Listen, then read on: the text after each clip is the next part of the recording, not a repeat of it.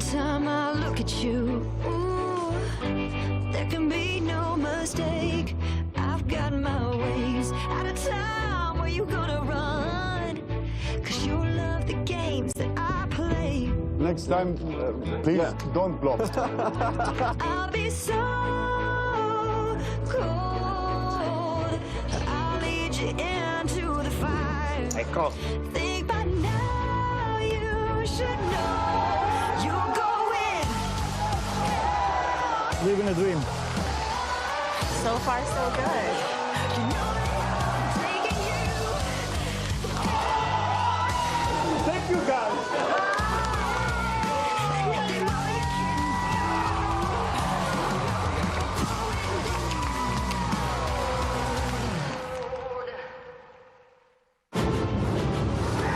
Stamets takes the win here in Barcelona. Jason Mercier, he went with his instinct, he made the call. There's the professional level, and there's the Ivy League. Sebastian Pauli coming to terms with what he has just achieved. Vicky Corrin has done it! 2 main event titles! Sebastian Mallets has gone from poker fanboy to poker champion. This is why people love the EPT. Hello once again, welcome to Prague and the PokerStars European Poker Tour, day 5 of the main event. It's final table, part 1. If it's good enough for the Harry Potter franchise, it's good enough for us. Live action from King's Casino at the Hilton Prague as the final 9 play down to the final 4. It's James Hartigan with Joe Stapleton. Hello, my babies. And Nicholas Walsh. We are back. We are indeed. The players on the main stage, ready for the official photograph, ready to get the action started. We are streaming on Twitch, we're streaming on YouTube. Use the live chat to ask questions, make your predictions, make comments. Dare I say, Joe, it is Chat Pro Saturday. OMG. Chat Pros cannot be wrong on Chat Pro Saturday. A final table as well. What a treat. Plus, you can use the hashtag PokerStarsTV on Twitter. Plus, you can follow us on Facebook and Instagram as well as we watch the final 9 players in action. A lot of excitement that we do have a member of Team PokerStars Pro, a former Prague finalist at this FT, Mr. Parker Talbot, Tonka himself, Nick. I know, I'm so excited for him. Tonka, win or riot. I've said it before, I'll say it again. Tomorrow, final table, part 2, 11 a.m. Central European time. Starting slightly earlier, significantly earlier for a final table, in fact, so that we can have a winner. We can have the trophy presented before the World Cup final, which starts at 4 o'clock Central European time. So it is Jordan Sakuchi from Canada who comes into this final table as the chip leader with close to 160 big blinds. Here's the weird one. Junobara from Japan has been a big stack for most of the last 2 days. We have yet to see him in action. He's yet to have taken a seat on the main stage. So a bit of an unknown quantity, Joe. You know, he snubbed me in the hallway last week, and I said, we are not putting this guy on the broadcast no matter what. And then he goes and makes the final table, and my plans have been thwarted. Go Obara. Go Bara, I believe, is the expression that you have just coined. He's got more than 100 bigs. Peter Kalev close to 100 bigs. Luigi Del Terrio also has a very playable stack. Everyone else sub 50 big blinds. We are going to be picking up the action at the same level that we were playing last night. Blinds are currently 30,000, 60,000 with a 60k big blind ante, and they will stay at that blind level for just over an hour. Then we'll take the first break of the day, and then we go to the usual 90-minute blind levels, hopefully getting down to 4 players. But we're not going to play more than 5 levels today, which means we won't play until beyond about 9:30 this evening. So I know the answer to this question, but assuming I didn't, and maybe for the audience's sake, who bubbled the final table in 10th place last night? I mean, I know the answer. I know, but I'm assuming that maybe someone, I mean, I definitely know who it was. Yeah. Nick, you were here. Yes, I was. You definitely know. I definitely know. It was Klaus Lofberg, of course, who exited just before our unofficial final. Tonka and Klaus are pretty close friends, I think. I wonder how tilted he was that Tonka's moving on. I like that Tonka's getting some redemption, some broadcast redemption. Since last time he made the final table here, we were like, meh. Yeah, last night Lofberg said, I'm going to go ahead and exit in 10th place, leaving the final 9, returning for the final day. My bad, guys. It was Simon Lofberg, excuse me. What did you say? Klaus. I'm not sure where I got that from. Statrick. No, that's my bad. Santa Claus. This was a classic situation again.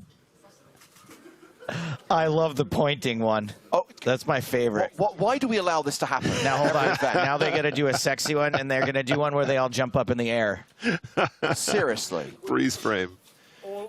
No, it's one of those classics. You know, you play a lot of poker in these situations. You remember exactly what happened in the hand, but not who was actually part of it. You know what I mean? Of course. But I do recall there was an all-in from the ace-10 off, and unfortunately eliminated in 10th place. Sakuchi is not amused. Please don't make them do this ever again. That's it, guys. I'm making it right. I'm outlawing this nonsense at any EPT moving forward. And one. Now do a silly one. Yes! Christ alive. Okay, all right. You know what? Maybe that one works. Maybe in a freeze frame, it works. You know, I'm not really a fan of the word cringe. Yeah. So I'm not going to say it. You're just going to think it. Going to get play started very soon. And a reminder, should highlight, guys, this is the penultimate day. We'll play down from 4 to a winner tomorrow. Still 2 days to go. So that means that we have got 2 more days of mini EPT Prague running, 2 more days of low buy-in MTTs on PokerStars, offering you the chance to win EPT Paris satellite tickets, because yes, we are adding those tickets to the prize pool of every single tournament with an EPT Paris package added to the mini main event on Sunday that's going to see the winner go to the first stop of EPT 2023.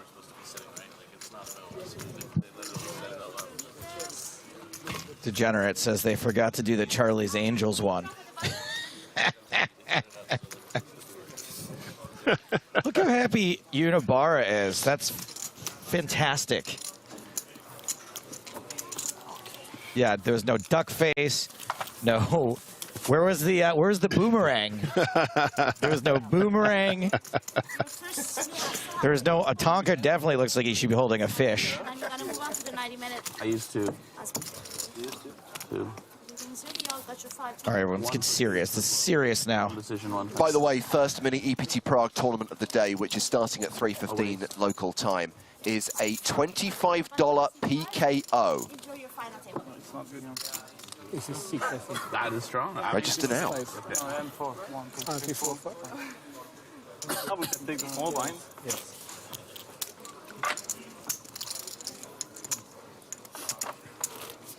So that trophy will be presented tomorrow along with the first prize of more than €1 million. Try that? 7 years ago.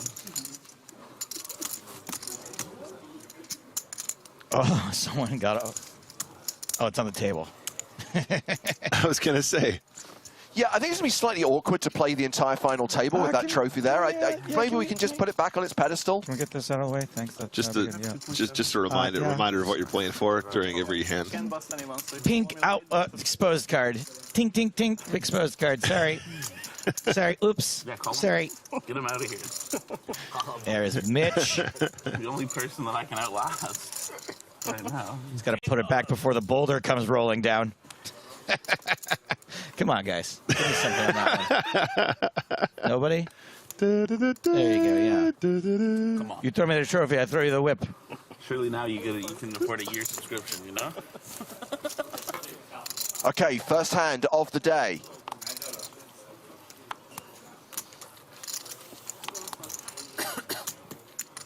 All the players remaining in this record-breaking EPT Prague main event now sat at one table. The final 9 from a starting field of 1,267 with just 2 days poker left to play. You can slide me a couple more.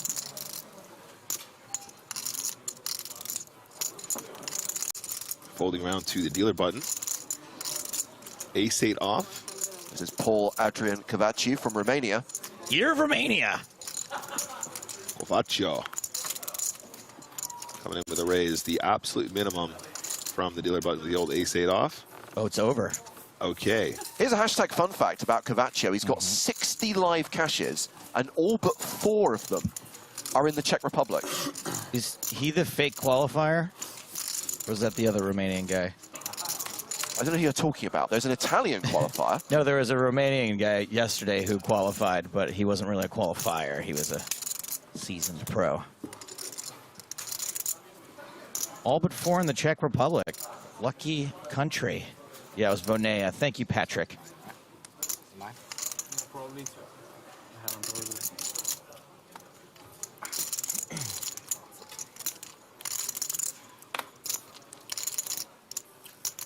Nice and easy, letting go under the gun there.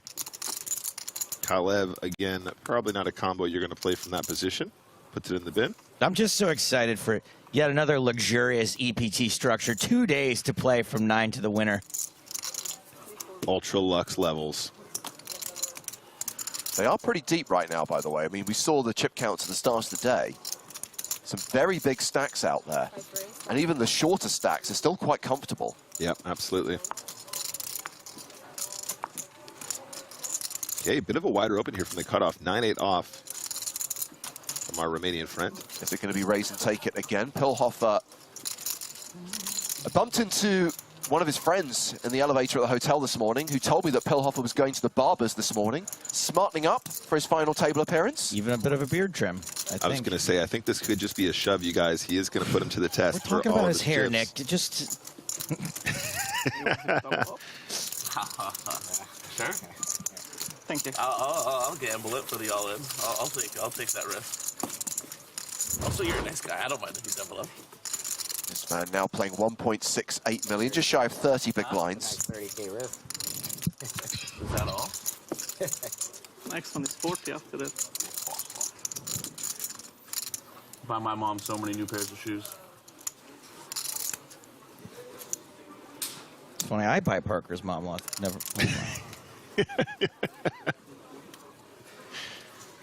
Shiny, shiny trophy. Hand number 3, guys, of this Prague 2022 final table.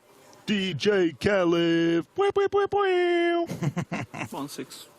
Queen Jack suited UTG. Very playable hand. My guy's got 5.85 million behind, so he's feeling pretty good about this one, I think. Isn't it weird how offsuit, instafold, suited, playable? It's all about that playability. It's all about that equity realization. It's pretty whack. Yeah. Very interesting topic to study if you guys haven't done much on that, but very, very cool to look at some tools that show you the equity realization percentages on some of those combos, and you understand why the suited combinations, despite only being slightly stronger in terms of pre-flop equity, do become much, much stronger when you have to take it to the streets. I know I might be asking the wrong people this, but what's going on with the World Series of Soccer?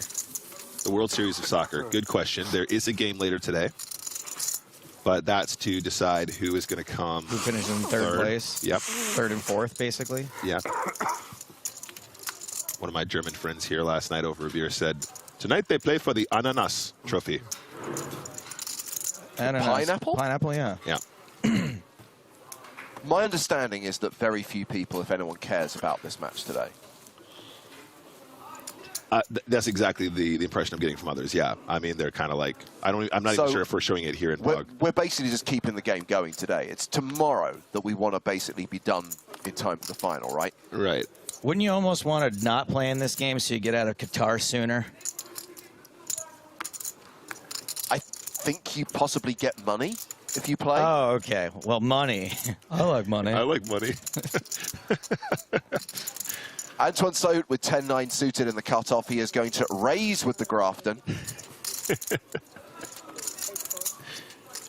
120,000. Was that Idiocracy? He goes, oh yeah, well, I like money. I like money. Oh, okay, well, I like money. Have we seen a flop yet? I don't believe so. 5-hand is 2 buster, that's what you bought for, right? That's what I was hoping, yeah. Come on, how nice would that be? 5 hands in. Here's a new one. Is Don Cheadle still in?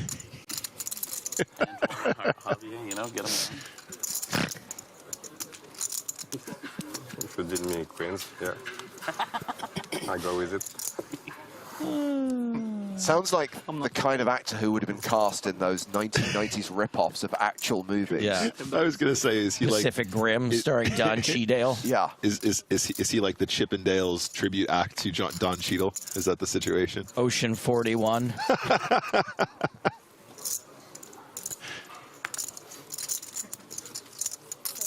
Mr. Saut.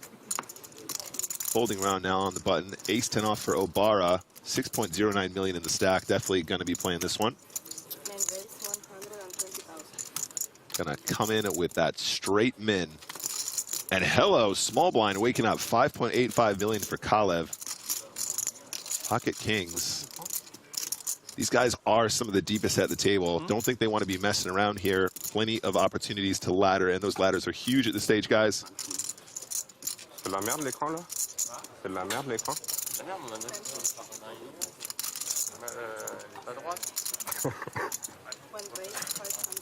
It's nearly or over a 20,000 euro jump between 9th and 8th here. So them ladders be huge. Yeah, Kalev has elected to 3-bet to 500,000. 380k if Obara wants to call and play a flop in position. DJ Kalev, 3-bet. In fact, it's closer to 30k, guys. Yeah, absolutely right. Bam, bam, bam, bam. Hashtag quick maths. I would have a hard time folding Ace-10 to a re-raise from the small blind, and so does Unibara. Good. Not folding, but 4-betting. Yikes. 1.1 million, more than likely. So, is there any argument here, Nick, for Kalev to just flat with the kings, or is this a compulsory 5-bet? This is super, super awkward. As I mentioned, they're two of the biggest stacks at the table. I mean, imagine running into aces at this point. I think it's probably more likely he just gets this in and he just tries to maximize pressure, picking up a very considerable pot at non-showdown and avoiding any sort of post-flop sickness. But I mean, you know, I mean, even though you are absolutely confident with those kings, it is probably correct to go bust with them every single time. You can't help but have that niggling feeling in the back of your head, like, oh my God, is this really how I'm about to exit one of the chip leaders? I'm just about to run into aces here.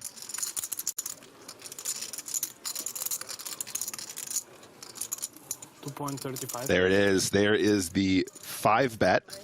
And this is sending Obara a very clear message that Ace-10 offsuit is not doing well. And actually, I think this is a very, very, very particularly interesting 5-bet, guys, because if Obara even has a hand as strong as Ace-King, at that point, I think even he starts to throw in the towel to a certain degree. Now, I'm not saying he's going to fold necessarily, but at that point, given their stack depths, given their positions in this tournament, very likely to even start doubting whether or not he should be doing something. So if we do see a 6-bet, I think it starts to become a very, very, very narrow range. Well, they are going to trade places on the leaderboard. Sakuchi still chip leader with just shy of 10 million, but it is now Peter Kalev from Bulgaria who sits in second place. You can see that, man. Yeah.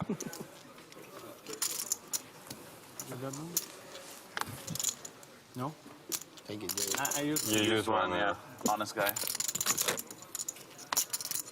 It's worth it for 1 million. You can give For 1 million, he gives up one. Yeah, that's no problem. 1.1 million uncontested. That was a little contested. Still no flops, right? Have we had a flop yet?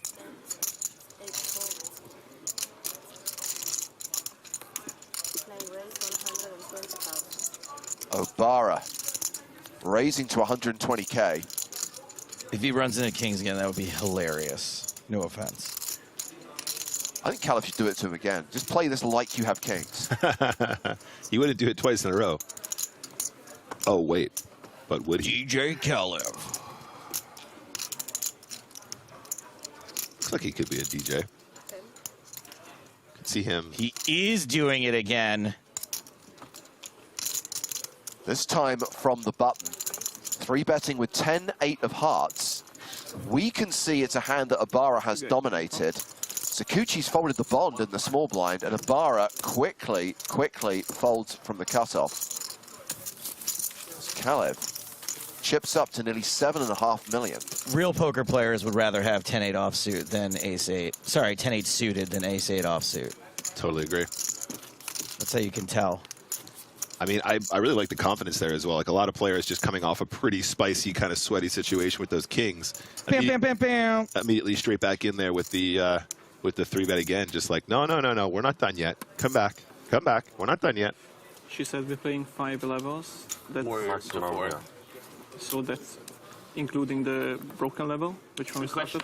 I think so. 5 level after this, or just 5? No, 5 levels total, including this one. Oh. I mean, Mr. this is Talbot. near enough a complete level. They only played 25 minutes of this level last night. Tonka's got about 30 big blinds to start this hand, guys. That will probably be his effective stack as one of the shortest stacks at the table. It's going to open up the 10s from very early position. We are still 9-handed, of course. And Obara decides that he's going to flat from the hijack. Interesting. I do like this. I do like this on the final table as a dynamic. I think the later position open, the more likely you are probably to 3-bet a hand like ace-queen off. But from that very early open from one of the shortest stacks, I think keeping it chill, keeping it a bit more passive pre-flop does make a lot of sense. Some goofy graphics happening here. It looks like the raise was to 120. You cannot 3-bet to 120 after that. That'd be great if you could, though.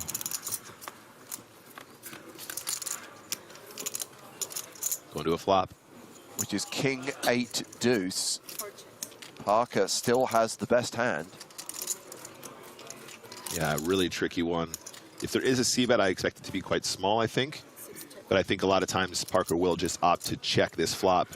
That flat from the hijack will have plenty of king X in their range. Does feel a little bit hard times. Oh, Barr is going to get some of those chips back.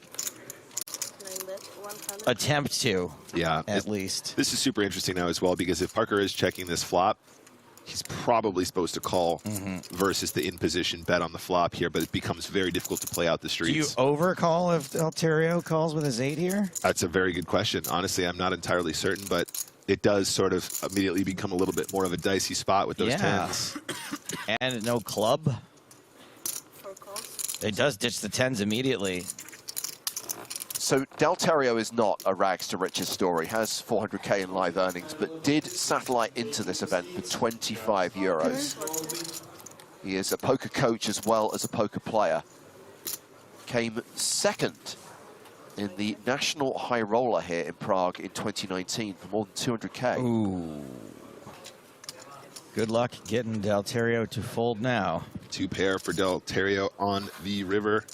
Just going to double check. Parker's going to lose his mind, by the way, when he sees if there's a showdown here. Yeah, but, you know, like you said, once he calls here, I just think the 10s become a very difficult. Even if you do have the best hand, you're not going to love most scenarios. You're not really going to have. If you're not losing already, there's going to be plenty of situations where it's going to be difficult to play on later streets from out of position. So I appreciate the fold. We're not getting a showdown anyway. What? Or are we?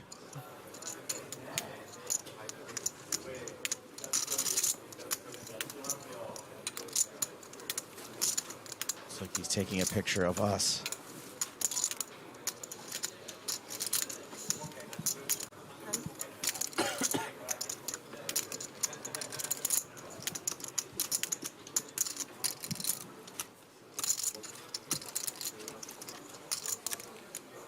Barra has played a time bank card. And is the consideration here, Nick, to make an ace-high hero call or to turn his hand into a bluff and raise? I think it might just be for a call. I mean, the clubs have bricked. I suppose he might put Delterio on a missed flush draw, for example. Does make the call. Well, not a great start to this final table for Jun Ibarra. Has lost 2 not insignificant pots. Down probably close to 2 million already, I'd say, to start the day. Delterio up over 5.7 million, closing in on the 100 big blind mark. I referenced Delterio's live earnings, around $400,000. What I didn't mention were his online earnings. Oh. $4 million. It's a significant piece of information to not conclude with, buddy. I like to tease you with nuggets of information. So, does this have to fly because it's Chat Pro Saturday? Even though it's my rule. Makes me wonder how players like this get this deep. Oh, it's so hard. That's the problem. You created this mess. Oh, I want to ban them so much. But it's Chat Pro Saturday. Great comment. Hey, it's Chat Pro Saturday. I mean, what a statement. You could Elon it and just make up the rules as you go along. That's true. That's true.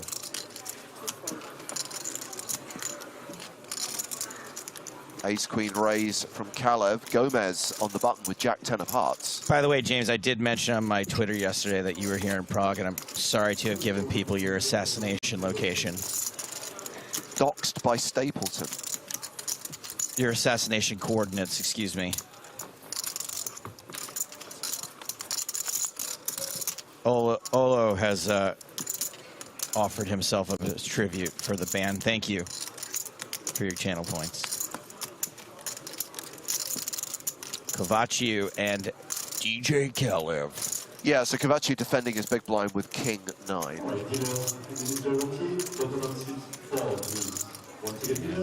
Ace high winning for now. Kovaciu's got the club backdoor draw. Backdoor straight cards. Not one of the bigger stacks, though.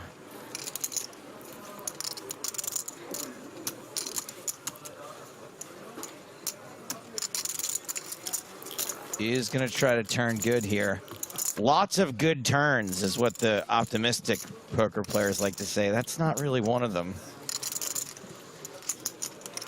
Could have potentially had live kings and nines as well, as we know he did.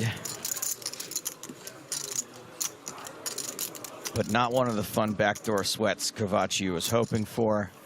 Like the 8 of clubs or something like that. Yeah. A little bit of a sweaty one. You want service? Jack of clubs, maybe. There's a jack on the river. Doesn't hit anyone. The guy just right inside. Unless Kovaciu bluffs at this, I believe Kalev will be winning the pot. But Kovaciu is reaching for chips. He is indeed. 230. 230 into 590. That reminds me, I do need a dentist appointment. And Sorry? Kalev will have to make an ace high hero call to win this pot. Sure. I'm ready for quicker. It's not all the decisions. Got a great comment here from Pedro. He says, are we going to hear all day long the sound of chips of someone playing with them? Sorry.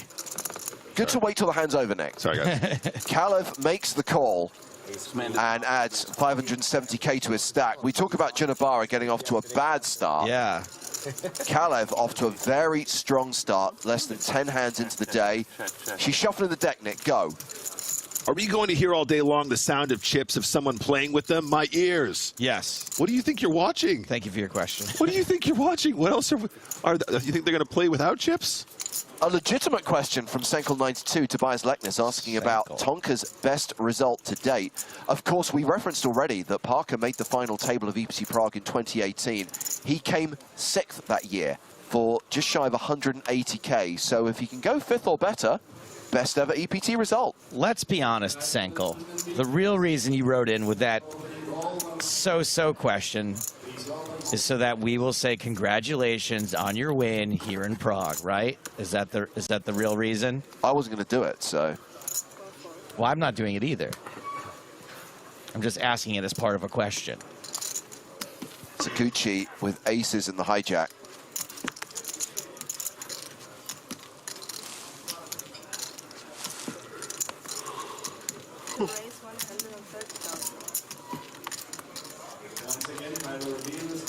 Slightly more than a min raise from the hijack here.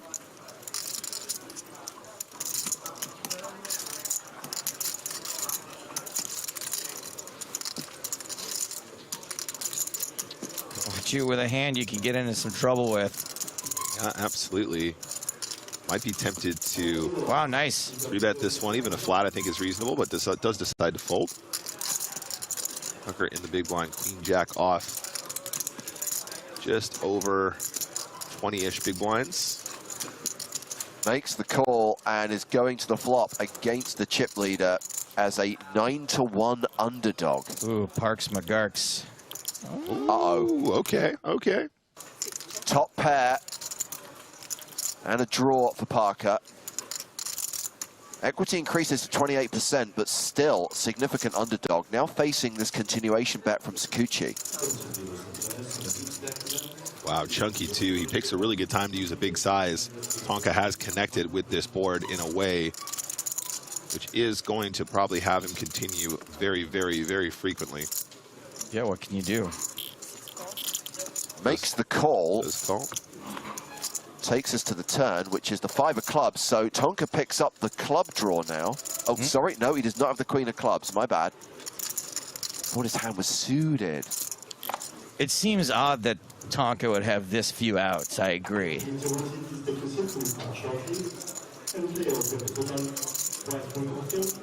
a pair and the straight draw. He's leading. And leads for the minimum? Can you, I mean, it's sort of a block bet, right? Like a turn block bet, so. Absolutely, yeah. He's just trying to set his price to get one more card without, and it's going to work. He's so good, honestly. He's so annoying. I hate him. He is exceedingly good at poker. He's so, how does he get away with that? It is pretty wild. Well, he bricks the river. He got it for almost less than free. 900,000 in the middle. Tonka the effective stack here with 1.2 million behind. He might get away with it again. Yeah, bets the minimum. Gets called by Sakuchi. Those blocker bets on the turn and river stop him from going broke. Unbelievable. It's actually, this guy, the gall. It's actually unreal. Of Parker Talbot.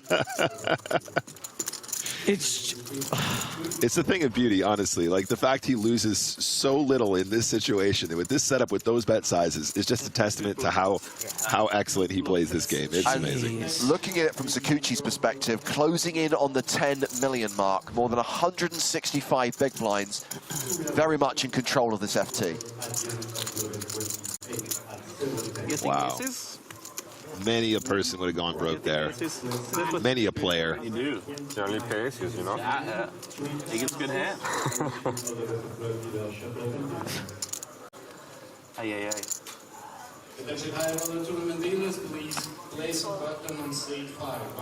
Parker keeping that age-old trope about aces alive.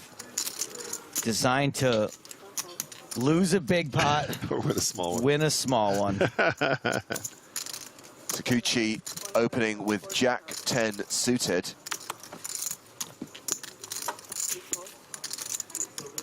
Dalterio has jacks in the cutoff.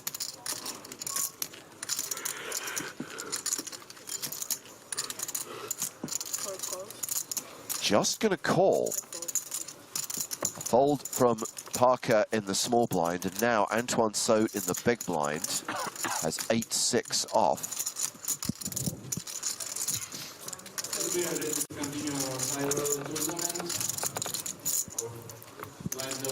Elects not to come along for the ride, so heads up to this flop, which is 10-6-5. That is top pair for Sakuchi. Dalterio still ahead with the overpair to the board. Yeah, this might get expensive for Sakuchi here. Obviously, pretty strong hand on this flop. I mean, he should take a page from Parker's book. Just block bet multiple streets, get the showdown.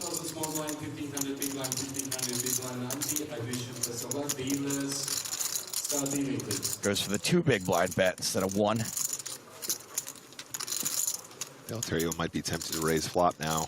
I'd be pretty tempted. And there comes the red 100K chips.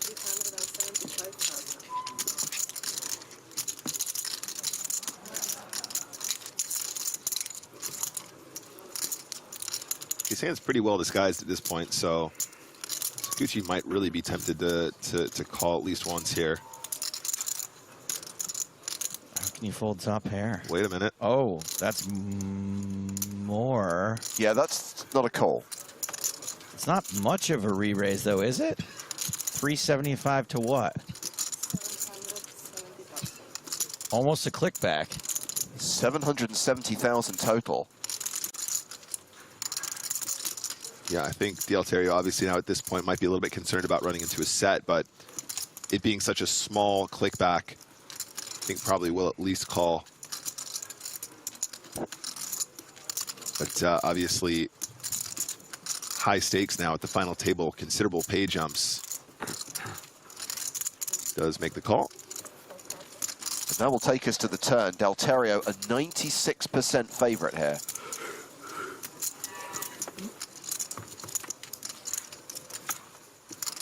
Yeah, I mean, if Sakuchi obviously was raising that flop for quote-unquote information, trying to find out quote-unquote where I am, it'd be interesting to see what he does on this turn, because I feel like the raise flop call versus re-raise is also quite strong, and he might start sincerely doubting whether or not his top pair is good enough. But it looks like he's reaching for chips anyway. And is now officially drawing dead with the 8 of hearts hitting the turn. Sakuchi fires 470,000 into a pot of nearly 2 million. Yeah, I think the raise on the flop is quite unconventional with the Jack-10, so I mean that might be enough to sort of level Del Terrio into a fold once in a while. If he thinks that, you know, he's not expecting him to play Jack-10 like this, he goes, well, I guess he maybe just has sets or something like that. But looks like he's still interested. Obviously, still a pretty strong hand on this texture. Does decide to make the call. I think if another straight card comes too, that you might end up folding. Okay, that's about as big a brick as it gets. About as bricky as it comes, Joe. Because sometimes you're going to get raised by like weird straight draws there, right? Like 7-8, 7-9 might 3-bet you. Yeah, absolutely. I don't know how often Sakuchi is going to be seeing a flop with those cards, but check, check. Pocket jacks will win this one.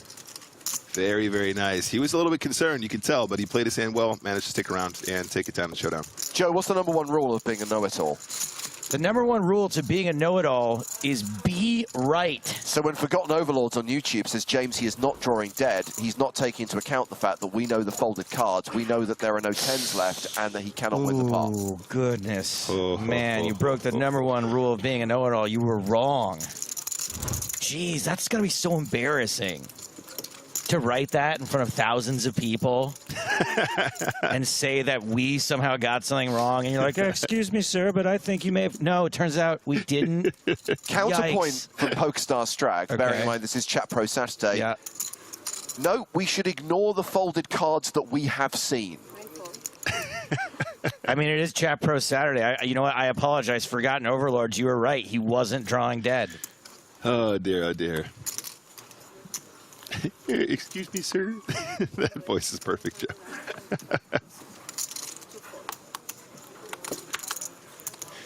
Pocket fours for DJ Kalev.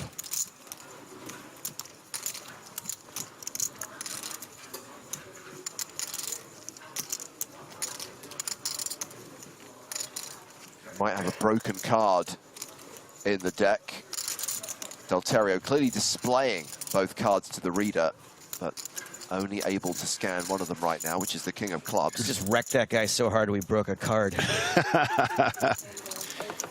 All right, guys, so let's play a little game I like to call, what does Del Terrio have?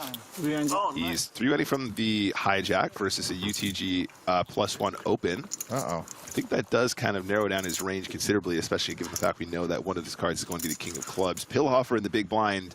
This might be an all-in. It might be time for him to commit the 4-bet jam.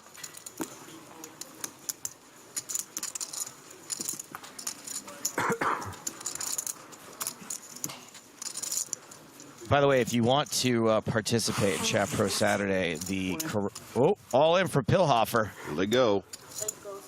Okay, so we may get to see Del Terrio's other card if he calls this shove. My prediction was that what Del Terrio has is a bunch of chips he just won off someone else and was probably getting a little out of line here, but we'll see. Well, he's asked for a count. Could just be posturing, don't get me wrong, but... I mean, big hands, he snaps, I think, so... This is fewer than... I mean, I guess it's... What, 16 is... 25 bigs? That's right. Yeah. All right. Pilhofer, 4-bet, gets it done. So if you want to participate in Chat Pro Saturday, it's well actually lets us know that you're playing along. Well, actually, he wasn't drawing dead. Then we know you're chat proing. Even though he's smartened up with the haircut and beard trim, I love the fact he's still wearing that top, which makes him look so wonderfully squishy. It looks like a bath mat. The best way to double for sure. It's the best way to double for sure. Or if you get like a true... Fair question. Do you want to do it today until the winner is decided? Like 2 pots. Yes, but we are not. Then you go from 1.5. We're going to do it until we're down to 4, and then we'll do it again tomorrow to get down to a winner. If I'm being honest, though, I would have just preferred if you got called and busted.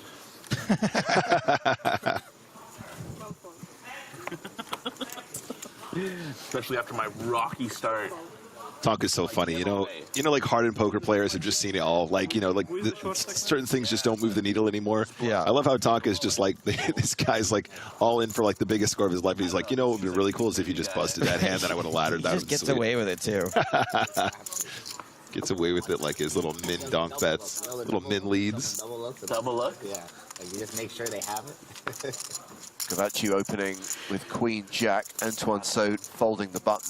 You're going to beat him in the pocket? I do have a merchandising idea, which is like Pilhofer dolls.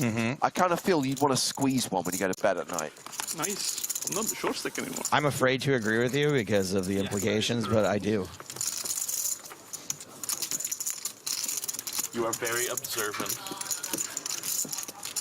So you were on the air last night, James, when the final table... You were not. Oh, that's why you didn't know that. It wasn't your fault then. I was not on the air is the point I'm making last night when the final table hit. And the first person I saw was Pilhofer. I was sitting in the lobby and Pilhofer came around the corner. That's right. And I fist pumped him. And then immediately I went, oh my God, I have no idea. He could have just gone out in 10th. I have no idea what happened. And thank God he made it to the final table today. I asked his friend how he's feeling about the Queen's fold yesterday, and he's fine with it because, again, he's not looking at it from a results perspective, Right. which is there was a Queen on the flop, but looking at it from a decision-making perspective, which was a good laydown. I don't believe it, but I'm glad he can say that. Yeah, that was definitely an interesting pot. Absolute sickness on the flop, too. And DJ Kalev now in the big blind, facing that min open from UTG +3, King 8 suited. Oh, Almost. Yeah. Aaron has a question, Joe. Why stream tomorrow? The World Cup final is on. Aaron, where the have you been all week? We're specifically playing this tournament at an insane pace and starting the rest of this final table at 11 a.m. local time tomorrow to be finished in time for the World Series of Soccer. So cool your jets.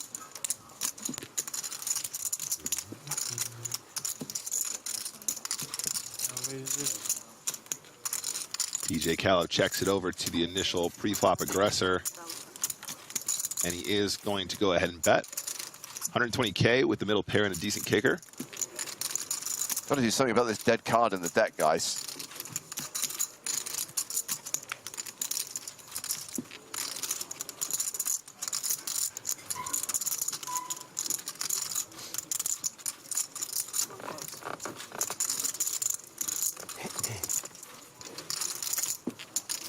Hello, heart. Yeah. I mean, it could well be that Cavaccio already has the best hand, but has now picked up a heart draw to go with a pair of 8s.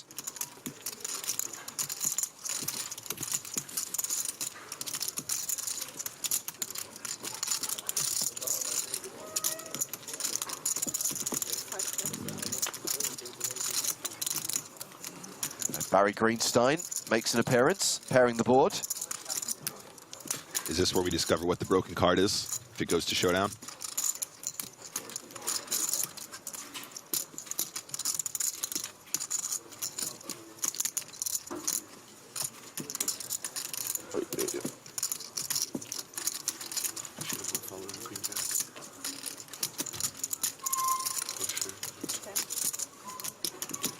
TJ Kalev.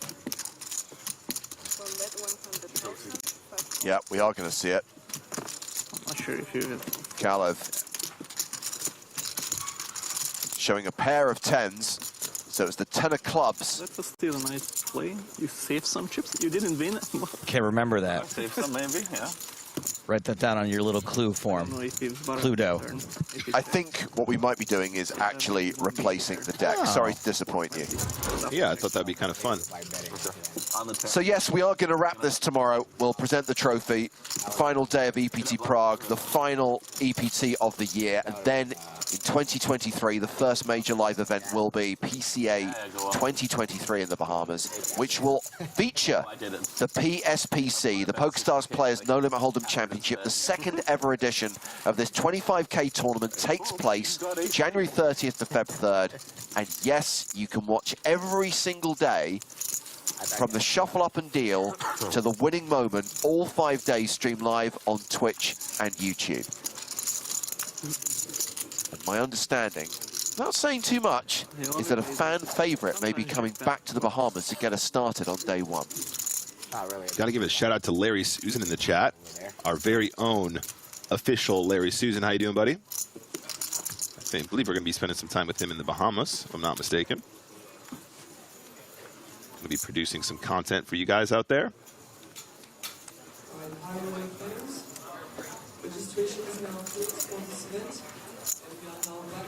All right, guys. Next hand, Gomez, UTG, Jack 3 off. Probably one of the ugliest hands you can be dealt. Going straight in the bin. The Alterio as well. King Deuce off. Quick folds round now. The hijack, again, pretty ugly starting hand.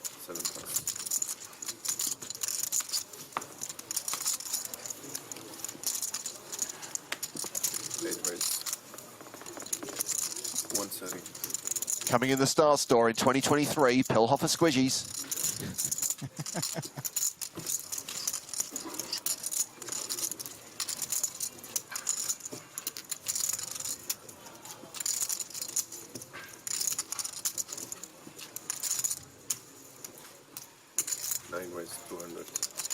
Cinco for Obara.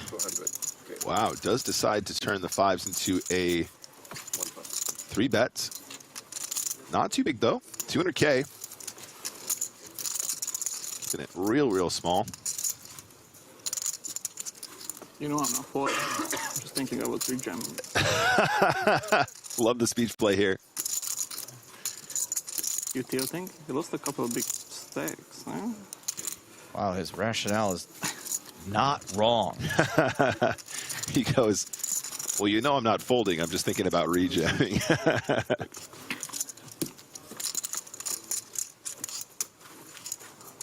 Classic King Jack flop here. Yeah, I mean, I would be interested to hear the sort of thought process behind such a small 3-bet from the 5s, right? Like, you're just not going to get any folds. He's absolutely right. Nobody's ever folding for that 3-bet size. Pretty much any combination that opens will always be calling there. And at this point now, obviously, tons and tons of boards where you're just going to struggle to get to showdown with those 5s, but could be that the more unusual line kind of put some question marks in Pillhofer's mind.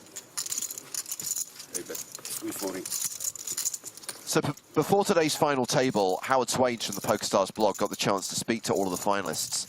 Interesting, Istvan Pillhofer was a professional poker player until 2017 and then decided to open a hotel and restaurant on the southern bank of Lake Balaton in Hungary, and has obviously been through some dark times recently, a big downswing in the hospitality industry during the pandemic that says we're in a good place now. And he's had some good poker results recently as well. Took down one of the biggest tournaments in Budapest recently. King on the river here for Pillhofer, obviously feeling a lot better about his chances of winning at showdown. There was a bet on the turn and a call. Now I think it's a pretty clear continue here. 1.23 in the middle right now. That's 240K. Definitely kind of in a smaller, more blockerish bet sizing. But he's obviously done it. He's picked his moment very well here, obviously. Pocket fives. Unlikely to call a really big bet here. Might find a hero call versus the 240K. So well timed for sure. Obara, not a fan of folding thus far. Does call. King Jack is the best hand at Showdown. And another pot loss for Obara. Loses about 780,000 chips in that pot.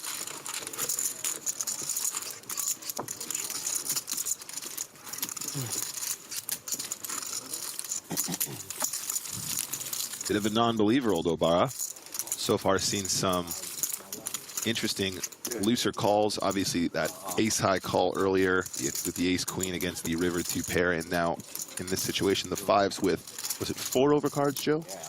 8, 10, king, 3 overcards? Yeah, a lot of overcards, but only Several. one you're really scared of, and that's the one he had. Several. Can't remember the exact number, but quite a few.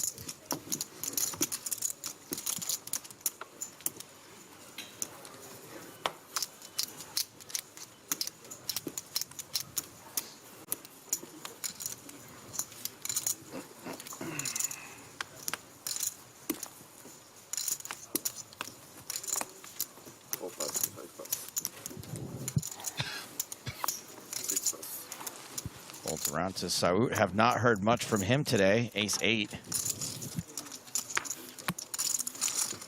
Yeah, Antoine with a kind of middling stack coming into the day. No one's got the chance to ladder up yet.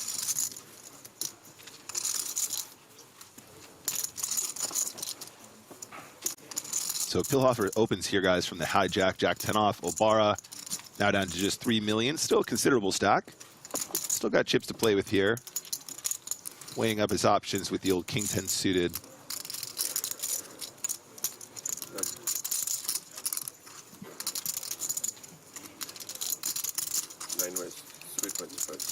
And he's going to do it again. This time a chunkier size, though. Much, much larger compared to the previous pot with those pocket fives. Just wants to isolate Pilhofer. And not sure if Pilhofer actually has to defend with the jack 10 off here. Jack 10 suited, probably a lot more confident. Not this time, next time.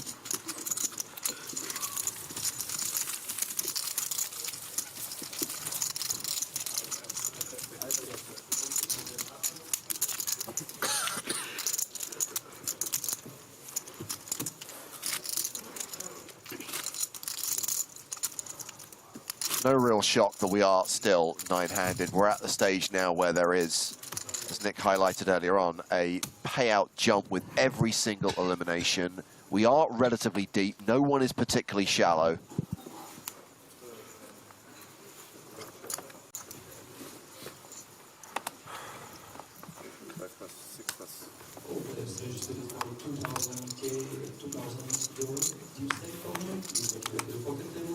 Hold it around to Pilhofer, who has aces and opens under the gun +3. Little smirk, seems like. Now round to the blinds. Javier Gomez with 7-6 suited in the small lets it go. Luigi Del Terrio has 7 deuce off and it's like, Well played. Very well played. Yeah. Come on. My first date in the last 3 days. Well played, they say. Pilhofer playing 51 big blinds. 3 bet. And we still have about 20 minutes left on this level. Yeah, I was so stupid to raise the hand before. You believe me, right? 3rd time in a row. Everyone seems to be in really good spirits here today, Joe. Obviously, making a final table feels cool, but still more jovial than most final tables I think I've seen in recent times. Yeah, this city kind of has that vibe to it a lot of the time. I think it's the time of year combined with, you know, everyone just had a year saver here, right? Making this final table, more or less. Yeah, that's a good point. I mean, obviously, final table Barcelona was very, very chatty, very, very fun. That was one of my favorite final tables of all time for sure this year. Not so. All right, time to take your pill, Grandma. Just in case, you know, someone slept through the first hour. Yeah. Pocket nines for Sakuchi here in the cutoff. Yes, Viagard, it could potentially end today if we get a 5-way all-in with 5 players left. My ringer is literally never on. On the list of unlikely scenarios, that's probably at the top of the list.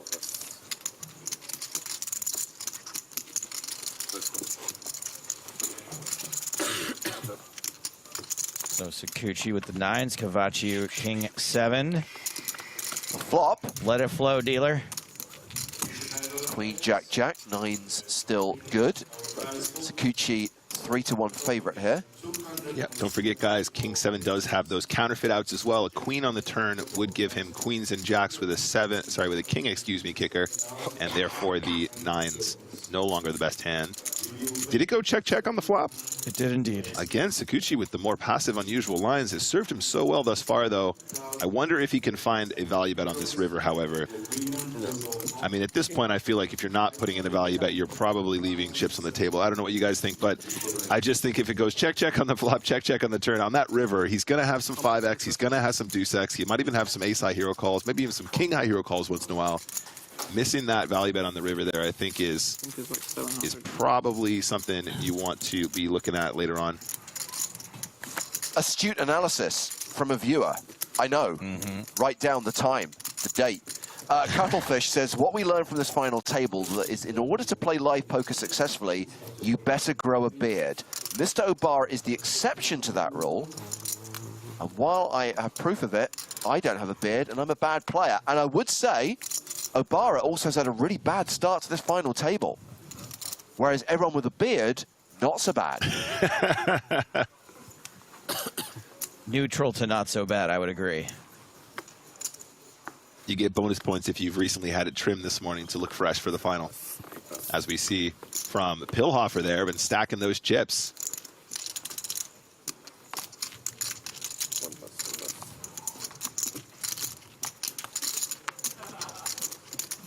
Wow, you guys can do it. 2 more. No walks for you. Okay, so now the 10 of clubs is definitely not broken. But its partner not showing up right now. Oh my God. That was your lowest. Raise and take it for Delterio. Beard is +10 intelligence and charisma. Very good. Very good. They are professional. Where are all the charts to explain the equities of hands skewed by beards? We know in an all-in situation, if you stand up and put your jacket on, that gives you an extra 3% equity in the situation. What do you get for having a beard? It's got to be around the same, 3-4%, I think. Tonka's going to publish a book, BTO, Beard Theory Optimal. RTA Beard Assistance. Real-time assistance, beard assistance, come on. Can you imagine if there's some major clampdown in live poker and all players are required to shave? That might be the end of my time in this industry.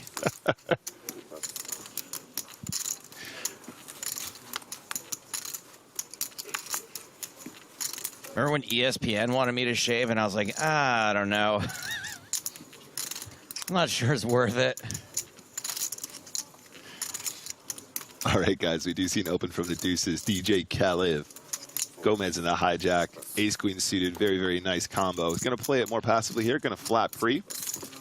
Ace-Queen suited plays so well in position here. I don't blame him. Sometimes it does mean that players such as Saut in the big blind here might decide to come along. 9-deuce suited, though, not a hand that he wants to play at this stage in the tournament. Despite getting a decent price there pre-flop. Speaking of flops, we're going to see one, which is Queen 7-5. Gomez. with the advantage. In fact, Kalev is drawing dead. There are no deuces left in the deck.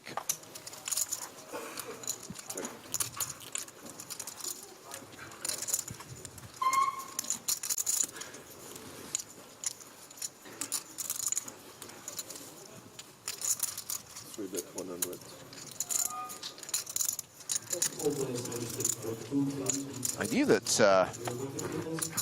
President Obama was a poker fan. Yeah. But he's actually watching the EPT. He's watching on YouTube right now. I would not... I would not be surprised if President Obama was watching. I would be surprised that he's such a YouTube commenter. Can you imagine if it's like... if you just found out like a bunch of the toxic YouTube comments like on videos of just Obama just being like die in a grease fire. If I was to come up with a list of former US presidents who'd be leaving toxic comments online, he would not be the one I would automatically go to. You're right. No, but this is the whole point. He's so prim and proper. You know, he has no outlet. He can't vent because he's always in the public eye. This is his only outlet. He's just an online troll. He's just an absolute beast in the Twitch chat. It's just going to Nick's channel saying kill yourself.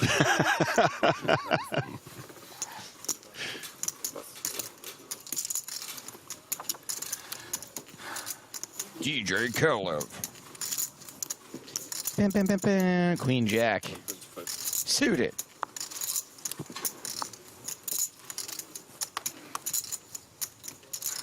There's always one who takes it too far. Yep. The rules of Chat Pro Saturday don't extend to stuff like that.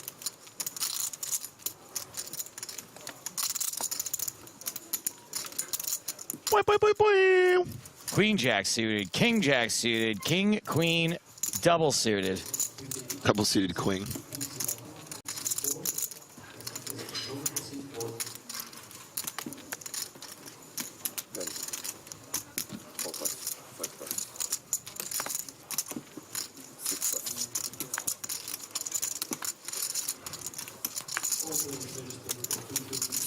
You'll be aces already.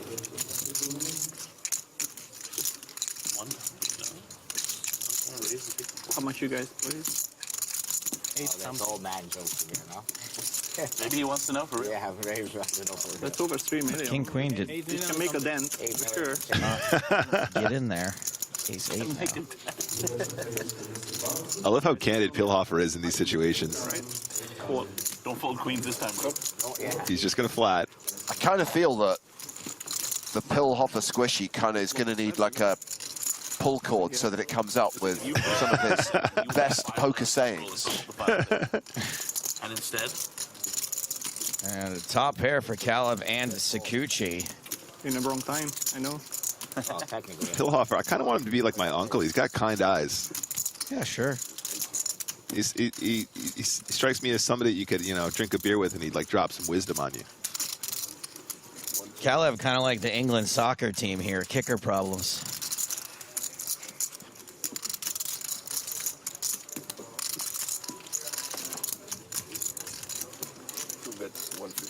We know our guy likes top pairs, especially when they have a good kicker like a king of clubs. He's just going to put in a bet here. Pilhofer going to get out of the way really quick. I kind of dig that Kalev didn't just like immediately bet this flop as well. It's kind of like pot controlling in the extreme.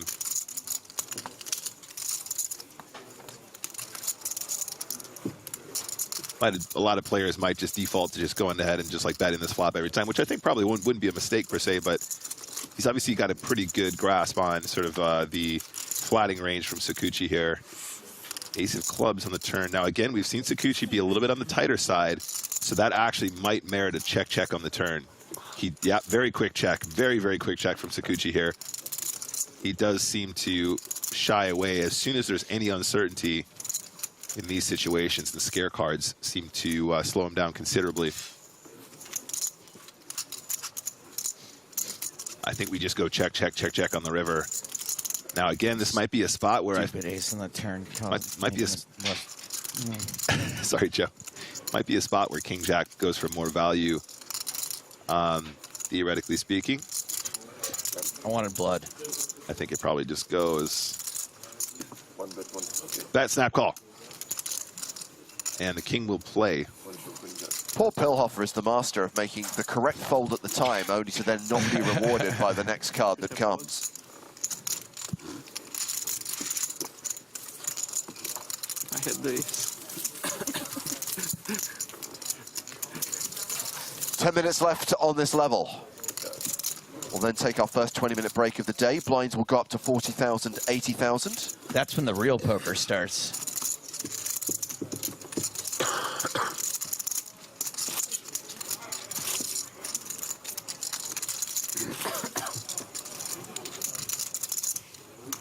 Anyone who is legitimately asking if a particular player is still in, if you cannot see them at this final table of 9 players, the answer is no.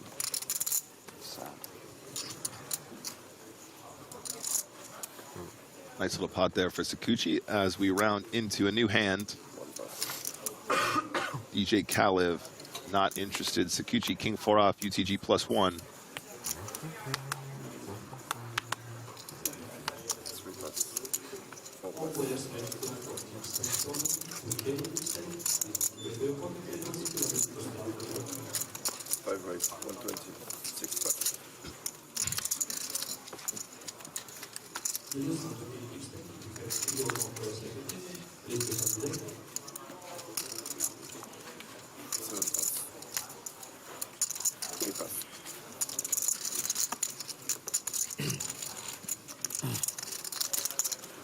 So a reminder that Obara started this final table with 6.2 million. He's lost pretty much half of that during this first session of play. And who picked it up? Some other people. Mostly Kalev. Yeah. Mostly Kalev.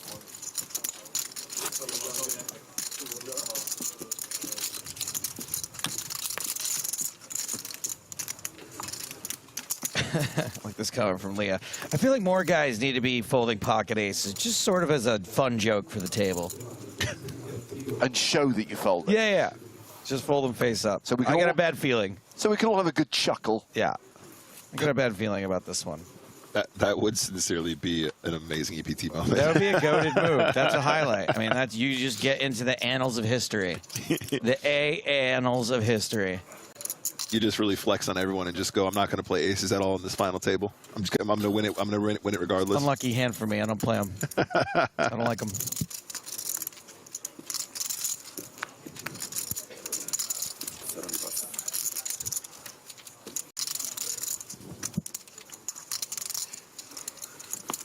It was 130.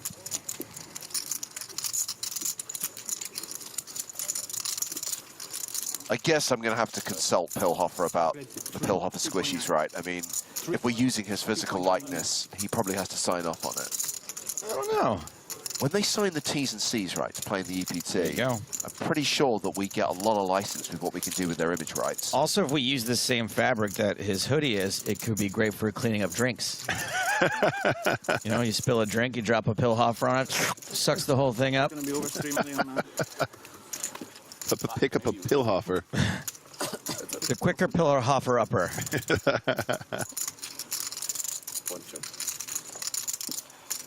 While Pilhofer doesn't have a made hand yet, it's still a very, very, very, very, very nice board to put in a C-bet. Nice and small. Doesn't have to be big. Nope, just 3. A bet and a take it. Almost 2.5. Hey, I'm almost at 1 million. All I need is 1 walk. I'll even do it. I lied. Pilhofer has pretty much doubled his stack from the start of the day in the first 60 minutes of play. Pretty good. Pretty good.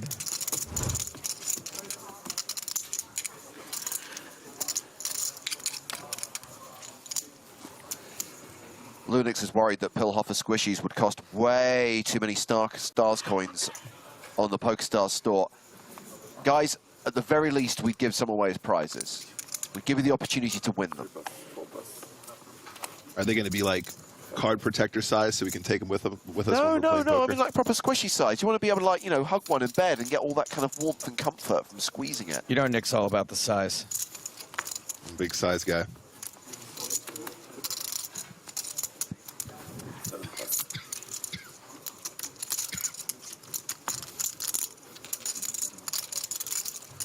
Speaking of Pillhopper.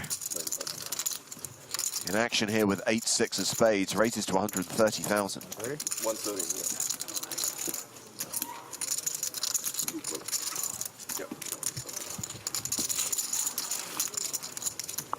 Sakuchi defending. 10-9 off.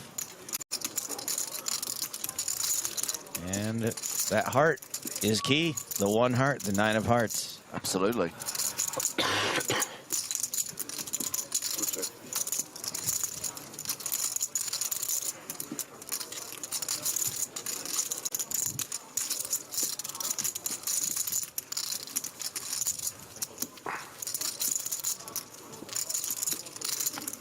Nine bet, 90.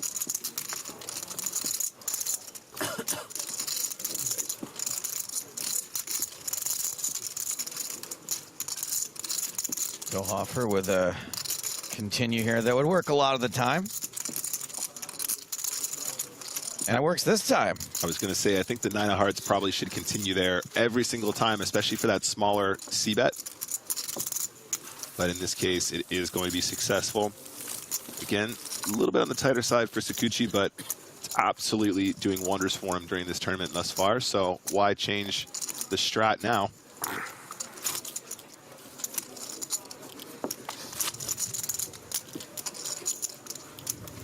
I wonder when Sakuchi's going to come to life. He's played pretty passively, and I, for one, like betting into people knowing that they're never going to raise me. That helps. Yeah, it's a good spot to be in. But I assume at some point he's just going to be like, all right, that's enough.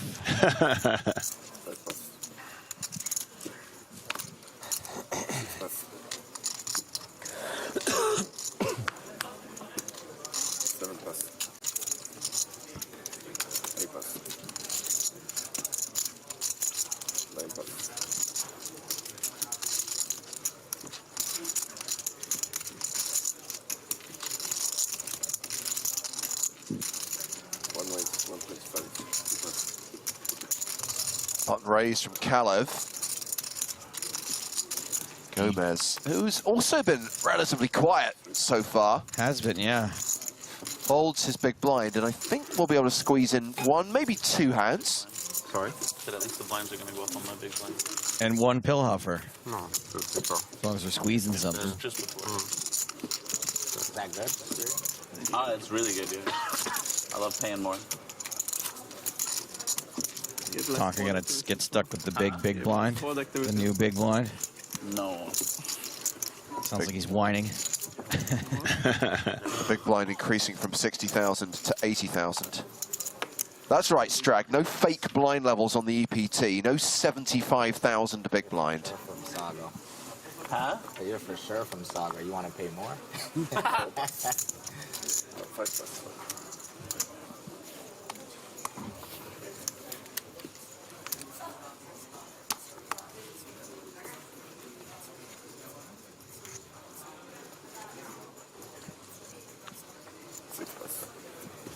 It's Christmas. Parker puts it in the bin.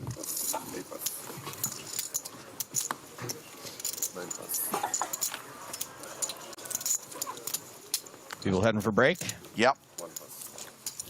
Looks like the clock has ticked down to 0 as we see Sakuchi open on the button with 9-7 of spades. That's a pretty one. 9-7 suited in position. Feels good. Break. You don't want to play this hand. What if you lose? Thank you. Okay. Yes, I did. Delterio, Okay. ace-9 in the big. A little something, right? Defends. Heads up to the flop on the last hand of the level. Let's see if this is where Sakuchi decides to get a little bit feisty. Well, Delterio has checked. Sakuchi continues with the spade draw and the straight draw. Delterio ahead for now with top pair. Coles. Oh, it's the last time, bro. We gotta go off break. Delterio now nearly a 3-1 favorite. Action goes check, check, river for free, which is the king of spades, completing the flush for Sakuchi. Wow. All right, Sakuchi gonna check again? Is he gonna check back? I really hope not. It's actually a really nice river because, of course, now the jack is the made straight as well. One card straight on that river. 490 in the middle. Sakuchi bets 325. Quick bet from Sakuchi. And relatively chunky.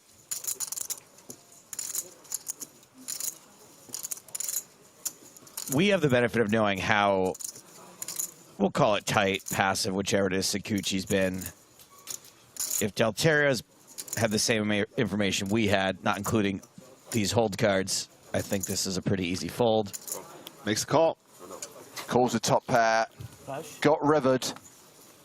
And Delterio loses the last hand of this session as Sakuchi increases his chip lead. Started the day as the biggest stack, still has the biggest stack, all 9 players remaining.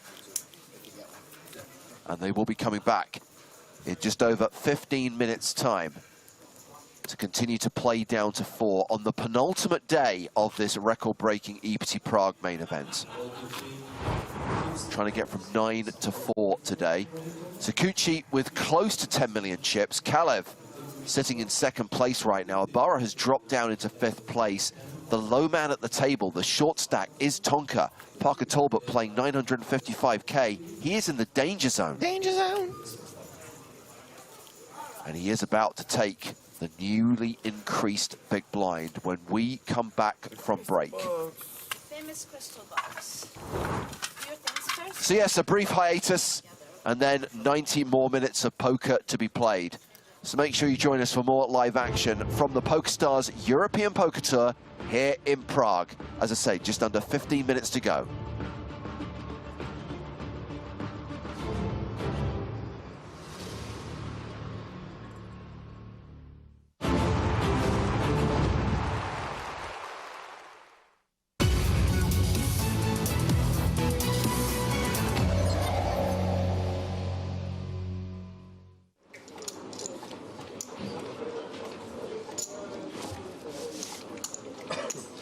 Action to Patrick.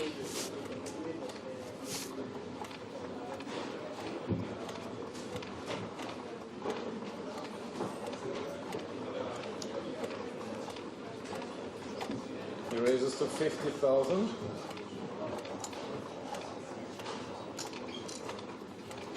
Antonius raising with 8-4. Queen 9 for Gunnar.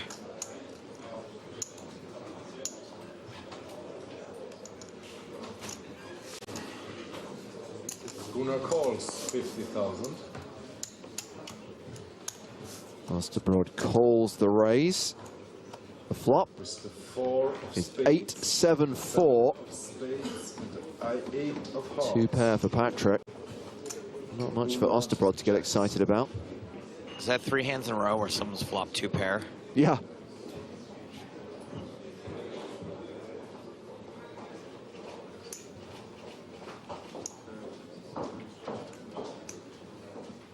Patrick bets 60,000.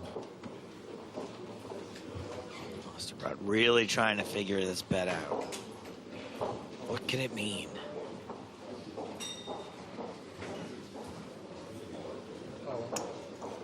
Gunnar announces all in. Yeah, you ain't getting a fold here, pal. Wow. Nice try, but makes the wrong move at the wrong time and runs into the 2 pair of Patrick Antonius. Pair. And Osterbroad is the player at risk here. It's the 3. And with that card on the turn, it is all over. Gunnar Osterbroad, the runner-up for 120,384 euros. Patrick Antonius, the winner, 288,180 euros.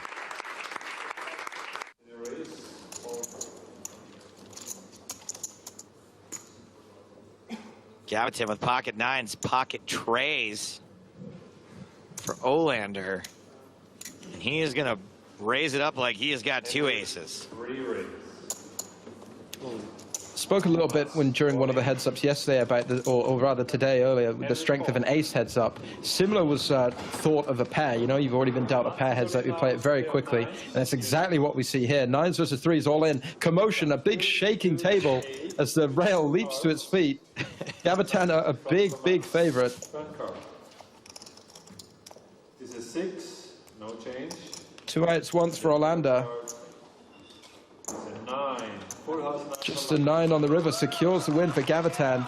And that is not the end of this heads-up battle, but it is a big swing in one of the Swedes' favor.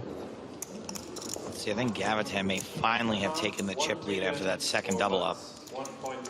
Yeah, and I think from Olander, we've seen two plays that maybe a little bit out of line from a 2020 perspective. At the threes might not be so bad. It does seem like a lot of chips to get in pre-flop, though. I still don't think he has the chip lead. Look at all those stacks of blue. And it raises? Yeah, it's real close. It's about the same. 50,000 more to play. I think we are a lot closer to parity now, but maybe you're right. Seems like Olander came in with just such a huge lead that he's managed to lose 2, to double him up twice and still be maybe even slightly ahead. I think there was some chipping away in between the double up, too. So Gavitan dominated heads into this flop, but does flop trip 8. And ace king is a hand that's pretty tough to get away from heads up. Yeah, and especially on a board like this, as I just mentioned, a lot of the pairs get played very, very quickly in these heads-up battles. So if you strip out all of those pairs, assuming they re-raise pre-flop, then 8-8-4 becomes an even safer board for you, because it's unlikely your opponent has 6s, 7s, 9s, 10s, certainly jacks, queens, kings, aces. So if Gavitan puts in a raise here or continues with action, he's basically saying he has an 8 or nothing, even more so than he would do in 2020 when some of those pairs might still be in his pre-flop calling range. So Gavitan makes a large bet. Olander calls. We haven't seen a lot of large bet calling. It's usually just bet jam, but here we are on the turn, 6 of spades. And the turn is pretty bad for Olander. Gavitan's going to improve sometimes if he was bluffing with a hand like 6-7 or 5-7. You know, those straight draws, certainly a more connected turn. So the ace-king should be a bit more wary, but he's all in and snapped off by trips. Let's see your hand. Showdown. Ace-king for Henry. So from the numbers there, it looked like Olander had about 900,000 behind, 700 something for Gavitan. So yeah, this is not over. But now Gavitan has the size of the sort of chip lead size that Olander had going in. So 3 double ups. Yeah. And all 3 potentially could have been avoided. Again, this is a strategy thing that we see a lot in these 2005 hands, that ace-king, good hand pre-flop, ignore the board. You're still going to, you know, go all out with it despite not having hit. And another kind of, dare I say, punt, given what we understand now. Pretty sort of uncontrolled aggression, yeah. A real PU next Tuesday. And call. Henry now. All in and a call. All in. Yep, it's Domination Nation, ace-9 versus king-9. And if the statistics play out the way they're supposed to, Gavitan will have doubled up 3 times to make a hell of a comeback and knock Henrik Olander out of this tournament in second place. Things working out so far for ace high. 8-7 tray. Olander needs to hit a king. 3. And he needs to hit on the river. River cards of 5, it's over. Gavitan, what a comeback. Yeah, Very aggressive celebrations. You love to see it. And a huge reversal heads up, Joe, from overwhelming chip leader to busted in second place.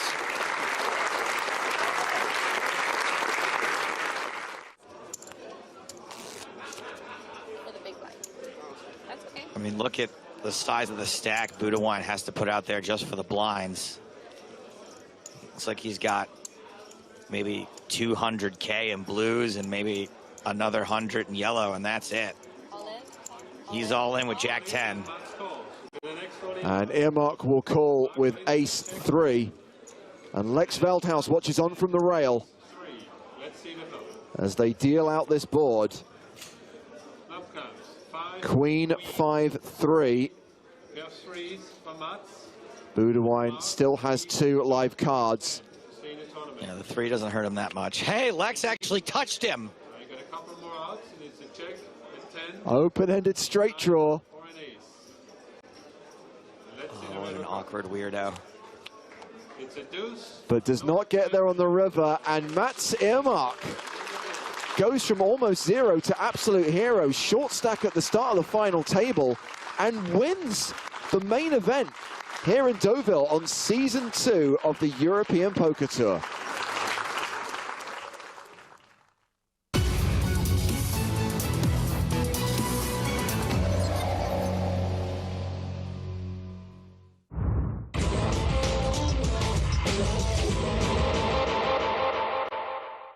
Action folded to Mikkel Nielsen, who's got aces.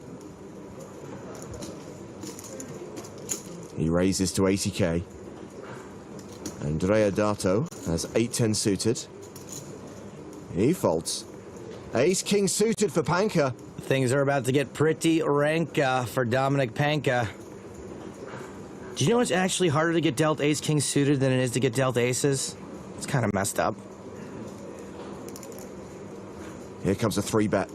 Panka re-raises to 190,000. Kirill Radzivill folds the small blind. Andre Letau in the big blind. Also passes. Back on Nielsen. Folks aren't folding much in position, so I would suspect we're going to see a 4-bet.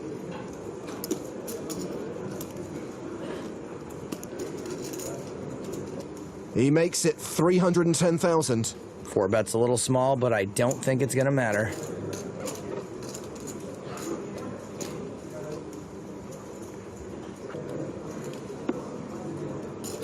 Panka shoves. Call. And Nielsen calls. Panka at risk and behind. Last time I saw a cooler this big, Rocky was punching meat in it. Here comes the flop. 2 hearts on board. Dominic Panka, so good. He now has 9 outs. And that's one of them! Me. Yeah, that's pretty terrible. Nielsen's not drawing dead. With an ace or 6 on the river, he'll make a full house. No. Must be nice. That hand was the worst thing to happen to a Nielsen since Dracula Dead and Loving It. Dominic Panka doubles up to over 2.6 million. Mikkel Nielsen down to 1.6 million.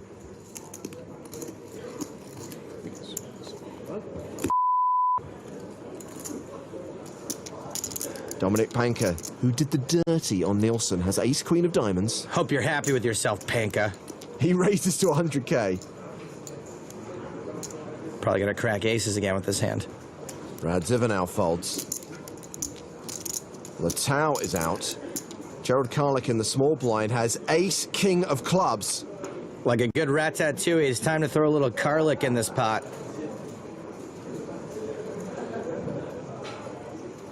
This is a 3-bet to 260,000. Popov folds the big blind. It's back on Panka. He's not folding. He shoves. Makes sense. And gets called. Once again, this is just kind of coolery. Can Dominic deliver another brutal suck out? Karlik is officially the player at risk.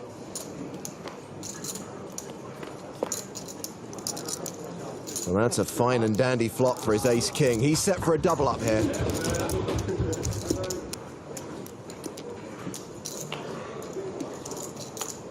Dominic Panka only has 2 outs. Karlik just has to fade a queen on the river.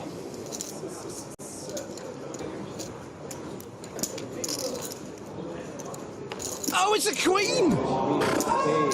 Dominic Panka not making a lot of friends today. Karlik and Nielsen are going to start a support group.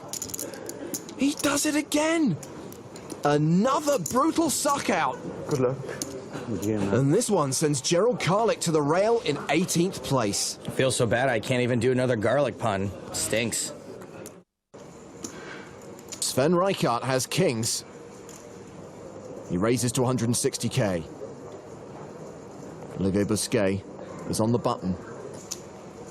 With ace-deuce suited, he has fewer than 20 big blinds. For Olivier's sake, I hope he's just thinking about flatting.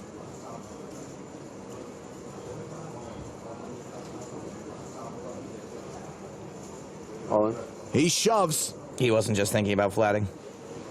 Klein folds the small blind. Trickett folds the big, and Reichardt's calling. That's bad. And Olivier Busquet is at risk. Reichardt's kings, a 68% favorite. Is Olivier Busquet going to finish 8th in a super high roller again? That would be brutal. Reichardt almost flops him dead. More than almost. He's got less than 1%. 8-8, you win. Ace-ace. 8-8. 8-8. Or ace-ace. Oh, boy. Busquet now has 2 outs. Great television. Is that what you would think? If it happened, you'd be like, well, at least it was good television? That'd be so sick. Sick doesn't cover it. Busquet needs another ace to survive. And it is another ace!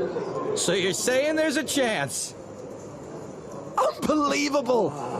Less than 1% on the flop. And runner to make a better full house. You're taking photos of this? I've never seen that. Yeah, obviously. They put the kings away. Olivier runs ace-deuce into kings and gets there in incredible fashion.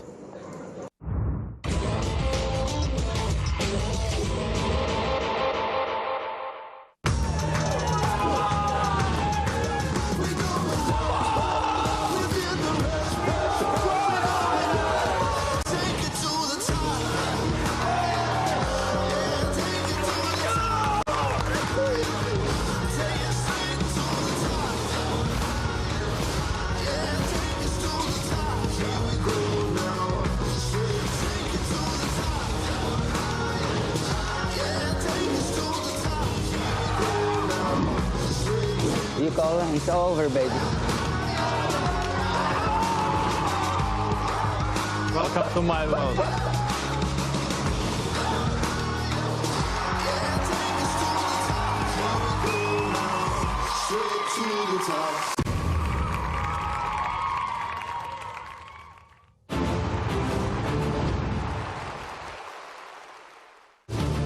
EPT 2023 coming soon. There's just the small matter of concluding EPT 2022 first. We are here in Prague with the PokerStars European Poker Tour, with the final table of the main event at the King's Casino at the Hilton Prague. James Hartigan with Griffin Benja. Hello, everyone. Final table day. Absolutely. Part 1, Griffin, because we are Deathly Hallowsing this. We've split it into 2, and part 2 will be played tomorrow when we play down from 4 to a winner. Today we get down from 9 to 4. During the first 65 minutes, during the first level, we do not lose any players, but we do have Parker Talbot, we do have Tonka in the danger zone. Yeah, Tonka's got to find a way out of this 11 big blind situation here, but we've seen him maneuver these kind of stacks before, so do not count him out. Blinds will be going up to 40,000, 80,000. Note that we've got Cavaccio hovering around the 25 big blind mark. Gomez and Sote, 30 big blinds each. Jordan Sakuchi is the overwhelming chip leader right now, the only player with more than 100 bigs, 121 to be precise.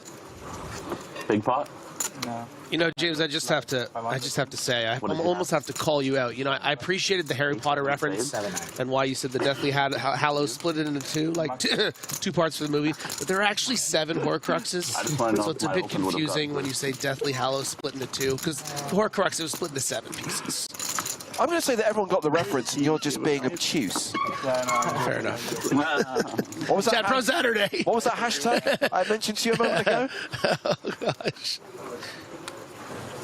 Here we go, hand 26 of the day. Griffin is right. See, I got some people on my side. It's confusing language.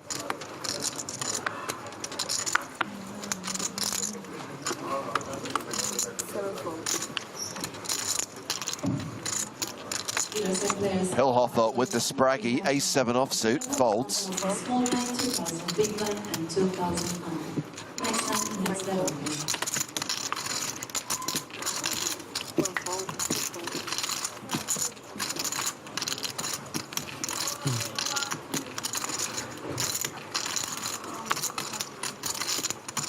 What was the other franchise where they split the last book into two? Was it the Hunger Games movies? Yes. Mockingjay, right? Mockingjay. That became part 1 and part 2. Would you be happier if I used that as a base reference? No, I know more about Harry Potter.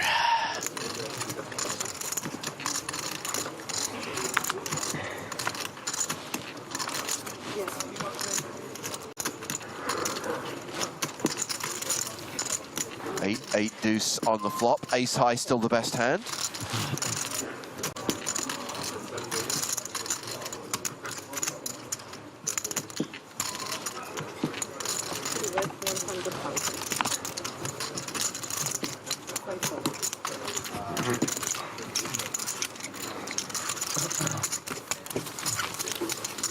That pot goes to Gomez, who, as we highlighted somewhere towards the end of the last session, has been relatively quiet, as has Antoine Saut, not been involved in too many pots. Biding their time.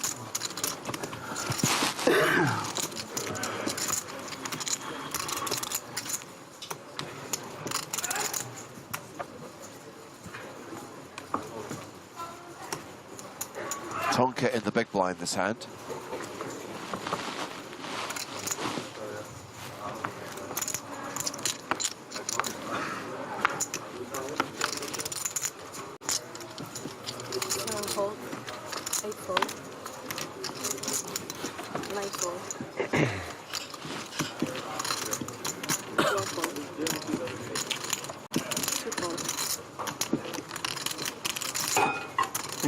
See what you've done now, Griffin? We've got an entire debate about Harry Potter kicking off in the chat, and I can't ban any of these people because Joe has deemed it Chat Pro Saturday.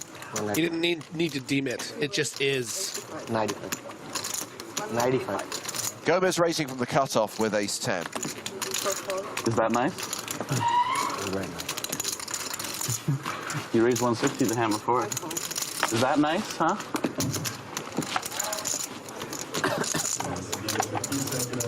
Tonka cannot engage with Jack-3 off.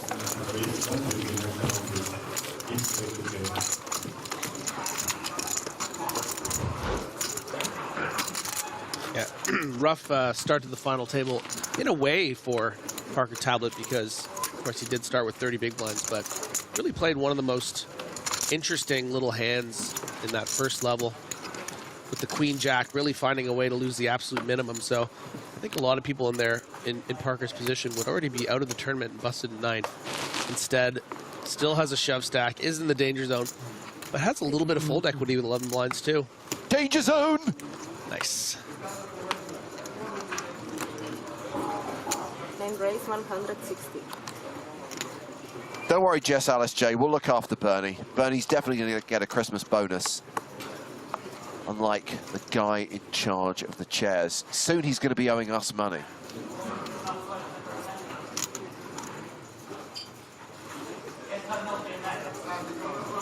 Calhev has such a nice dynamic with Obara.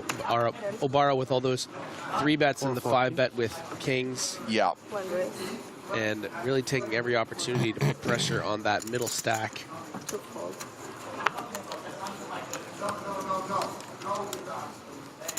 Oh, hello. Gomez waking up with ace-king in the hijack. Yeah, just a lovely spot to, you know, pick up about 800,000 with a shove here. Going to be very aware of that dynamic between Kalev and Obara. Not going to be too concerned. And this is a virtual all-in, as we like to call it. It is only about 70% of the stack, but...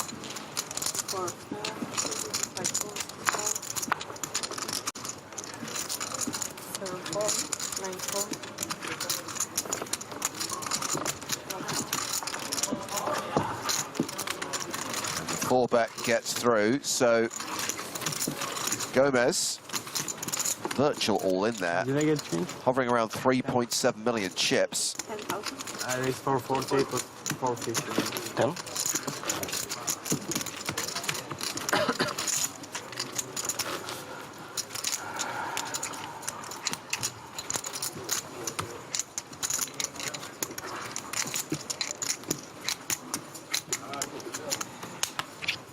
Tintin ZA, watching on YouTube, says, I like the way Gomez plays. He is a strong player. Gomez, one of those Spanish players who relocated to London to play online. You may have heard of the Casa del Glory in Hammersmith, Griffin, the so-called Glory House, which also housed Adrian Mateos and Sergio Aido.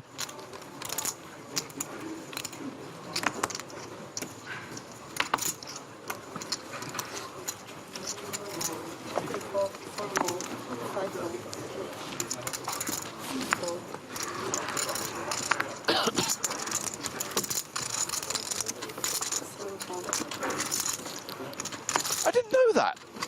They both still live in Hammersmith. They don't share a house anymore, but Gomez and Mateos are neighbours. Yeah. Lovely.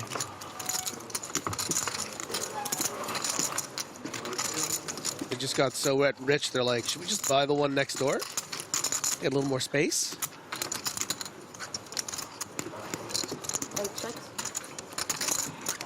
Obara just can't catch a break on this final table so far. Sitting here waiting. Some ill-timed 4-bets, some ill-timed hero calls. And finally getting ace-king. Don't even hear a peep from Kalev, who's been 3-betting him all the other times. And you don't flop with the ace-king. Oh, there you go. See? That's the key. Just got to keep playing till your luck's going to turn around eventually.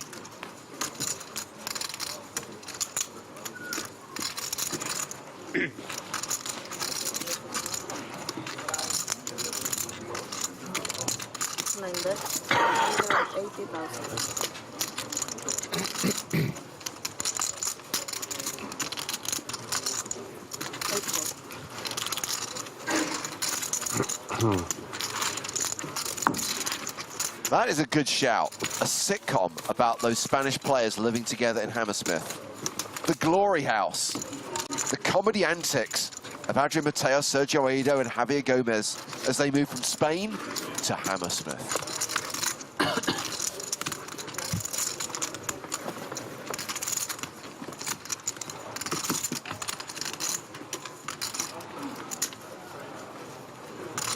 Lovely walks along the river. Just make it a spin-off of The Office, you know? Except the Office is poker players grinding online. Glory House, not Gory House. They're not murdering people there. Only metaphorically at the poker tables online.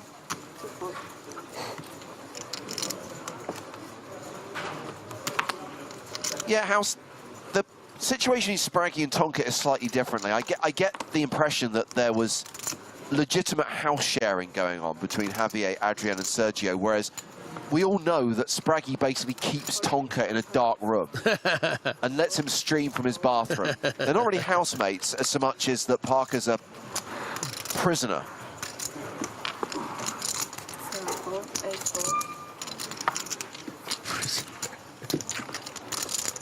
Zalterio raising up 5s. Decent defend here with the ace-5 off.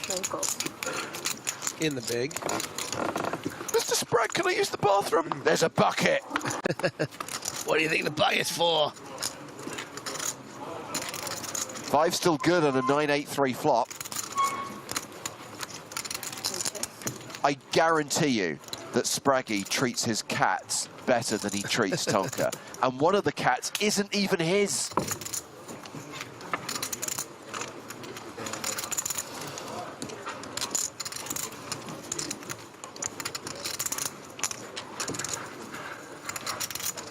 All right, I'll let you go to the EPT, but I get 90% of your action.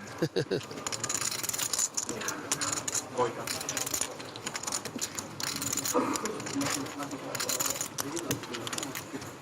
bet, 280. Very strange bet here from Obara. I can't really see much of a justification for it. You know, a check back on a flop like this from Delterio speaks to me of, you know, showdown value. Not going to be checking back a lot of sort of king highs, or it's often hands like pocket pairs below an 8 or maybe a big ace high. And luckily, you know, Obara gets there.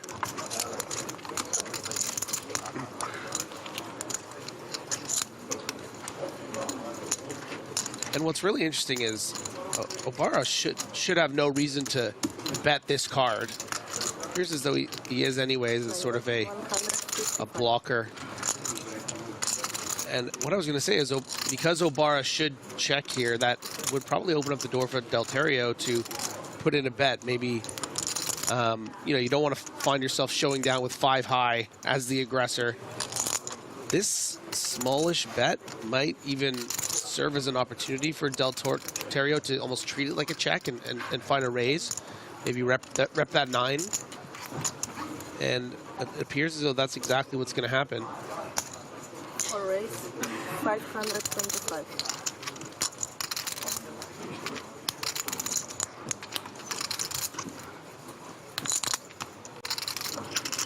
Just a very strange hand. Let's be honest, chat pros. You guys are watching. This is a weird hand. Yeah, agreed.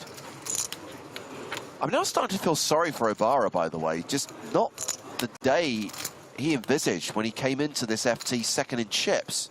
Well, also shouldn't have a great deal of confidence in the way that maybe his instincts have been so far on this final table. So it's not easy to, you know, call with ace high facing a raise. Even though, based off the way the hands have gone, it's certainly justifiable.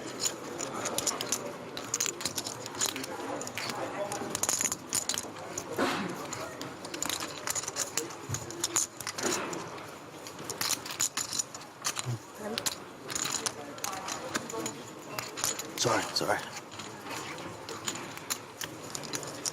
Yeah, makes the correct call. So Obara wins a pot. Adds $1 million to his stack. Back up over 4 million. Absolutely. Golf applause, please, for Obara. I mean, look, it was definitely unconventional, but if this was part of the plan, you know, if Obara thought, I'm going to get more raises on a small bet than I am a bet on a check. You got him with Pretty King cool. Jack yesterday. By the way, I do feel that that is a fundamental flaw with the rules of Hold'em. There is absolutely no way that 3 pair should be losing to ace high in that Here we go again. You called him a king eye? Huh? You called him a king eye? No, he had top pair, but it was like a similar situation where he bet the river and he re-raised. Nice hand. You guys have history then. History, some history. Man, this guy's got history with everyone though. Look at him.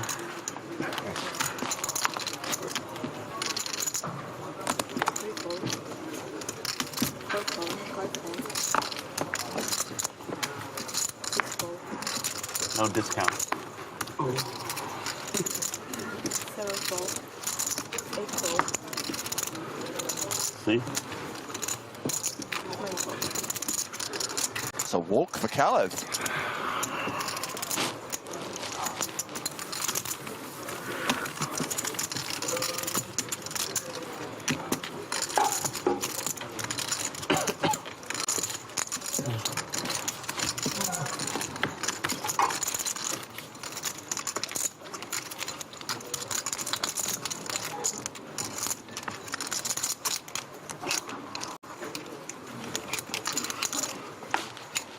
Rogue 1987 seems to think that the casino is a 2-hour drive from Prague. Pretty sure we are right in the center of the city. I'm going to look up on Google Maps where the Hilton Prague is. From the airport? No, like... 160. I feel like we're pretty downtown, no? 4 fold, 5 fold, Downtown. 6 fold.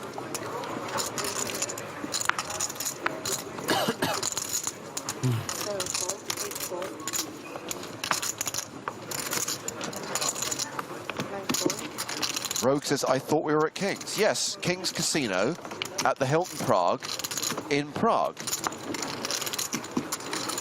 We run adverts for it during the breaks. Have you not seen the lovely couple arrive in their nice car outside the hotel? They take a walk through the lobby, down the steps into the atrium. They're in the casino.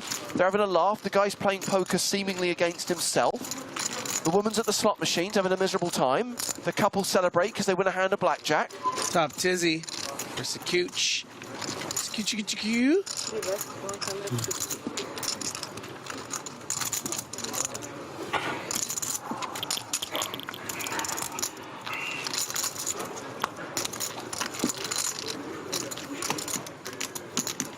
Not mad. I can't help you haven't seen the advert. When is it running again? Don't switch off during the breaks. During one of the breaks today, you will get to see the advert, which is visual proof that King's Casino is in the basement, or the lower level, as they call it in hotels, of the Hilton Prague. Punish the Spaniard. Punish him.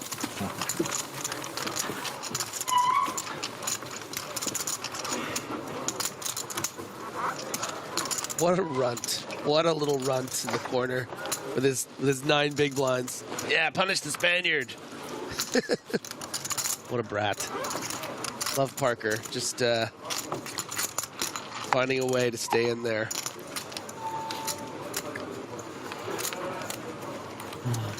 With his ridiculous Christmas hat.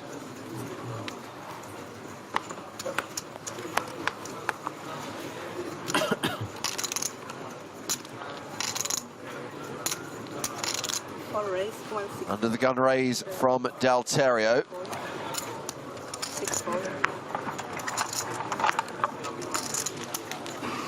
Poor old Tonka's just waiting for a shove spot. And I guess while he is playing a sub-10 big blind stack, Griffin, everyone else is like, yeah, I'll just kind of sit back and wait, not do anything too funky with like ace-6 suited.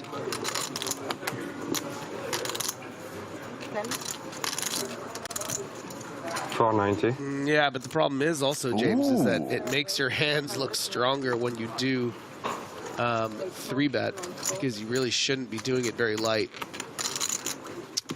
And one's just trying to, you know, find a spot. Dalterio happens to have ace-king suited this time, but plenty of other times you can have ace-10 off and fold here, king-jack off and just let it go.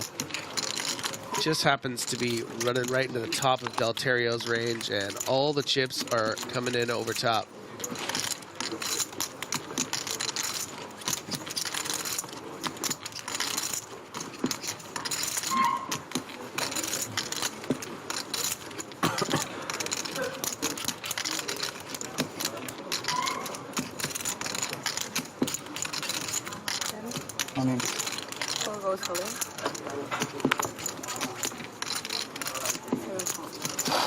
Oh, so gave it a try.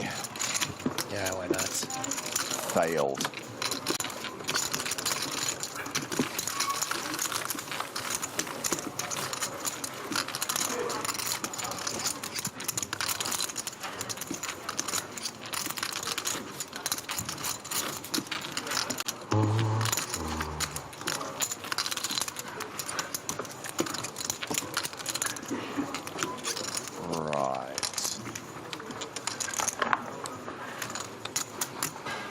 And number 34.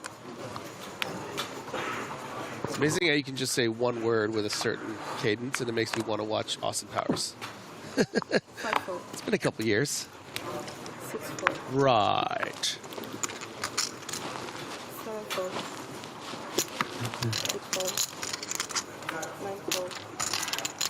Whoa, whoa, whoa, whoa, whoa.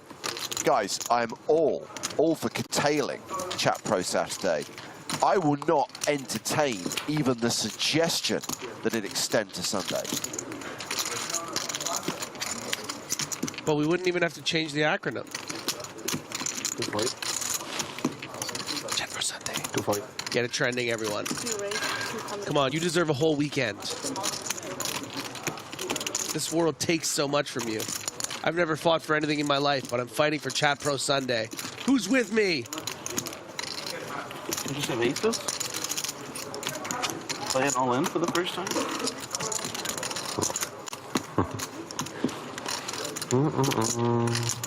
He might fold that queen. Might call aces? Started early, huh? Maybe. Yeah, I'm short now. That's a good luck beer, you know? James turning red right now. Someone said, you have no idea. You won't even look at me. Fortunately, and I mean this with all sincerity, Griffin has zero authority. I have learned this over the years, yeah. Oh, this is a very big hand. Here, small blind to big blind. So we're yes. And I don't want to jinx it, but not jinx it. James and I have a reputation of being the best singers in the crew. And it's a rare opportunity when there's only two of us, when there is an opportunity to spin a tune. Just remember, Griffin, dial down the hamminess. Okay. Two spade on the flop, not so boring. At least the jack. Who has suited? There is the prospect of something really sick happening here, by the way. And no one is rooting for that more than Parker. Ace king against ace king yesterday. Well, this didn't happen, so I'm fucked now. changed everything. You're in big shape, yeah. No, I'm gonna win the tournament. That's yeah, I believe it at this point, honestly. No, you're kind of fucked, actually. You get like this. You get this, sorry. I had to remember how it works, you know? Oh, one spade. Still the prospect of a sweat on the turn. 5% chance of extreme nastiness for Gomez. There you go. I'm poor, though. You know, what can you do? No, this is going to be a chop. And you know what they say? Everyone loves Chat Pro Saturday. Spade. Oh, I'm sorry. I don't know what happened to me. I'm sorry. Lucky I have this button. You can't hear Griffin anymore, I'm afraid. Try speaking. Try speaking. Go on. Oh, what a pity. No one can hear you. Hard swap. Ace is king. Yeah. Now, lucky for you, that was just a comedy timeout. Next time, I'll yank the cable. I know you will. You know, in order to find out where the line is, you have to cross it every once in a while, you know? And I'm glad I've put back in my place. Chat Pro Sunday is canceled, you guys. I went too far with Chat Pro Saturday. How many chefs would have kings, like queens in the last hand? How dare you bastardize the Chop Pot song.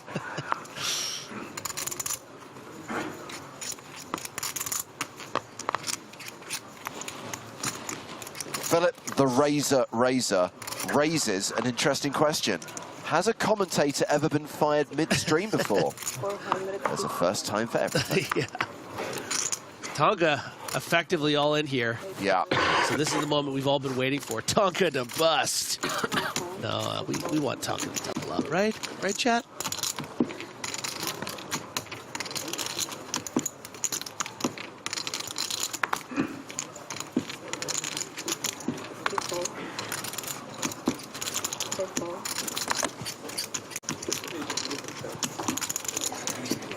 Ooh, I mean, Kovacic should probably fold here. Yeah, what, it's 755K total? Yeah, let it go, come on. Tonka survives, still playing less than $1 million. Oh, just chef's kiss. Chat Pro Saturday comment here from Undersea Monkey. Here's why Tonka P is so good. I'd have just ripped there. He can find another sizing off 10 big ones. Ah, that's good. It's a clean Chat Pro Saturday comment. I like it.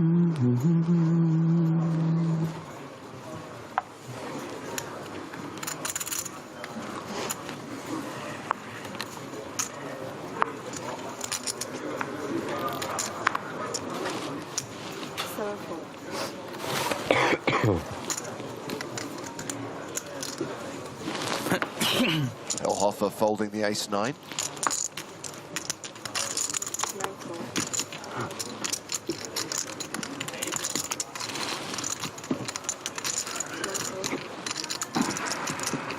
No Matador, we are playing down to 4. Answering your question there on Twitch.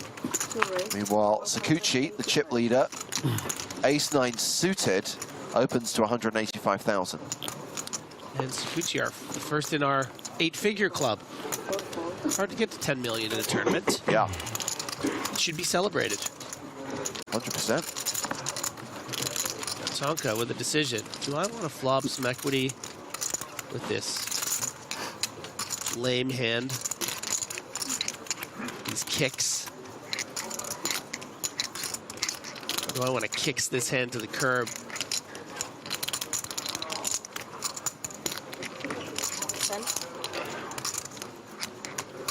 I think what's going into the consideration for Parker Talbot right now is how comfortable he feels playing against Sakuchi, how Sakuchi seems to play a bit, quite honestly, for a chip leader.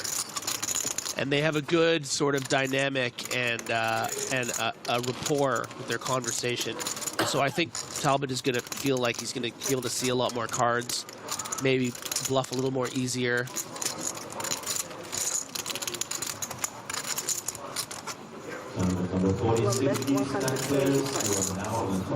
But with absolutely nothing on the flop, Parker's going to fold, and hopefully it doesn't bother him so much that he lost a chip there. He's also got patch issues. Get the man a new logo now. Sakuchi, 10.3 million, close to 130 big blinds.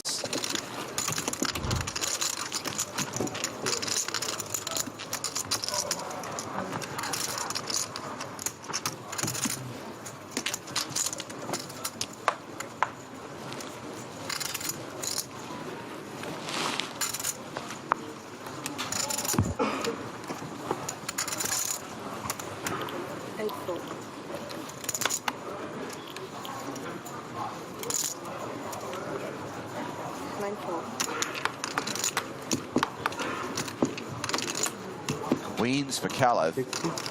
One race, 160.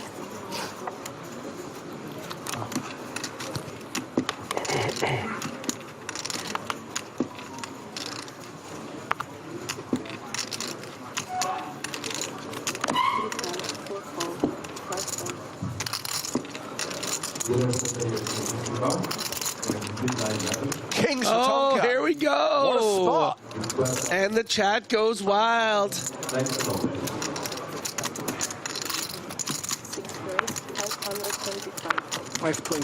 520. 520. All in. All in and a call. So Tonka officially the at-risk player, but Tonka with the best hand. Did you see the way he induced him with that raise too? Just brilliant. Brilliant stuff from Parker Talbot.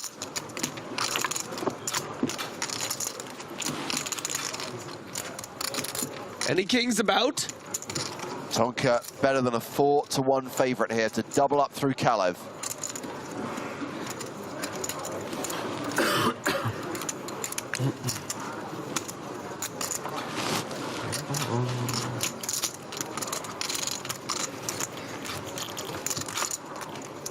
The flop is ace high, but crucially no queen. Doesn't have to worry about clubs. Nope. He has the king of clubs. Just has to fade a queen on the turn and river.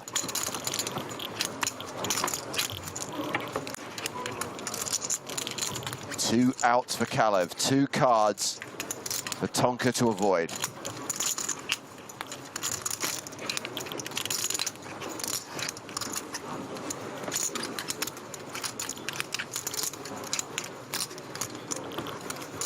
The river. Oh my God. Is a 7, and Tonka doubles up through Kalev. King's hold. Let's go. Blasting out of the danger zone. Yeah, I need one more. Up to around 20 big blinds. Have a beer, please. And ordering a beer. Let's go. Alive.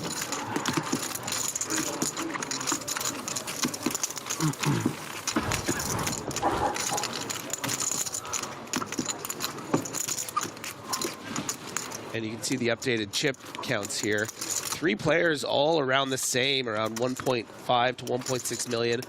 Big jump to Pillover and Gomez around 3. All the way up to Sakuchi with that massive doubled up. chip lead stack. I didn't realize, Griffin, that Tonka was no longer the shortest stack after that double up. Yeah, I mean, they're all around the same there, but it's going to be a very interesting dynamic going forward now that Tonka's doubled up. Those other short stacks can't really wait around for him to bust anymore. Ibarra opening here under the gun. Makes it 160,000.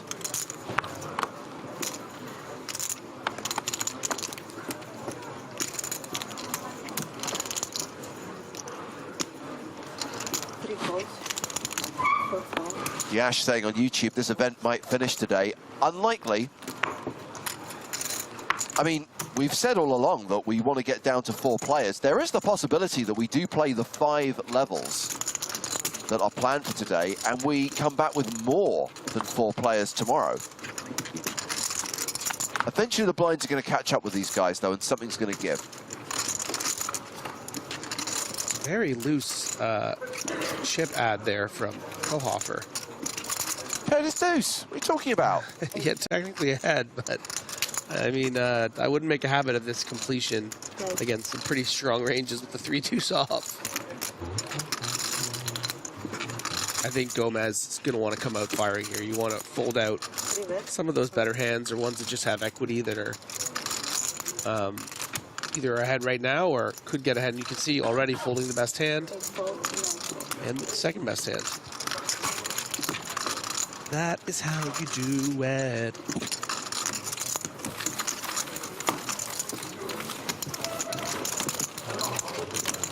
That pot goes to Gomez.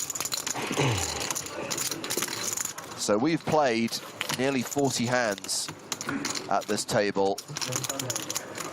No eliminations yet. 9 players came into day 5. 9 players remain right now.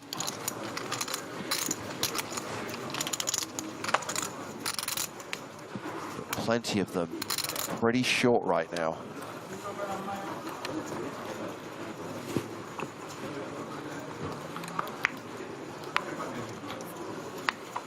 One fold.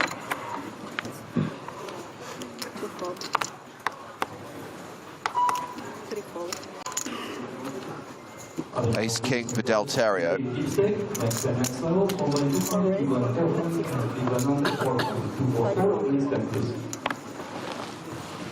And he asks, how much was the buy-in for this main event? 5,300 euros, aka a 5K with 1,267 total entries, the biggest field we've ever had in Prague, a prize pool of 6.1 million euros, and a first prize of more than $1 million, which will be presented tomorrow.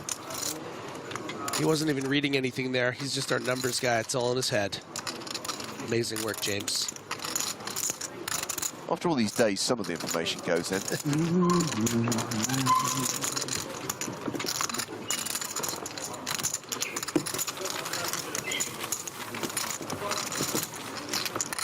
Resin asks, 3 re-entries? I think there were probably more than 3 total re-entries of the 1,267. Oh, you're asking how many re-entries per player? Oh, sorry. Single re-entry in an EPT main event.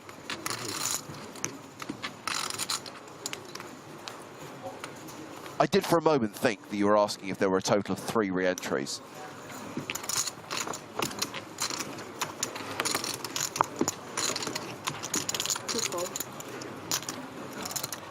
Oh, Tom's got the breakdown. I didn't know that. 918 uniques, 349 re-entries.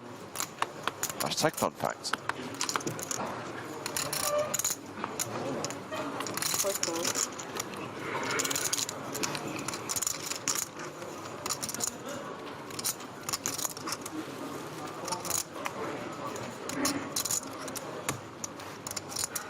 $160. 5 raise, 160. Vaccio opening with ace 9 of diamonds.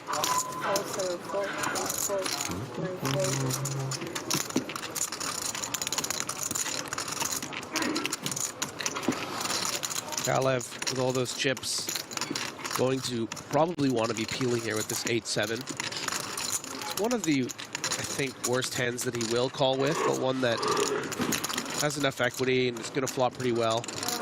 You know, you probably fold the 8-5 and maybe the 8-6 is right on the line there. So 8-7 very willing to see if you can outflop your opponent. And what do you know? Yeah, 2-pair for Kalev, open-ended straight draw for Cavaccio. I'm very curious to see how Cavaccio plays this, because with not a lot of chips back, yeah, it plays kind of nice as a check raise. Even if Kalev, and there is the 6, giving Cavaccio the straight. And, you know, I think if Cavaccio plays this as a flop bet, facing a raise, it's going to be very difficult on your stack to continue with just that ace-9. So this check back really working out. And Kalev is going to think that he's good here almost always with this 2-pair, and this is a value bet right here. Cavaccio shouldn't have a lot of 9s, pocket 9s, and then, you know, the suited ace-9 combos are really the only ones that would be raising in this middle-ish position. Way more likely that Cavaccio has something like, you know, the ace-queen or...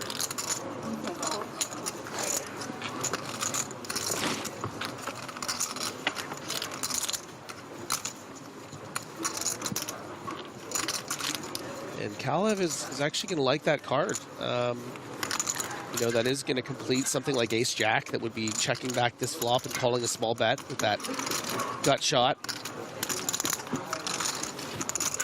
I don't think that Kalev is going to want to continue facing a raise, but I do think he will be coming in with a value bet targeting those ace-jack type hands.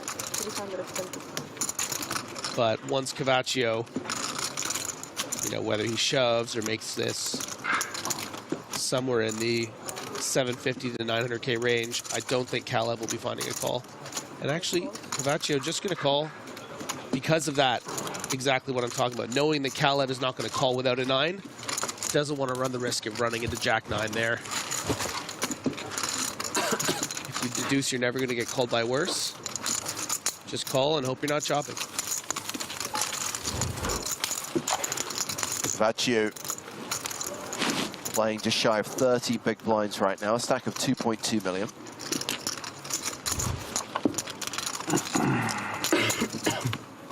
Almost halfway through the second level of the day.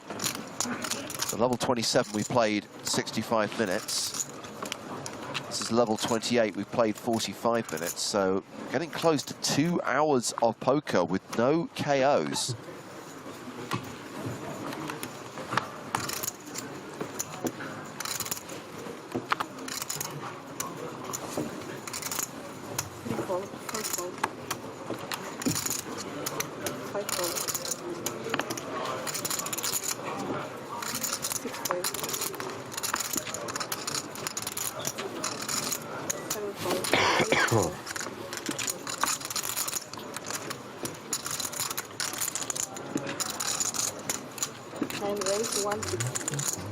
Obara, ace-6 of diamonds.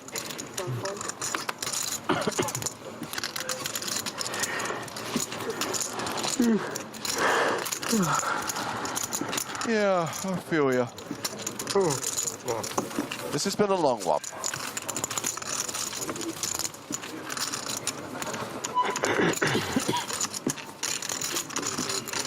Ladies and gentlemen, you'll be thrilled to know that Joe Stapleton is returning to the stream. However, and I underlined the word and put it in bold italics, he is not a happy man right now. Joe, what's going on? I've been holding on to this sentimental gold chocolate coin all week. No way. It's been sitting here in my position. I can confirm, because I remember I asked you, is that yours? And I asked, where did you get it from? And you told me. Yes. And I said someone very near and dear to me on staff gave it to me earlier in the week as a Christmas gift. Stop. And I come back from my break here to find a chocolate gold coin wrapper, shredded, torn, tatters, empty, husk of a Christmas gift, and a very satisfied Griffin. No, your blood sugar seems pretty high right now, pal. There's no chocolate on my face or anything. You say 3.6. I would never. I thought you said 3.66. Chocolate fingerprints all over my computer. It's almost like someone had a bet with Griffin before this level started. Okay. Do everything in your power to like really piss off both of them. I just want to say that if I did eat this thing, he's literally sweating right now. There's sweat on his face. As I was eating it, that way, will you? As I was eating it, I would have been thinking, where are you from? I wonder if this is a test. Where does this chocolate coin come from? Never crossed your mind. This must be mine. Yeah. Or maybe the flavor is wrong. I don't know what to say. You rube. Your secret sweet. I mean, why did it have to be a sentimental coin? Couldn't it just been a normal coin? I may have added the sentimental part to really lay on the guilt. Oh, I love the fact if there's no sentimental attachment, it's fine to take other people's property. The gelt's guilt. Guilt for gelt. I don't know. It was just... It felt like mine. I think there's something vaguely anti-Semitic about stealing gelt also. Just gonna throw that out there. Hope you enjoyed the chocolate, Kanye.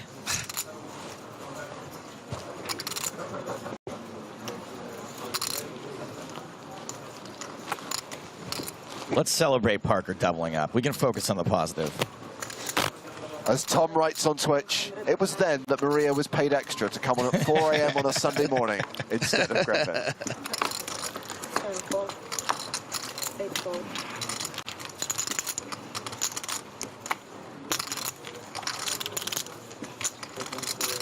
Wow. Tonka getting a fold from Ace Jack there. So much respect for Talbot. Yeah, quite a tight fold there, but also the stack Talbot's opening on needs to be opening quite snug. You know, ace queen, obviously you can't fold. Ace 10, you're pretty comfortably folding. Ace jack is right there, right? But I think Obara was just like, nope, not going to fall into this trap. And Talbot happened to have the bottom of his range, really. You know, king queen, one of the few bluffs he's really going to have. I mean, people complain about having to play against bots, but I think they need to include Talbot.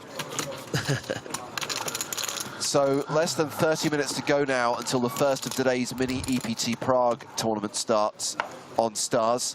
It is an 8-max progressive KO with unlimited re-entry. It is a $25 buy-in, 30K guaranteed prize pool with EPT Paris satellite tickets added to the prize pool, starting at 3:15 Central European time.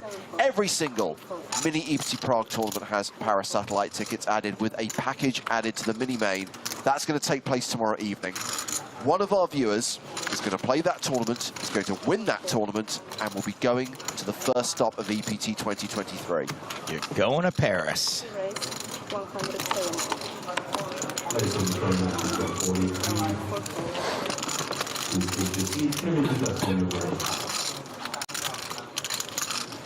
You're Romania.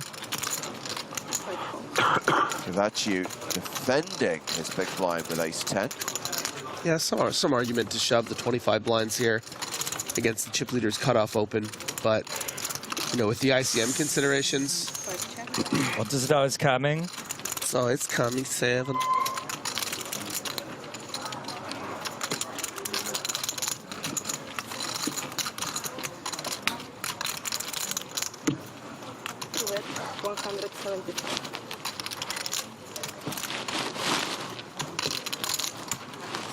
Sakuchi bets 175,000. Kavachu calling one straight, but will be looking to pick up something on the turn. Heart, an ace, a 10. Not a pair. Okay, has a gut shot now, but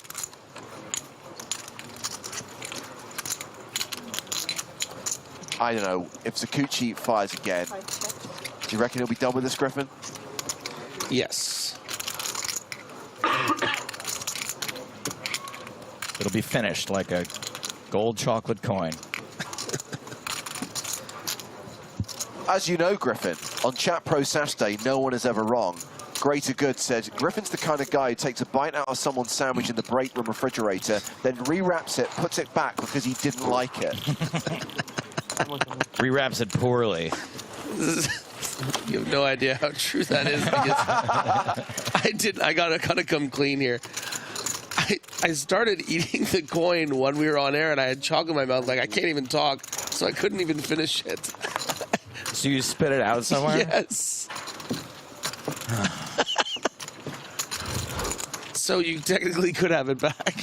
The question is, will Griffins still be employed by PokerStars when we take the show on the road to the Bahamas for the PCA as the PokerStars Caribbean Adventure returns for the first time in 4 years? The 2-week festival, January 22nd to Feb 3rd. We start streaming on January 25th with 5 days of the PCA main event, followed by all 5 days of the PSPC. Of course, the PokerStars Players No Limit Hold'em Championship taking place at PCA 2023.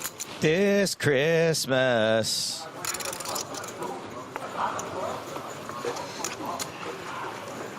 Antoine Saout still kicking. And he is out of this hand. Nice. So is Pilhofer. You better laugh at all of my jokes for the next 45 minutes. Every single one.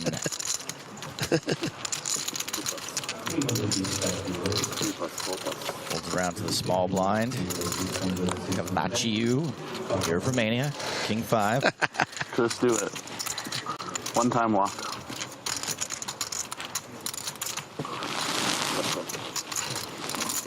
Parker's still begging for that walk. Like a Pomeranian. All in, Parker. Do it. 20 bigs. Who cares? He's not calling. Not going to be a lot of traps here. Not an all-in, but pump it up. Pump, pump, pump.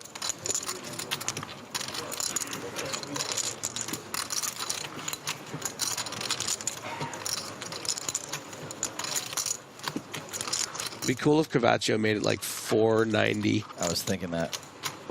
But actually, he's just going to call. Which, and has the worst of it. Yeah, I was going to say, based on the actual holdings here, it's probably the worst decision. But Parker's just that good. Knows he has a worse king. Wants to keep him in there. He is that good. Ace, 10, 5. So domination rotation, but not really the card you want to pair here. I mean, Parker Talbot does have the king of spades. And also, please consider, you know, Cavacio shouldn't really have many aces. So when Cavacio check calls this flop, if he does, Parker's going to have license to bet again on the turn. That's what I mean. The domination rotation here is just not going to be all that. 110. So you're not going to get to showdown with this 5 that often, are you? 6 on the turn. All right, Parker, 350. Leaving $1 million left to shove into 1.3.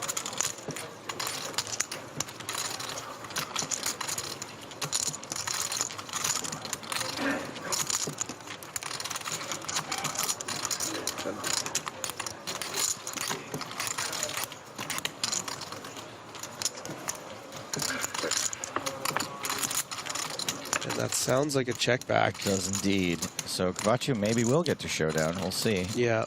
We'll see what Parker allows. Parker now faced with a decision to showdown King 9 high, which is significant showdown value. Well, it's blind on blind. Yeah, it's hard to credibly rep a big ace here because he would have bet it on the turn. Or pre-flop. So really hates to see the King 5 because he knows that gets through on the turn and really shaking his head. Can't believe it that he didn't pull the trigger or that his opponent didn't fold pre-flop as he probably should with the King 5. So quite a consequential hand there for the fan favorite Talbot.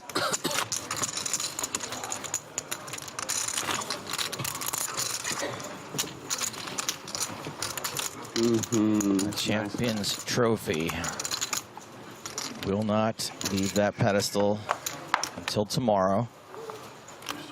Aims to play down to 4 players, although we have yet to lose one today.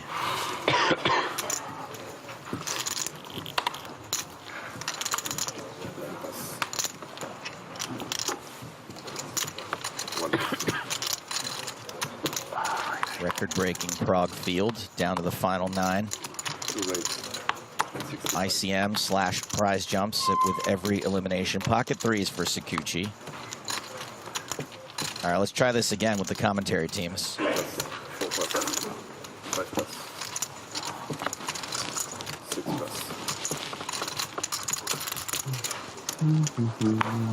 So it's going to have to enter a pot.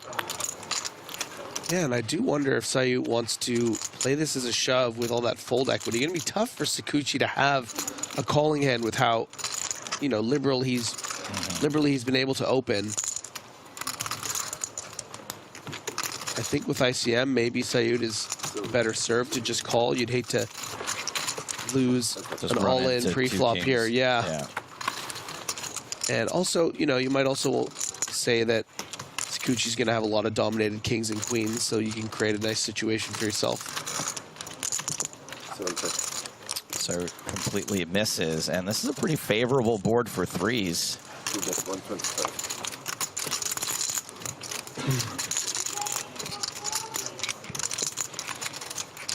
So now with the decision, do I want to peel one more? Are my kings and queens still alive?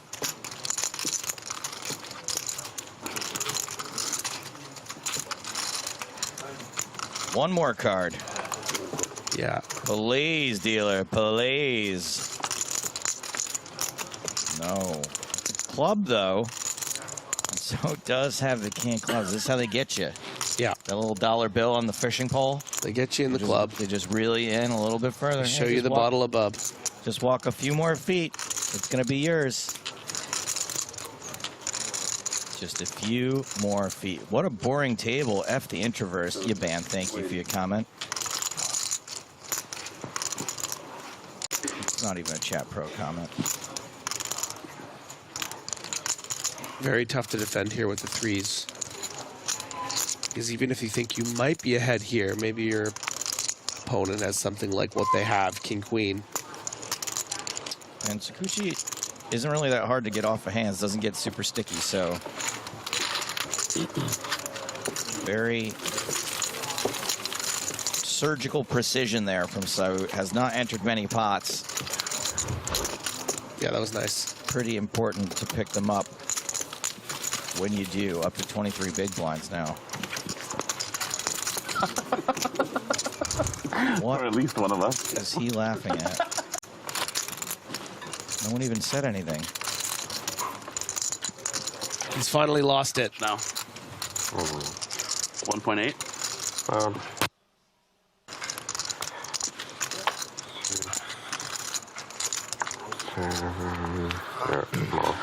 Yeah.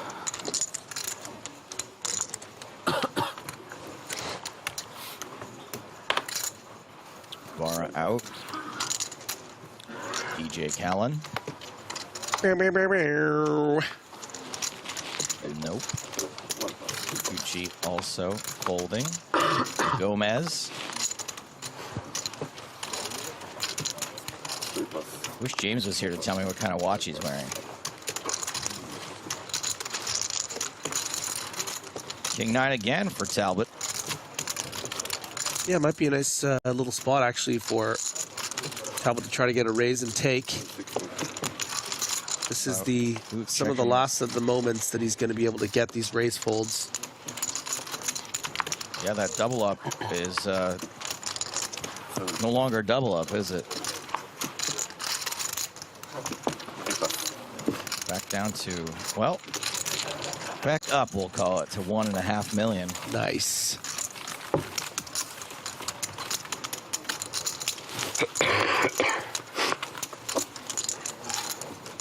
Source La Sauce says, huge pot.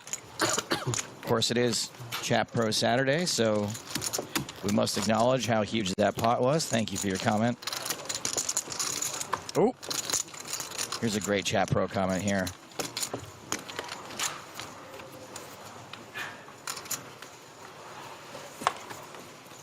I lost it.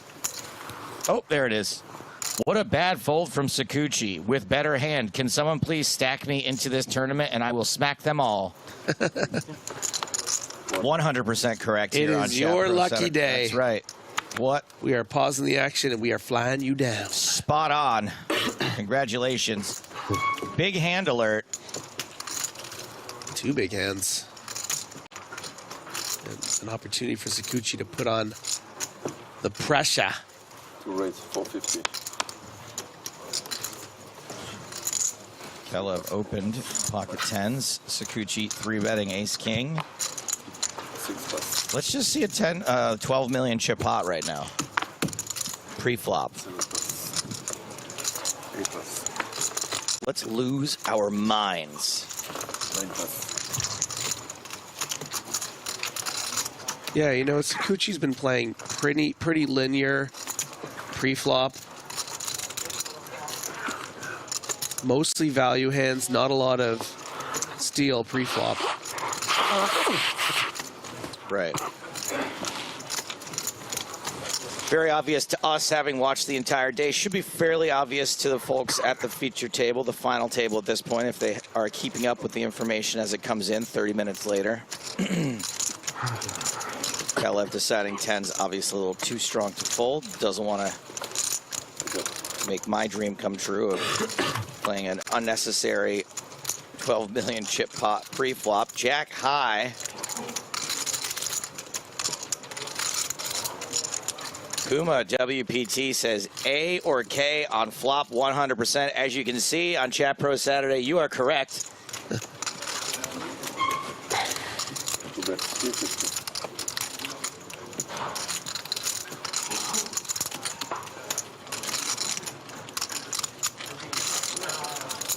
Sakuchi continuing for 350. Pretty tough to fold for just one overcard.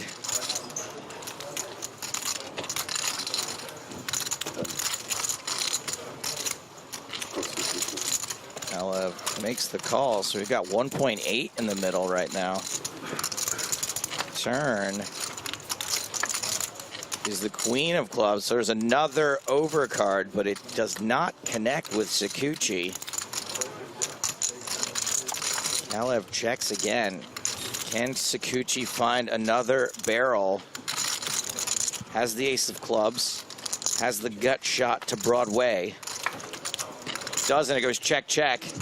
I mean, yeah, that was the opportunity, but also Kalev is so tough. You know, Kalev is going to be have pretty strong hands here. We're not just talking about the 9s and the 10s and the 8s. Like, it also includes the jacks, ace jack suited, you know, ace queen suited that would have turned a queen, pocket jacks, even pocket queens are just flatting pre-flop. So I don't think Sakuchi is really that interested in like trying to bluff one of the best players on the table, even if sometimes he is going to have something like 10s that will probably fold. And I think this also speaks to the linear way we've been seeing Sakuchi play a lot of the time. One more chance for Sakuchi to bluff, but going to be hard to rep. Does give up.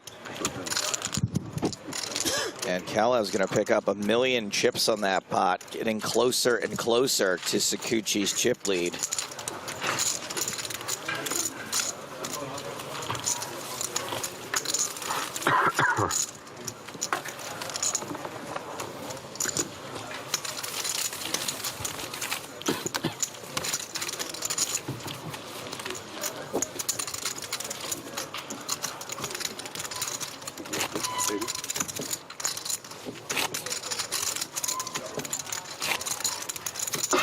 $7 million now for Kalev. Sakuchi down to around 9.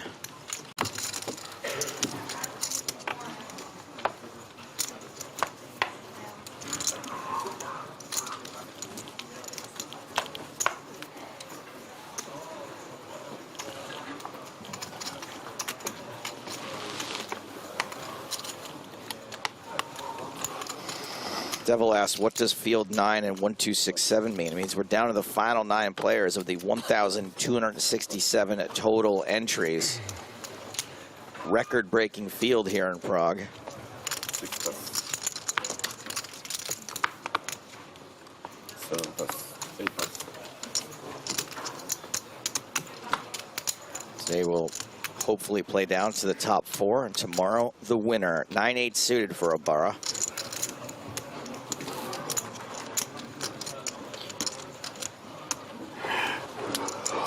Mister says there's a soccer game today to determine who finishes third and fourth. Deal with that, Americans.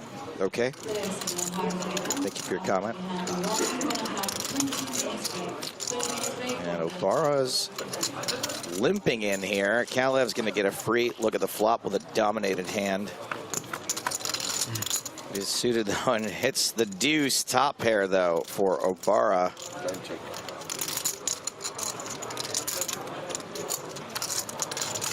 Nice ICM check here from Obara. Doesn't want to inflate a pot with sort of a weakish top pair when you have, what, third or fourth chip stack with those 4 million.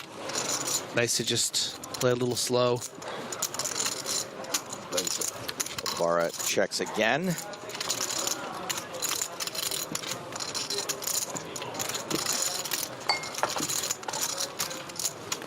Kalev with some showdown value with the deuce, checks back. River card pairs the board. It's a 6.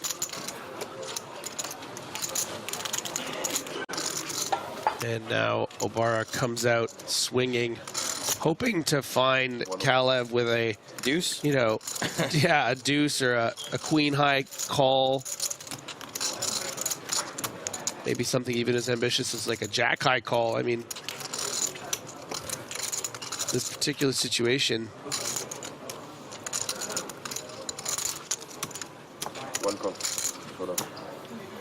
And does squeeze a little value out of Kalev. Hasn't been a lot of bright moments at this final table for Obara, but this one shines ever so slightly. Yeah, I mean, if I remember correctly, Obara started with somewhere in the 6 to 7 million range and had a real rough start, but has bounced back quite nicely. That was obviously a pretty small pot, but that really interesting one with ace-5, getting a little momentum going. Joey on YouTube says, seriously, in 24 hours, there's been like 6 people eliminated. This is the slowest tourney ever. I don't know how many tournaments you've watched before, but this is completely standard pace for this phase of the tournament. This is where all the money is. You will have many eliminations in a poker tournament when there are many tables in action. So there's 10 tables in action and there's 6 eliminations in 24 hours. That's 60 eliminations. Okay, human calculator. Nerd. Sorry, I didn't mean to show off. This is pretty standard for this time. And if you ask the players whose opinion are the most important. I think you're just warming everyone up for the big level, next level for you. Everyone, we're going to see Joe suit up, get on his human calculator outfit. Don't call it cosplay. He doesn't like that. It's his outfit. Oh, no right way to play him. How about chop him? This should be pretty interesting. I mean, this isn't going to help my case against Joey that things are going slowly when it goes all in here and no one goes broke. Ooh, and Sakuchi. Can Sakuchi with ace queen get away?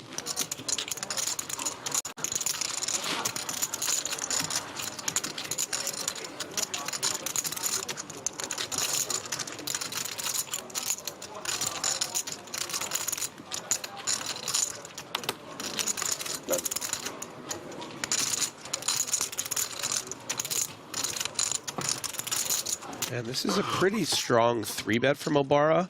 Wow, Sakuchi just folds ace queen. Recognizes that. You know, Obara is effectively trying to get all in with Sayut a lot of the time here. Not a lot of bluff 3-bets in this spot, I don't think. Playing 20 big blinds.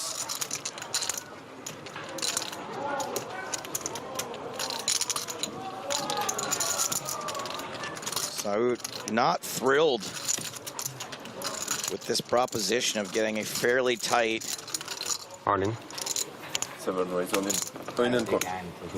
player to go all in with. Oh my God, man.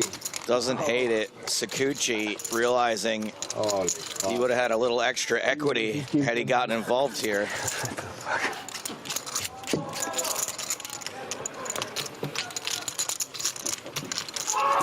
.96% chance of a chop.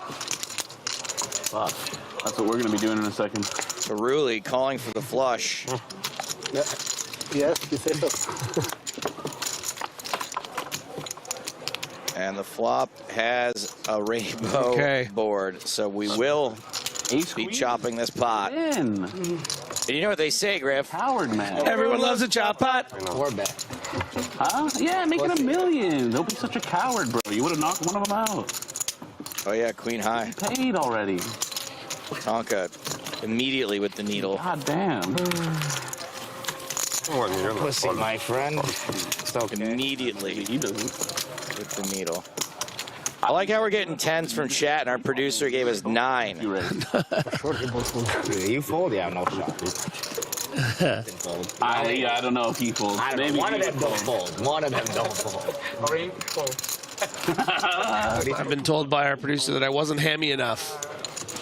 But listen, I'm in the doghouse with my, and dogs aren't supposed to eat chocolate. So. Yeah, right. I'm not taking you to the vet either. Garbage in, garbage out. To reach. I had to use the bathroom, I guess. For the first time in his life, Griffin wasn't hammy enough.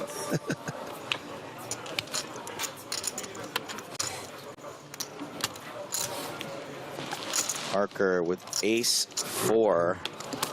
Honestly, as I was eating it, I thought I'm losing someone a bet right now.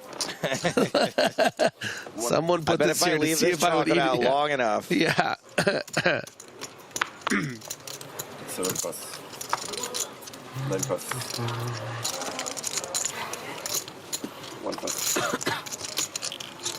I mean, listen, chocolate coins are low-key dope. Oh. Advent calendars, the days. I guess they still I'm do not those. letting you within 100 yards of my advent calendar. Every single door just ripped open. Trail of chocolate and sugar leading to Griffin's bedroom. Oh. Gomez folding a dominating hand in the big blind to Parker's raise, getting so much respect. No, Jack. That one's surprising. Check. Crazy. Ace king, jack. And he mucked ace queen and would have won. Yeah. He's got to stop folding ace queen, bro. I wonder if if Griffin Bad player. destroy Jesus? I wonder if Griffin destroying my advent calendar would stop Jesus from coming back. Like I was gonna do it this year, but someone ruined my advent calendar. Guess I won't be being born this year. Yeah, it's in that bad. I have to stay dead. I can't. I died for your sins, and that one is too far. Guess I'll try again next year. Yeah. 6 pass. 7 pass. 8 pass. Yeah, he nice really one did. from Jess House Jake. Griffin Manger. 170. DJ Kalev. Oop, Sakuchi's making a break for the bathroom. 3 pass.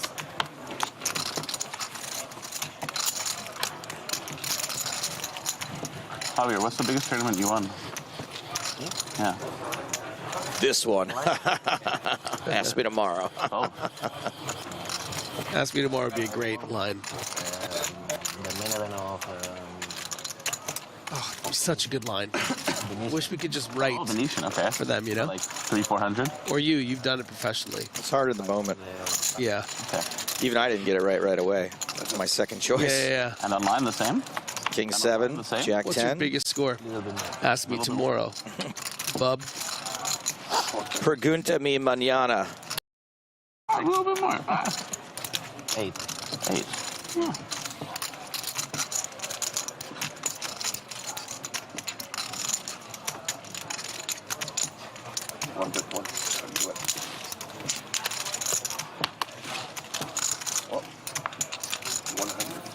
Yeah. We've lost Sakuchi. We've just gotten word that we didn't want to miss the consolation final of the World Cup. This time I got second for 160K. That's quite nice, isn't it?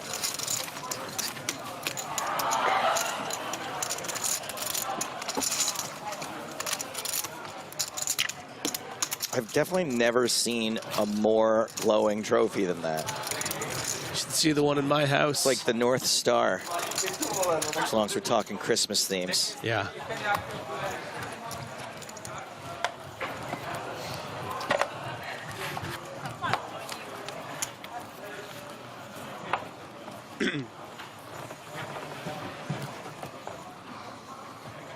Tonka under the gun. First to act. Gucci back. Probably going to miss this hand, though. 7 plus, 8 plus.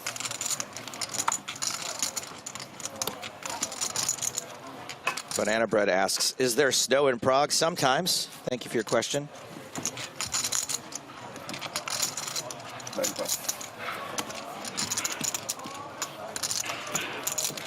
170. 170. Kalev trying to work the blinds here. Attacking the big blind of the year of Romania. And gets it through. DJ Kalev. Bam, bam, bam, bam. Another one. 5-4 suited.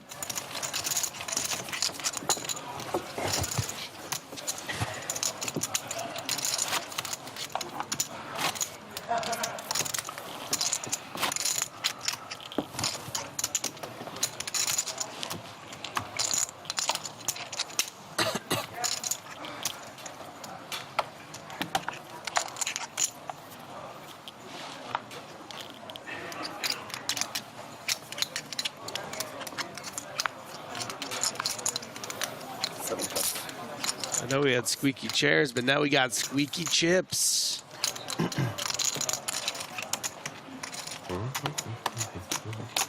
DJ Kalev once again. Pew, pew, pew, pew. Ooh, Ace X, as they say. Ace X Machina. Oh, bit of a flash card there. I think it probably only showed to us. I don't know who else is at that angle that could have seen it. Jack 10 for Parks McGarks.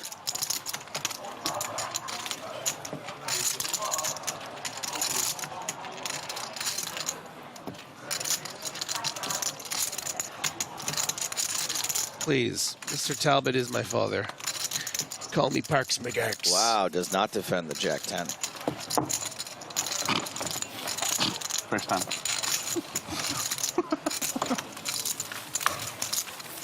So all the chips are here in the 1 and 2 seats, huh? Huh? Yeah.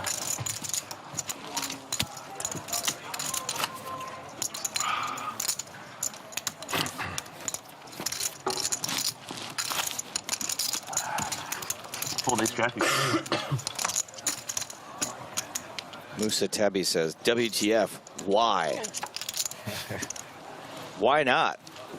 Thank you for your question. I just have one jack, though. Hillsoffer out. One jack. At least. Good read, I would say. Obara also out. If you fall base jump.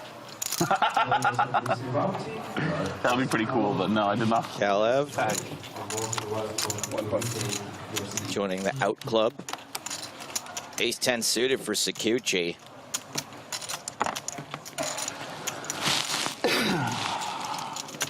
Two raise 160. 3 plus. Makes it 160,000.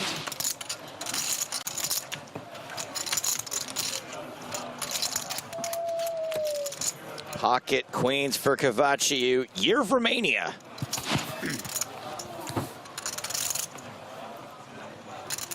Look at this. There's someone on Twitch called Pocket QQS. 490.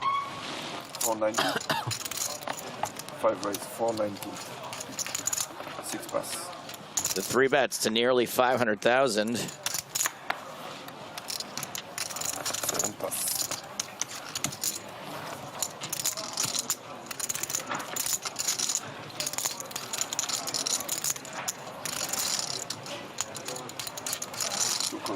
And Sakuchi is gonna come along for the ride, so it's our first biggest pot in a while. Already 1.1 million in the middle.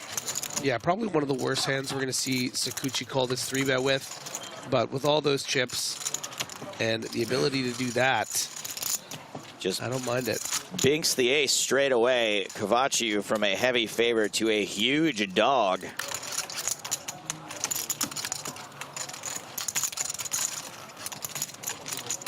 Really only 2 ways to go here. Bet super small or check back. Oftentimes you are going to want to bet super small. Here comes the super small. 160. To find some balance in your range. 10% pot.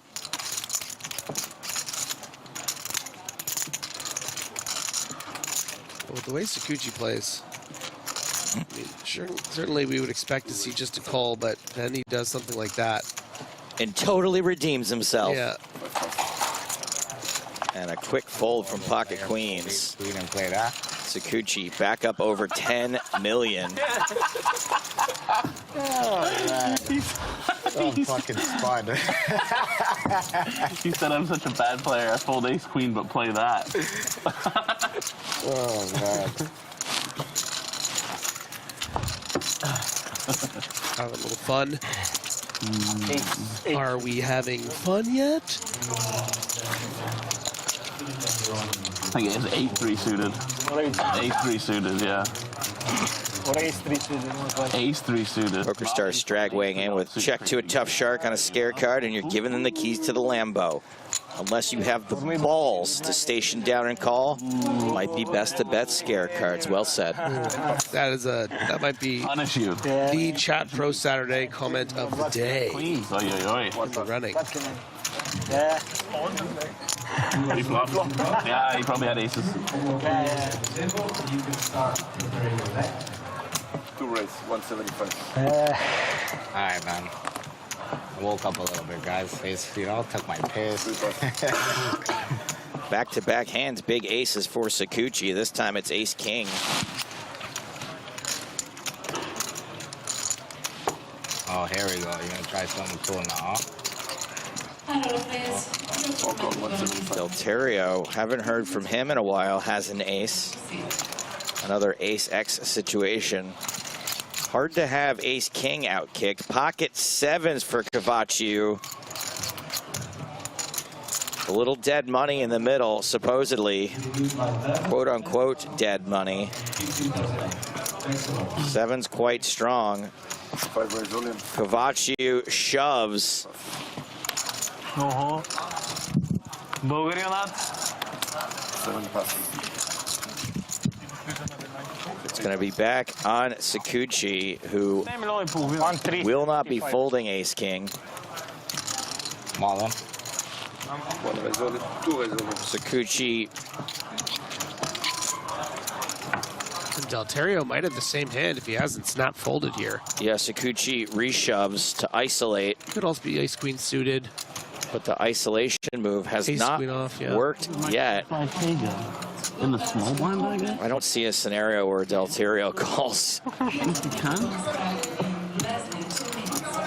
Yeah, the only consideration would be ace-king or ace-queen suited, really. I guess ace-queen off might think about it because, you know, Sakuchi could be just ISOing here with... Well, like eights? Eights, ace-jack off, ace-jack suited. I think Delterio might have a real decision here with ace-king or ace-queen suited. I feel like ace-queen suited is just a fold in this dynamic, but... Yeah, for ICM, but, yeah. But maybe ace-king off. Ace-king off, definitely a lot harder to get away from. Yeah, if you think that your opponent's just going to snap ISO with ace-queen here or ace-jack suited, and you could end up potentially winning a 12 million chip pot here.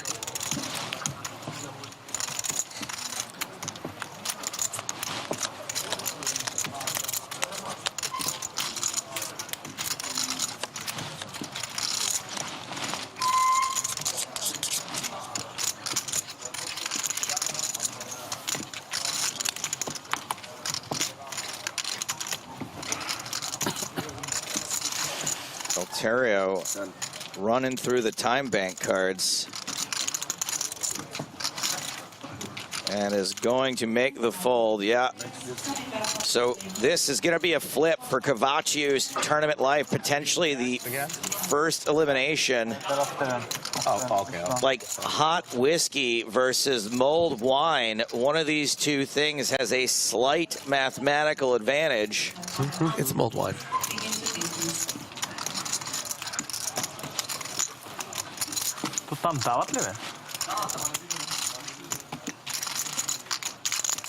Also, might I remind you, it is the year of Romania. Yes, the end of the year of Romania. And it's an ace high flop. It might be the end of this Romanian. I think he had 7. He said, I can't say he had 7. No, that's... Very unlikely. Luigi was tanking with a 7. 2 outs for Cavacciu. One last chance to hit them.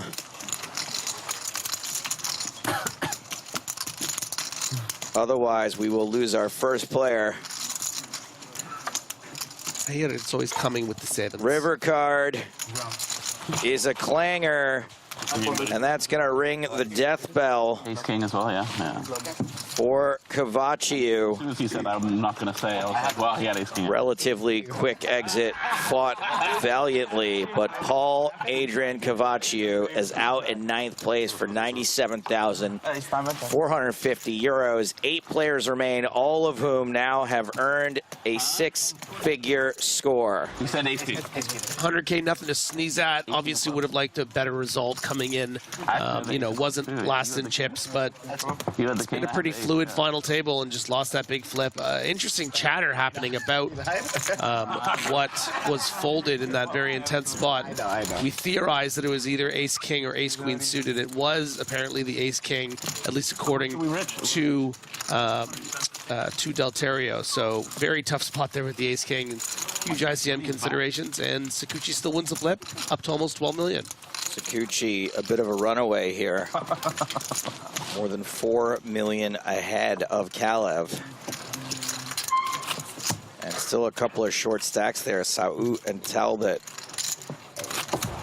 Both right around the danger zone.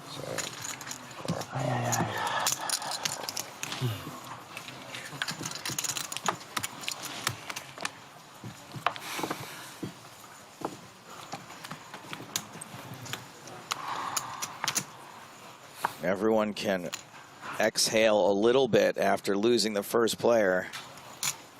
Kalev under the gun. DJ Kalev. DJ JJ. Kalev. Oh, sorry. Under the gun.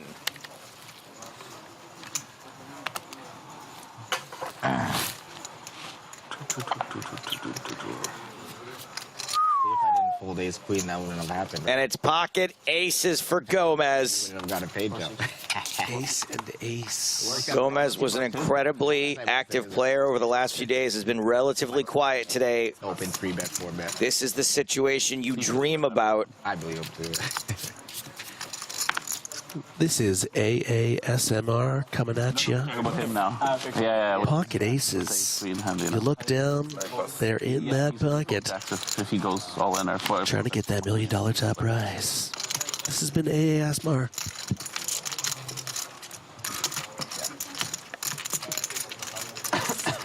Back on DJ Kalev. Get me paid. TS on YouTube says it's not DJ Khaled. Someone tell him. What? Wait, that's not DJ Khaled? It's not DJ Khaled?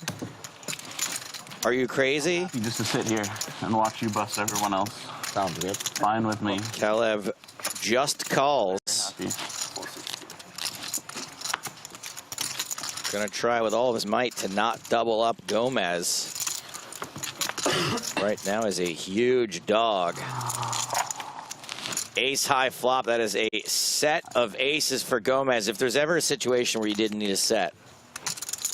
Yeah, it's actually a situation where you don't want to set. You do not. Because now Kalev has every reason to get away. Kalev from 11% pre-flop to 4% now. And is very likely to know it. queen not exactly doing Gomez any favors either. You're just absolutely praying that somehow this is the case ace. Snap fold from Kalev correctly.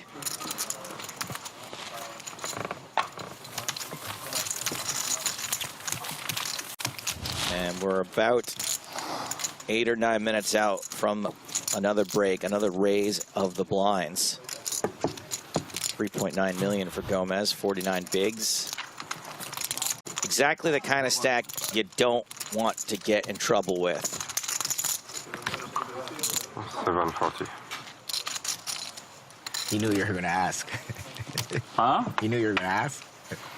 Yeah, he wasn't going to ask. He was just eyeing it down, you know? Licking his chops. Close counting. Doing the math from 1.7 plus 1.5, 3.2. Now you're just saying numbers, Tonka. 6 plus. 7 plus. Nope, a nope, a nope. Obara. We have now 11 and a half. King 4 off. 300, 400 short of 12, yeah. 7 and a half. 3.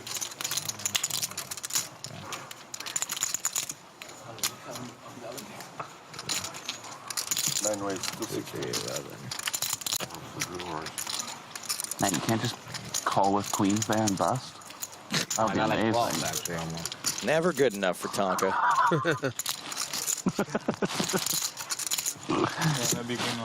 Obara raising small to big. Yeah, I hear you. Kalev with a not great holding, but all the power in this situation. Be cool. Yeah, kind of a nice spot to either call or pop it up. I was scared he had a big guy because he limped not limped, but he called my raise with jacks last time. He didn't 3-bet me. He didn't 3-bet me. That's why I was like, oh, you're going to try something cool? And he Queen at 9-5, 2 diamonds. Doesn't hit anybody. On the 10-eye. I guess 10-7 has a straight draw. Future straight draw. That's 155. Obara C-bet gets the job done.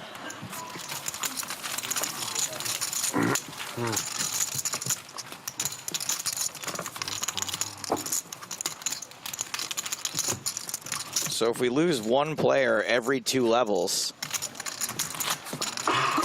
that should by morning. Yeah, that should get us to 4 by Monday. This is blue. Mm-hmm. Should keep the blue. Mm. I think they're going to do right. No. 60, 120. Oh yeah, I forgot all the time. I forget about it at 612. Yeah, the normal, I always think 1K needs to come out. Yeah. Gomez with pocket 4s under the gun. Hasn't even looked yet. I was like, oh yeah, I could see why someone would be tanking it. No, he just hadn't looked.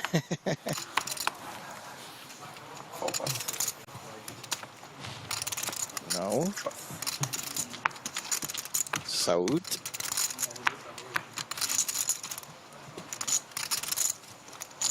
King Queen suited. Beautiful. Fine looking hand. 7 wins, 175.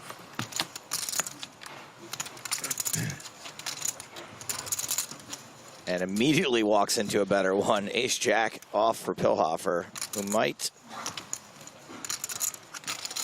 I mean, Saud's raising range is going to be fairly tight.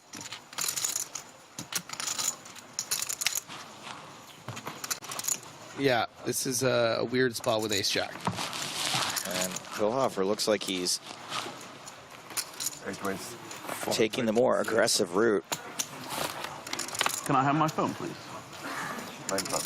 Yeah. Might not be with the intention of necessarily 3-bet calling off this 20 big blind stack. Can I get a... And I don't think Saud is going to expect Pilhofer to be light very often here. Is this light? Is this? Well, that's my point, is that this is probably one of the worst hands that Pilhofer would 3-bet.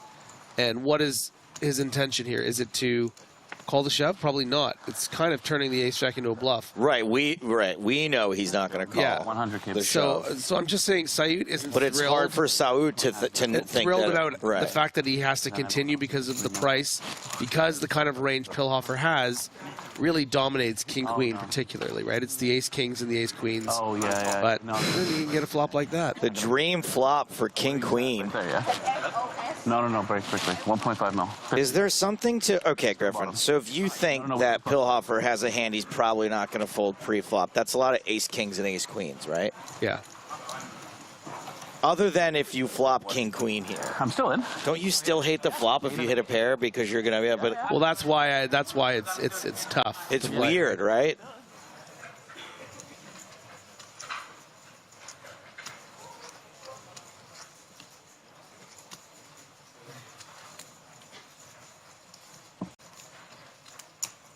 And is there just stuff now that you can just shove this? Or is that a little over, is that a little cutting off your value? I think it's like too strong cutting to just off your shove. value? Yeah, okay. But I think he's putting more chips in the pot, so whether that plays as a sort of a raise to 400K or a shove. But I think a call is certainly possible. I mean, you have This the board is so going to be a crushed. two-street hand, Yeah. right? Like, yeah, you have the board so crushed. You want, when your opponent does have ace-5 of clubs or something, you want him to keep betting and try to bet you off. That's a sweaty turn. It is. 26% equity. I mean, Pilhofer might even want to shove here and see if he can get Saud to fold something like, queen jack of, and yeah. Oof. What do you do with king jack here if you get shoved on? But takes the free card very wisely. River card is an 8, so Saud fades the devastating rivers. Has this locked up. And now you got to bet for value, right? You would think so, yes.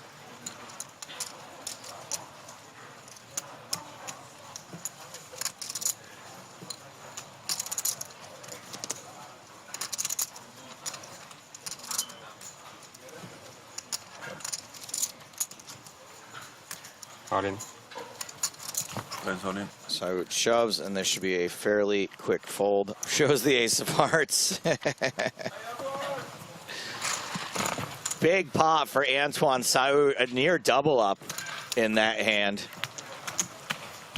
Probably added 50% to his stack.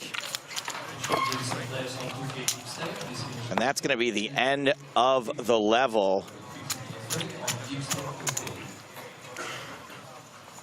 So 2 levels down today, 1 player down. So far, the only player to fall is Paul Adrian Canazio in the year of Romania, cashing for 97,450 euros. Everyone now guaranteed more than 100K. Couple of stacks definitely in the danger zone. Talbot and Pilhofer. Saud a little more comfortable than them. Gomez, Obara, Alterio with middling stacks. Kalev nipping at the heels, not really, with about half the chips as Sakuchi, who is more or less running away with this at the moment. We're taking our usual 15-minute break here from EPT Prague. But when we get back, more final table action. The goal is to play down to 4.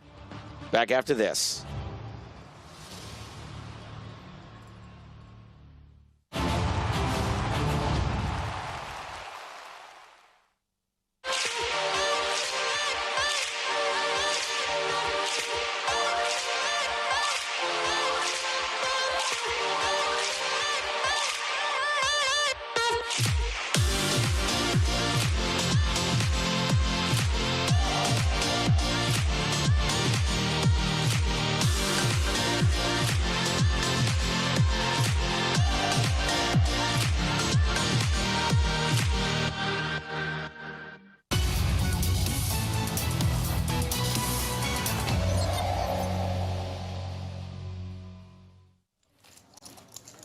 Okay, time to play a hand from Mr. Boatman's perspective. We're going to sweat with Barney now. Oh, good hand to start. The king-queen offsuit. He's going to raise. So he's raising 500, which means it's a raise to 800 chips. We're playing 150, 300. Been called by Not too Richard far Ashby. away from a regular raise size, James. And just the one caller. I think Ashby called out of the small blind. And it is a queen high flop with 2 clubs. What's not to like? Not a lot, really. Pretty good. Opponent calling in the small blind. I think in this era, we're going to see a lot of weaker queens. Some queen 9 suited, queen 10 suited, queen jack. Oh, hello. And we do get raised, which I think Barney will kind of like. I mean, queen 4 and queen 3 aren't calling pre-flop. You wouldn't have thought. Pocket 4s, pocket 3s, unlikely. Those weaker queens and flush draws are going to raise on the flop as well. So I think good decision by Barney to go all in. Barney's continuation bet was 1,000. Ashby check raised to 4,000, and Barney has now shoved. Yep, hand's certainly strong enough to go with it. I think Ashby would raise a hand like queen 10 or queen jack or queen 9. He's going to raise something like jack 10 of clubs on the flop as well, or 8, 9 of clubs, or some nut flush draws.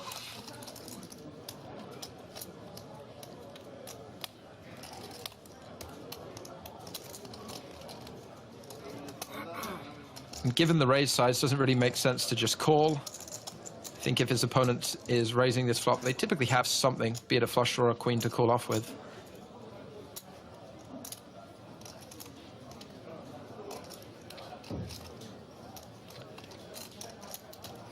We maybe even see a raise from something like pocket 8s here, James, that now hates life.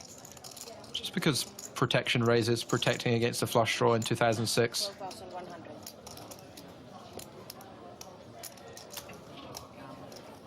Oh, Ashby's all in. He says, I'm going to gamble. Barney does not have a flush draw. He has top pair. Ashby, jack 10 of clubs, one of the hands you put him on, Spraggy. Yep. Does go with it, needs a club. Or a backdoor 2 pair of trips, picks up 8s. River card is a club. So Ashby gets there, doubles up through Barney Boatman, who will be left very short.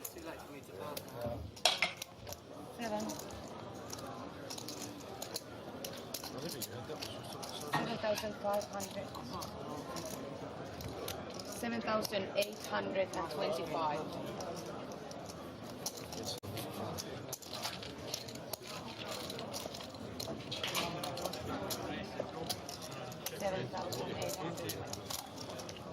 I think the hand there played fine by both parties. Ashby is going to get some folds by raising the flop from better hands. Let's say Boatman's betting an ace high, or even if he bets something like pocket 7s, it might fold occasionally, and jack 10's doing pretty well against it, even if it doesn't. Obviously, getting it in against the queen is pretty poor scenario, but he still had 30+%.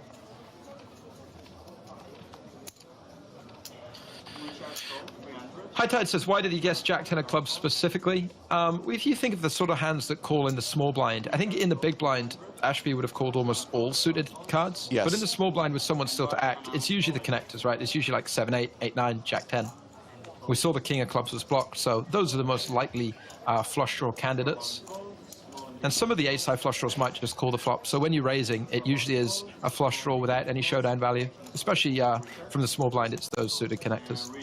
So Ashby opened with king, queen of diamonds. Barney Boatman now short stack moves all in with deuces. Ashby calls, and we are flipping. And it's a race that Barney Boatman needs to win if he is to continue in the EPT2 Grand Final in Monte Carlo. Queen, 5-3, all clubs. Top pair for Ashby. Flush draw for Boatman. It is a black turn, but it's no good. Will need to be a club or a deuce, or Boatman eliminated. It is the 4 of diamonds, and Barney is out.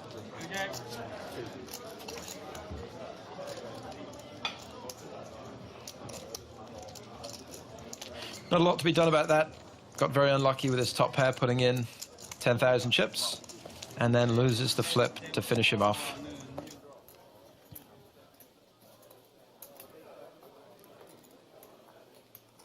Dirty stacks, not stacks of 20.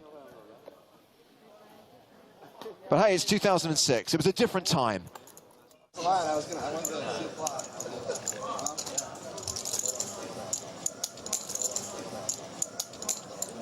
Jennifer Call.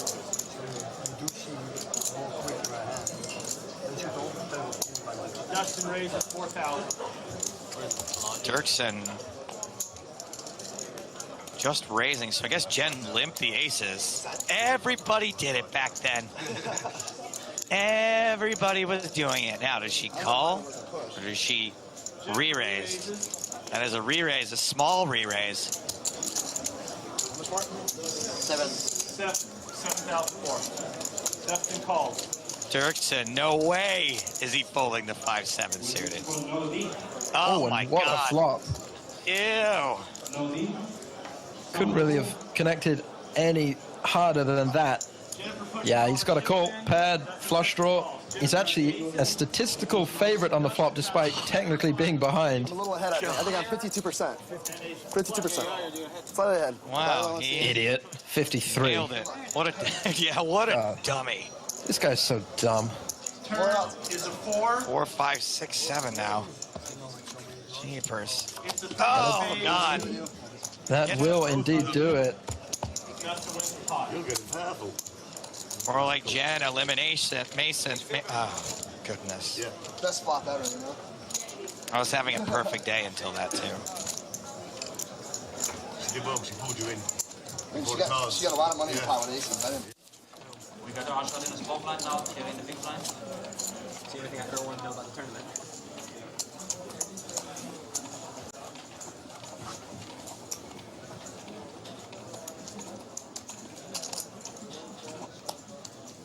Jeff Williams, once again, flexing those muscles. Jeff makes it 17,000. That seems like a big raise to me. There was 12,000 out there, and he made it 17,000 with ace jack. That just happened, right? Yep.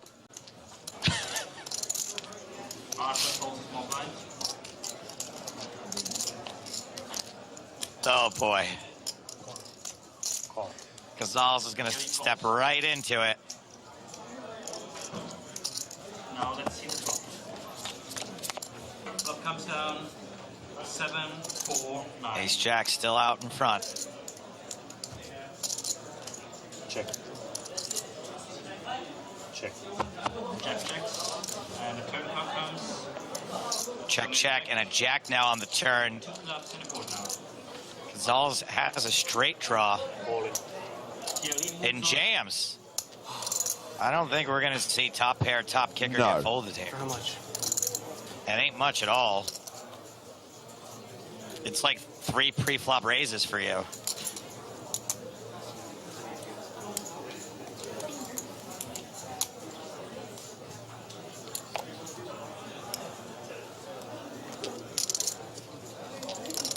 Why? Why are you going all in into a 40,000 pot?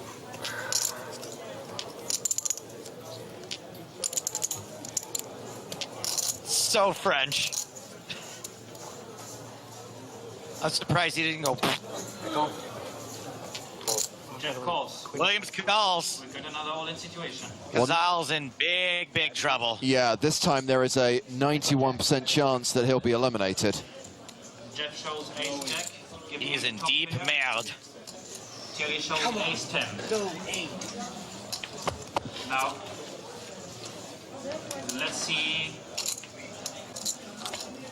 The river card is an 8. That's the straight for Gonzalez. Oh, I knew that couldn't have been Jeff Williams' girlfriend. Thierry hits a straight and stays in the turning. Doubles up again. Gross. Pretty gross.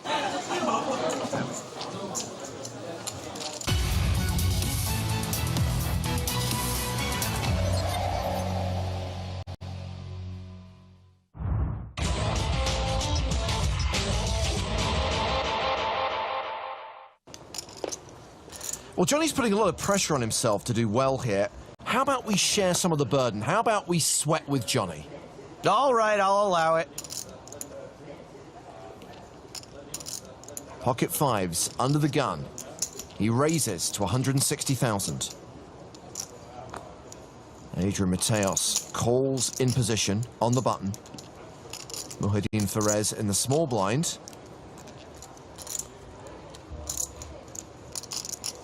Also calls. I don't need to be rude, but I'm not super worried about Ferez just calling out of the small blind. Hadi Al-Azma, our qualifier, is in the big blind. Yeah, it's fun. Everybody's in. You see, when you don't 3-bet, so much more. Now everybody can win. Set, please. Family pot.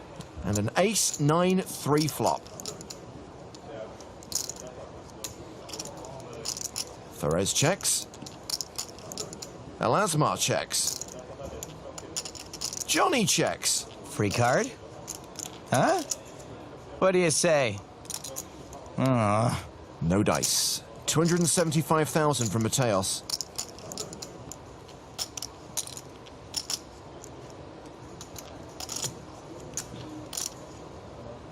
Ferez calls. Al-Azma folds. He completely missed the flop. So calling would be pretty weird here with a bet and call in front of us, and I know what I would do, but folding's never really been Johnny's thing. Remember, those black chips are 100K apiece. This is a check raise to 715,000. Aha, all right. See, now Johnny did raise under the gun, so he can rep an ace here pretty realistically. We're repping an ace. Action back on Mateos. He calls. Muhyiddin Ferez folds. He had a 9. Well, we got rid of one hand, and it was better than ours. So heads up to the turn.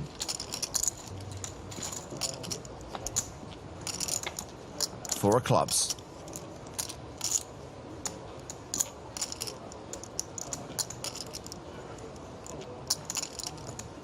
Having raised flop, Johnny checks the turn. We're definitely taking an interesting line. Usually we're supposed to keep betting there. So Mateos bets 650,000. Now this says to me that Adrian's not too worried about what we've got, but if he had a really big ace, maybe he would have 3-bet before the flop? No?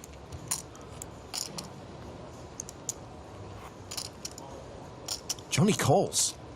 And this hand's going to the river. With nearly 3.7 million in the middle, Johnny only has 2 million behind. The ace of diamonds pairing the board.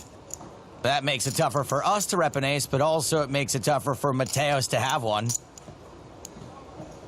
Johnny checks again.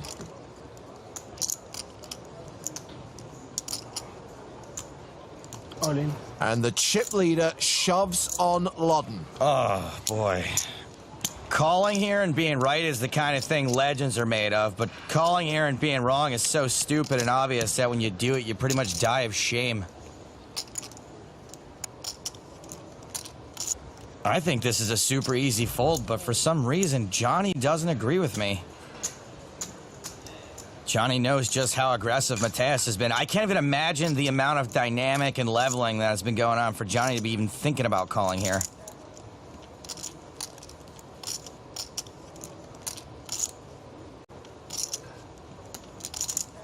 Clearly a tough decision for him.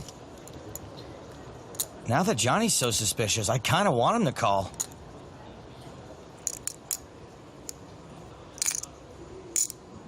Johnny folds.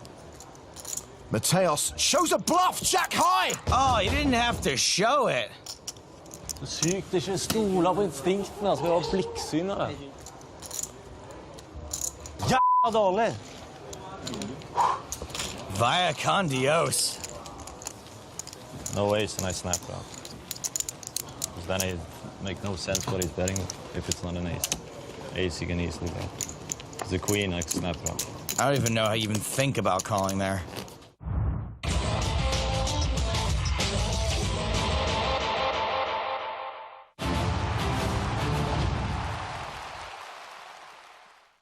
I don't want to blow my own trumpet, but I nailed Mateus's hand exactly, including the suit. Welcome back to the PokerStars European Poker Tour. We are in Prague for the final table of the main event. I should say the first half of the final table.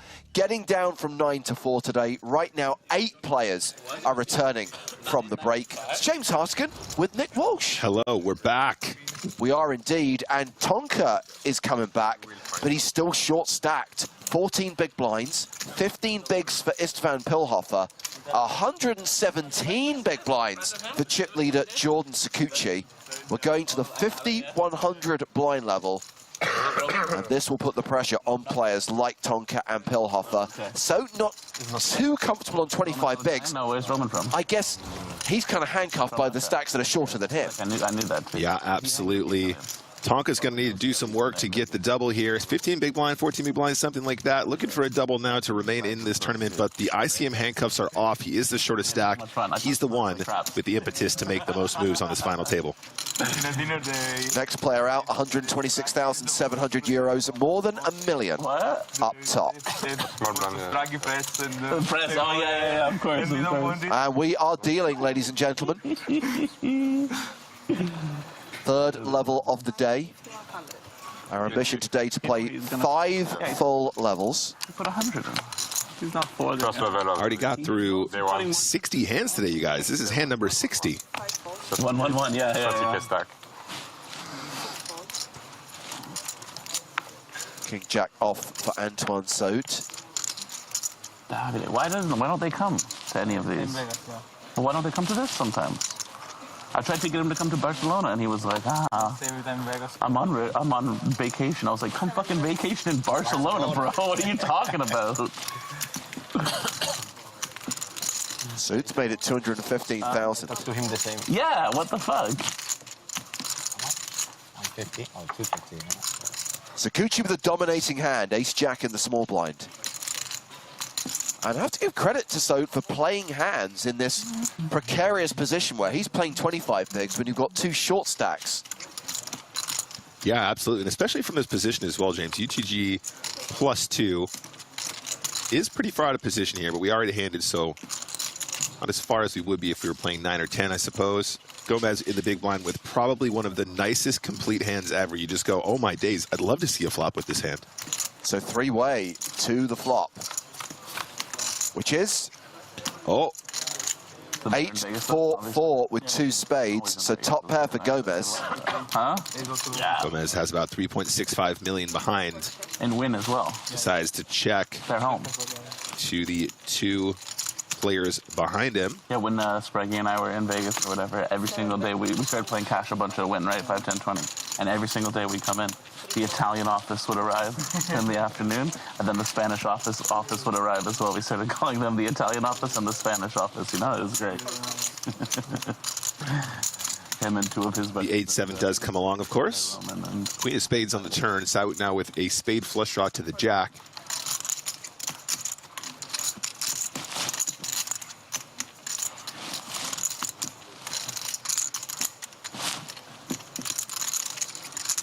Might decide just to take the card here, James. Doesn't want to get check raised by, you know, a random 4 or something like that. I think there's benefit in betting, though, as well. Of course, you can actually put additional pressure on some 8x, maybe some gut shots, maybe some straight draws like 6-7, like 5-6 that might have floated the flop against the smaller bets. And sure enough, it's enough to get the 8 to fold. Very well played from Saut, and up to 3.31 million. Antoine Saut has made the final table of the World Series of Poker main event 2 times. 3rd place finisher in 2009. That was worth $3.9 million. 5th place in 2017. That was worth $2 million. Like Javier Gomez, lives in London, although he is based in the Canary Wharf area. Not one of the residents of the Glory House.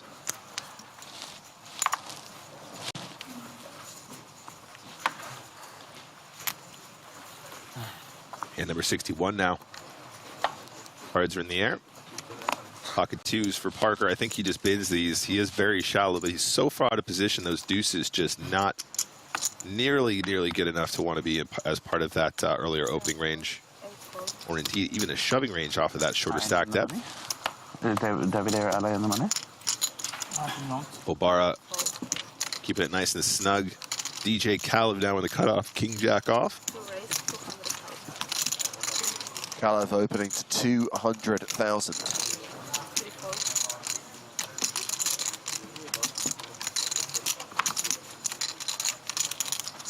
Round to the big blind. Delterio folds. Raise and take it for Kalev.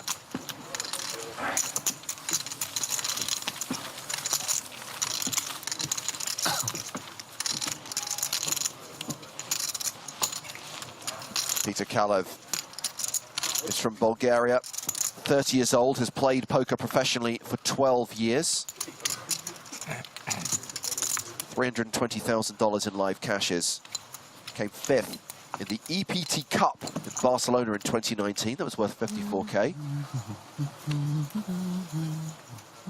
Qualified for this Prague main event via a €530 satellite. Feels good. Serious value.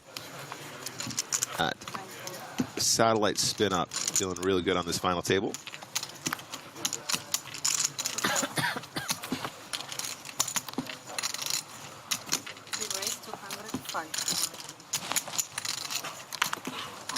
Gucci makes it 205,000 from the cutoff with that nice suited ace. Parker in a bit of a weird one. Jack 8 probably is going to be a defend for Chippy V, but for ICM, I think I like the adjustment just to fold. When you're that short, you just don't have the moves, James. You just don't have as many ways to win the pot. You don't have as much ammunition to try and take it down if you don't connect. So I really appreciate that tighter fold. Jordan Sakuchi now up to 117 big blinds.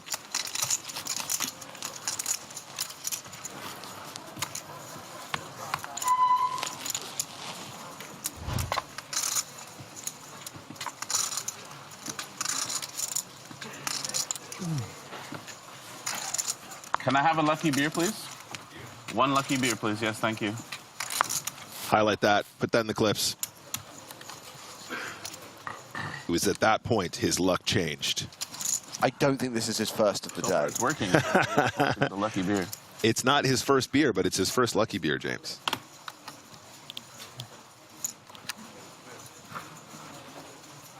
If he goes on to win it, that's definitely going to be part of the highlight. I love that. Bill Hoffer under the gun. Ace-10 off. Raisy Daisy. Delterio with ace-king on the button.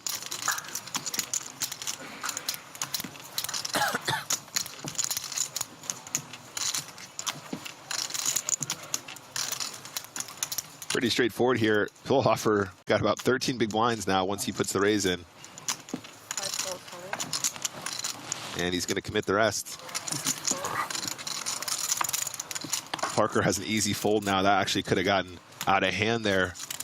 Button versus small blind, but the action means he can fold the ace-jack confidently. Delterio has a really, really ugly spot now, guys. He's got to know that ace-10 is going to be a close one here at this point, but he is one of the shortest stacks. If he thinks Delterio is capable of doing this with some smaller pocket pairs, and obviously he's going to be flipping, I just don't know, James. I don't know if Delterio would be just shoving like fives here or something like that, right, with players back behind. It feels like it's just going to be a lot of stronger stuff that he's not going to want to see. Jacks plus, probably, definitely ace-king part of this range, of course.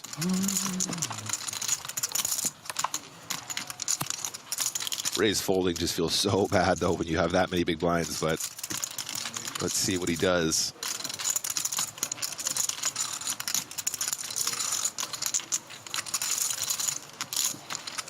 Yeah, if I put my marketing hat here on, Nick, I really need Pillhofer to fold this. Obviously, I am pursuing the idea of the Pillhofer Squishmallows. Yep. The reality is, if he wins EPT Prague, we're going to sell so much more in a higher price. Whereas if you have like a squishy of a 8th place finisher in an EPT, it doesn't really quite have the same selling value. Right, absolutely. Luigi Delterio there stacking up chips, 56 big blinds now. Huh? No, not me. Oh,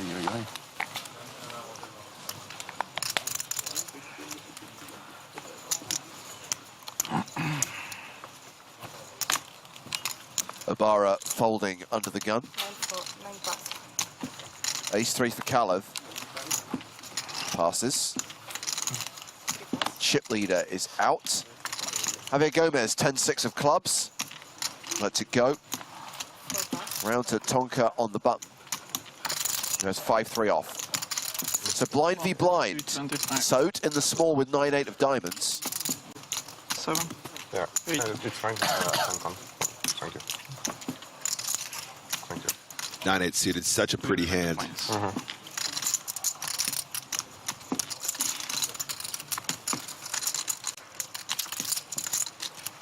Honestly, might be tempted just to ship this. Yeah. This seems like one of those combos you shove when you, as you get shorter. He's going to make the move. Okay, Pilhofer. It's not going to do it. No. Jack. Should have started with the jack. Should have started with the jack. If you guys are unfamiliar with these blind v blind spots are really important to learn. A lot of these sort of suited connector, 9-8 suited, 8-7 suited, 6-5 suited become shoves the shorter you get blind v blind. They're actually exceedingly good hands to shove as we get shallower because we enforce maximum folds. We risk maximum chips, therefore we maximize our folds. And when we do get looked up, even by hands like Ace King, Ace Queen, Ace Jack, that kind of thing, we still have decent equity with 2 live cards and some straighting flushing potential. Hands like 8-7 suited are also some of the best combinations to have against aces. They're notorious ace crackers in terms of pre-flop equity. Against queens, double up. Very good. Queens is good too, yeah, I take queens. Fuck, I even take jack. Pretty sure you take 10s, 9s. No, that's too much.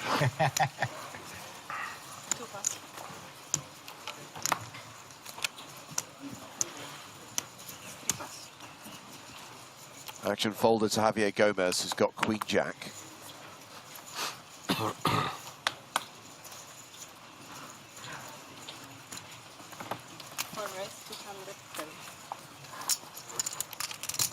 The raise is to 210,000.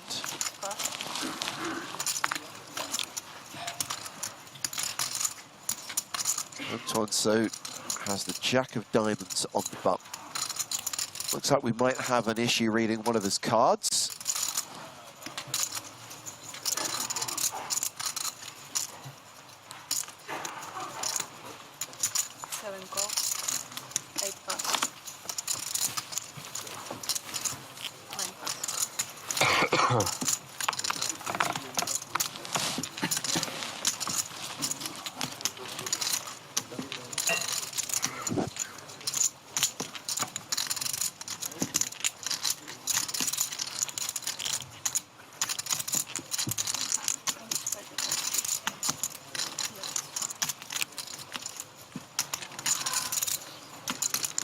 Hard to nose ahead, only knowing one of Soat's cards.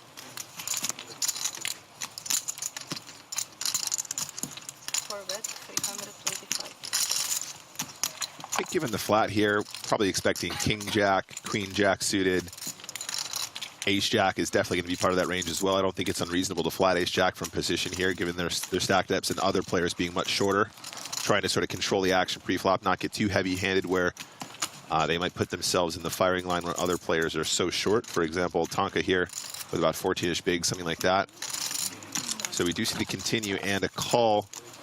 So immediately probably looking at more sort of high card combinations. Just trying to think, I mean, pocket jacks wouldn't be the craziest thing in the world, but obviously not that many left in the deck here. As Gomez picks up the up and down straight draw on the turn, might be enough incentive for him to continue barreling here at this point, but there's already quite a lot in the middle. 1.32 million, and the effective stack here is about 2.78, so it's getting low real quick. 650. 650,000. He announces. So something around half pot, a little bit less than half pot on the turn.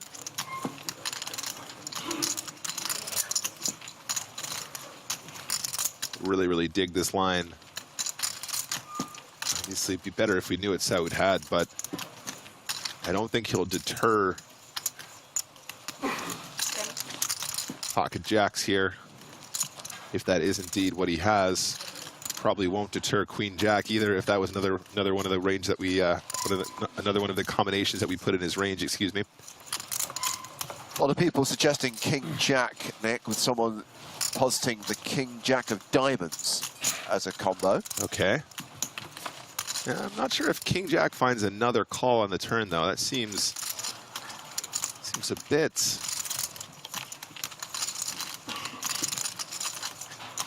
ambitious.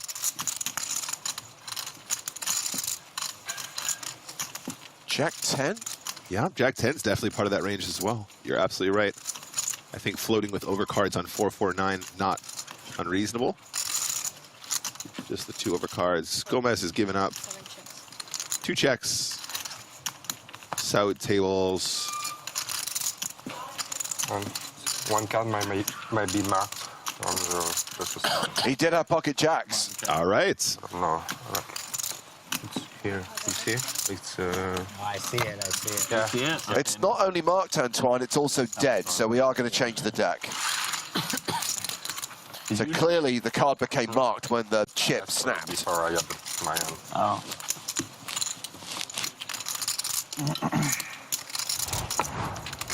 All right, let's take a look at the chip counts here, guys. Sakuchi still our chip leader, 11.76 million. Pilhofer now the shortest, just behind our very own Parker Tonka Talbot with 1.25 mil.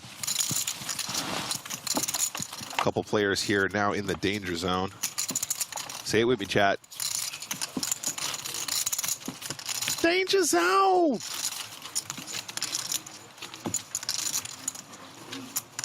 A couple shirties looking to spin up. Need to keep an eye on those as well if you're one of the mid stacks. Lots of opportunity to ladder, and those ladders are very, very significant here now.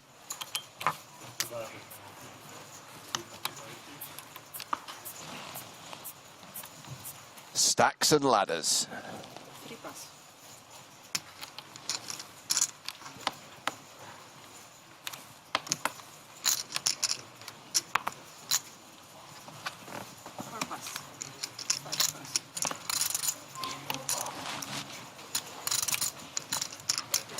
Tonka trying to find 2 good cards. Throws the King 9 away.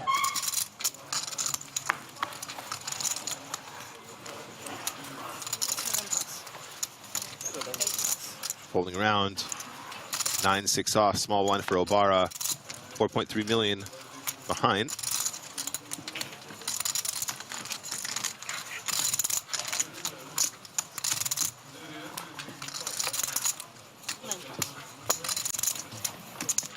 Not a walk for Kalev? Little walk for DJ Kalev. You know, King 5 off, though. You never get a walk. They do walk each other. Yeah, why don't they walk me? I don't know. You know, looking at those blind v blind spots, James. King 5 actually is one of those ones we like to sneak in there as like a 3-bet bluff kind of situation once in a while. We certainly raise that a lot versus limps as well if we see our opponent limping too frequently or we want to build a pot in an absolute position against some more passive play from the small blind. So might have done himself a favor by just letting go of the 9-6 there. Good observation from Delta Neutral on YouTube. The bottom 3 combined don't even have 40% of Sarkuchi's stack. Yeah, I was thinking the same about South, but he jammed on me.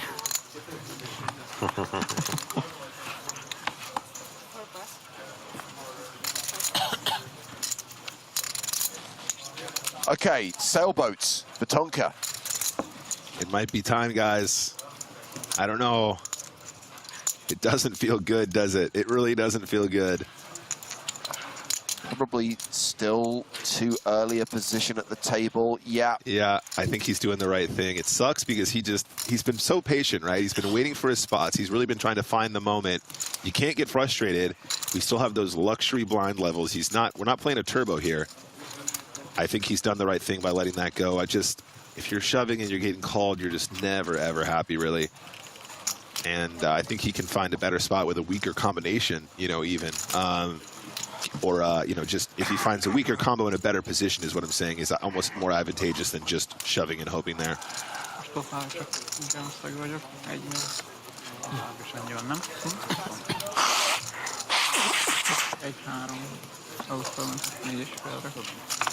Sakuchi defending his big blind with Jack 7. Wow. This is definitely a little bit wider for Sakuchi so far. 10-10 deuce on the flop. Jack high is still ahead. Yeah. Elég sok autón voltam. Van. Most amikor visszajammel nekem. 15 BB-ből nyitott. Interesting what he did there, James. Kind of did one of those, am I betting, am I not betting kind of moves. 15-20 percent. I think Obara is not going to be deterred by that. Very infrequently do we see that sincerely being a consideration to donk. Dobjam el? Nem dobhatom el valahogy. And a bet to take it.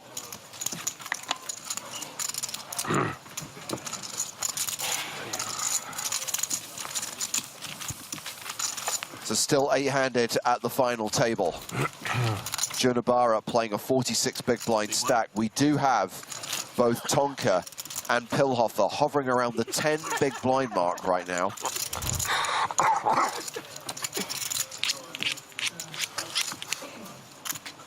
Wow. Filmception.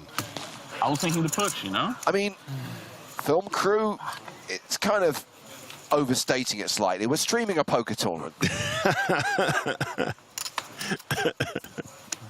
You want to think you're working on Avatar? Knock yourself out.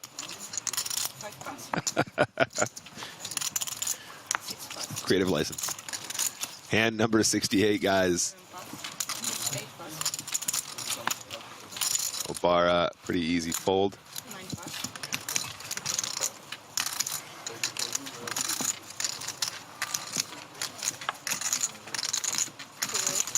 Kalev opens on the button with King Queen. 6 deuce of clubs for Sakuchi in the small.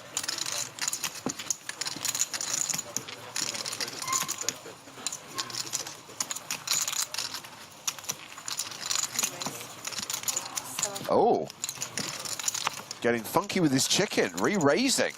Hello. And I kind of feel there's no real need for Kalev to start 4-betting here, Nick. He can comfortably call with King Queen suited on the button. Sorry, was it Sakuchi that 3-bet though? Yeah. Button raise, small blind 3-bet. Wow. Hence my surprise and expression of him being funky with his chicken. Yeah, that's a very interesting combination selection for a 3-bet here from Sakuchi. Playing bigger pots. Trying to apply pressure to one of the other big stacks. Oh, wow. The flop is 6 high with 2 spades. DJ Kalev now 2 overcards and the spades to go with them. Very, very nice flop for the King Queen of spades, of course. So top pair versus 2 overs and a flush draw. Practically a coin flip post flop. And Sakuchi continuing into a pot of 1.6 million. He bets 550,000.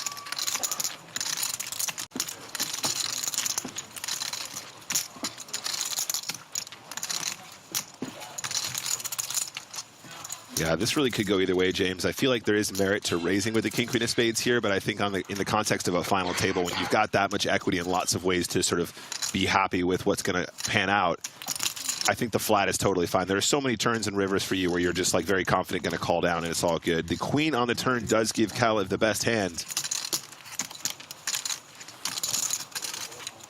That's one of them. That Queen is very, very clean.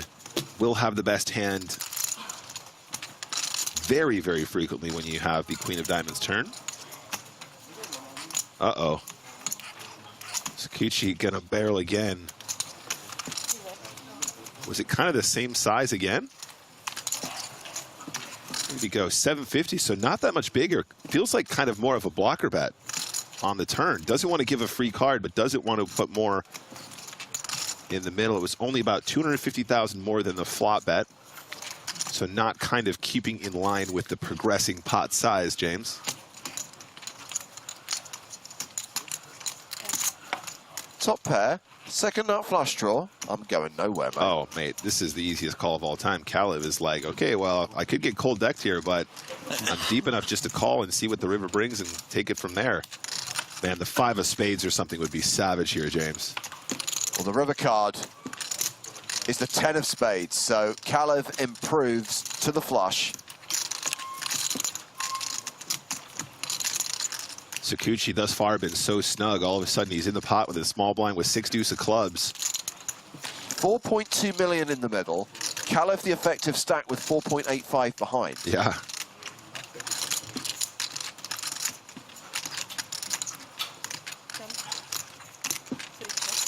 And Sakuchi hands Kalev the keys to the Lambo. Wow, such an important river for Kalev here. I mean, I know Sakuchi's only got a 6, but that's not to say that he couldn't have something much stronger here. So now Kalev really has to weigh up whether or not he tries to go for all the chips or a smaller bet, or what is going to maximize his returns based on the street action thus far.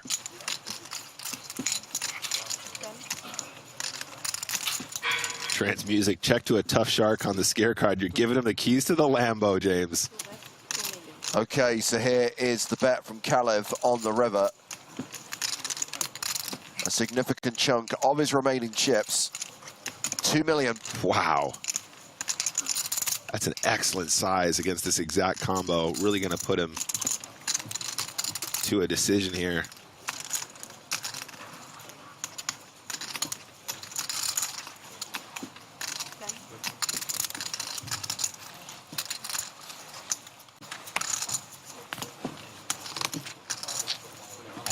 Sakuchi folds. Kalev wins a huge pot and will close the distance. In fact, has Kalev overtaken Sakuchi on the leaderboard? Oh, yeah. 9 million, 90 big blinds.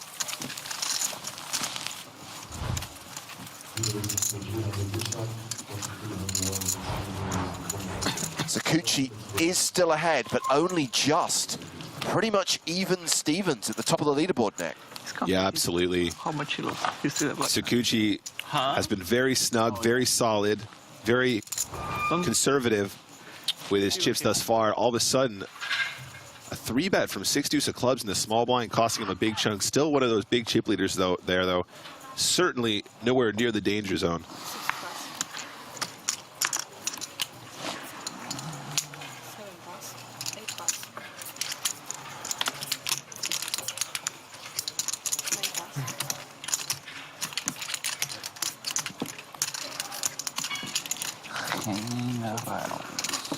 Sakuchi back in action, pocket sixes on the button.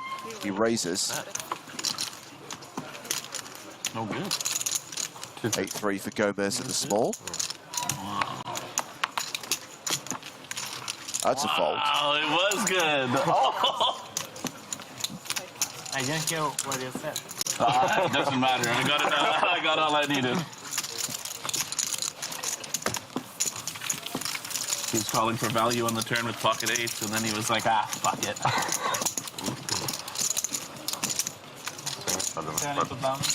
10-8 of diamonds? 7-8 of diamonds? Okay.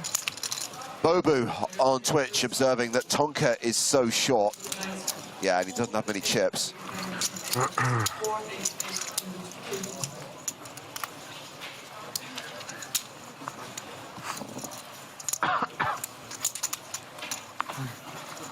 Nice hand anyways, sir. Big pot. One day I hope to be able to win one of those. 7 bucks, 8 bucks. Tonka really needs to find a hand at some point. James been so card dead at this final, just patiently waiting. Oh, okay. Hijack, 4-3 of spades, doesn't want some. Cut off now for Sakuchi. Min raise, I like it a lot. Queen 8 of spades, very playable hand from that position, especially with Gomez having 1.94 to your left. You get through him a lot with those raises. Yeah, just the nada. Just the nada for Parker. You know, once he gets that short as well, James, there's so many combos that can rejam at that point.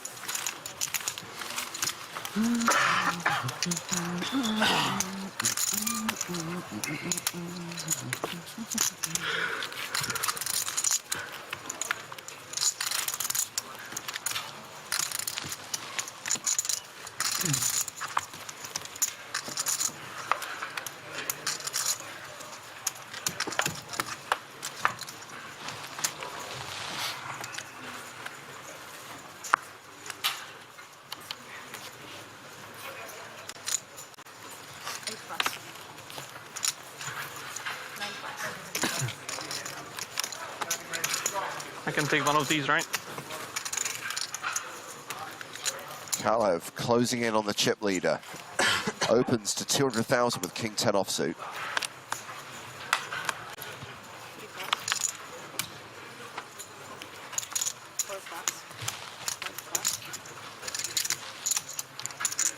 Ace-9 for Parker Talbot in the small blind.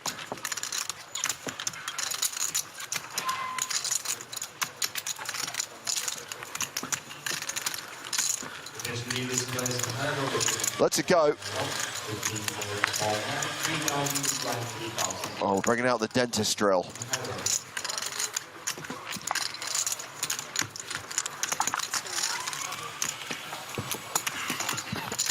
Drill into that fresh nerve unless you can tell me that it's safe.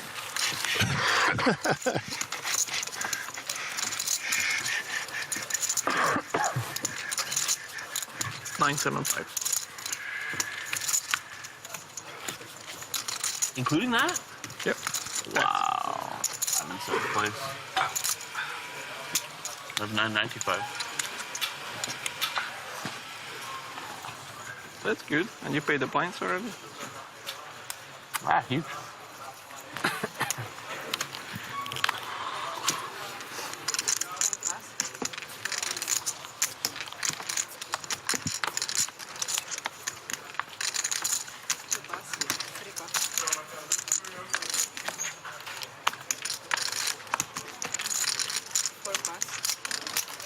Okay, King 9 for Delterio in the cutoff. You found it.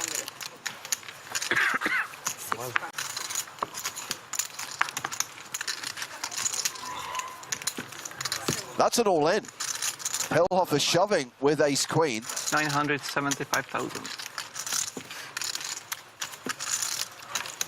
9.75 big blind. Less than 10. Doing the math for him. You have to call. Does he? The opportunity. The pay jump. Tonka would love it. I love the speech play. You have at least 30%. What is that, an extra 40? 60, 160? He does call. Oh, wow. Or I folded 2 clubs, though. So Hillhofer is at risk, but ahead right now. Thanks. As Dama. Nah, ace queen's really strong. King 9. Which one are you cheering for? Huh? I'm cheering for king 9 for sure, but I know ace queen is gonna win. You know. But I'm happy. I'm happy to cheer for my friend too. That's fine. I'm okay with it. Such a kind soul. I think again too. I like you, but you know. That's all right. Oh, you think the king 9's gonna win, huh? Damn. 60-40. I feel like it's gonna be super boring too. Delterio with live cards. Dead. Yeah. Looking good for Hillhofer. Ace high flop, all spades. Huh? James, when you've got ace queen with the queen of spades, I feel like that's probably up there in terms of like a decent flop. 4 out total. Could be over on the turn. 3.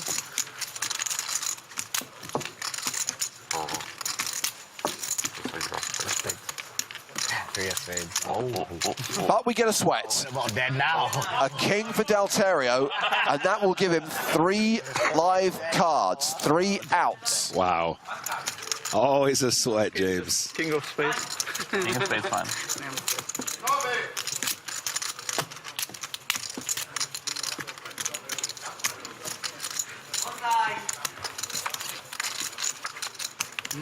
Safe River. Get your orders in for your Hillhofer squishies as he doubles up through Delterio to over 2 million, leaving Tonka as the clear short stack at this 8-handed final table. Make it a million. Get it in good and hold. Wow. Nice hand, sir. Nice hand. Come on, man. Bust. James, I think that means that Tonka will be our shortest stack now. Oh, yeah. By a decent margin. Why do you need It was close before. 8 more of these. Isfan now get the full double. Meanwhile, Delterio has dropped down to 4.3 million. That's about the average right now, by the way. Yes.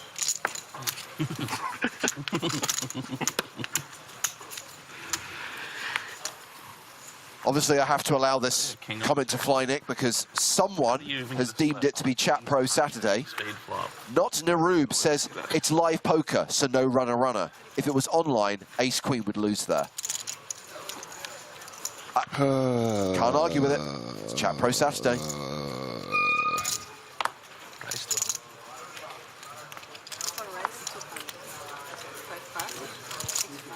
Runner just isn't a thing live, you guys. Just isn't a thing. It just never happens.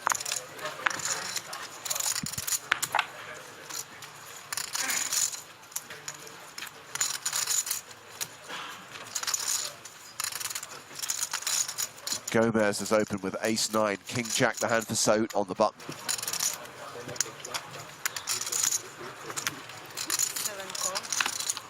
He's going to play him like he played those jacks.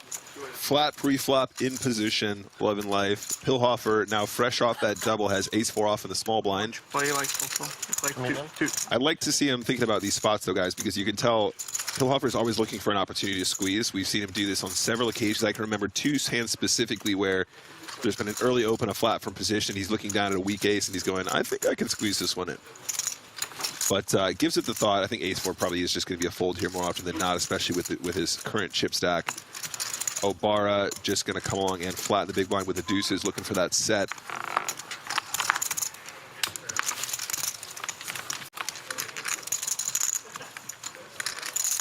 Jack 8-7.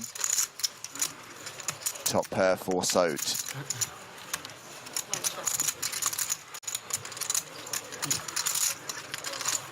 If you were paying attention during one of our breaks earlier on, you would have seen a flashback to EPT Deauville 2006, where a young, skinny Lex Veldhuis was on the rail of the final table. Yes. And now we have Lex watching the stream in the chat, wishing Tonka good luck.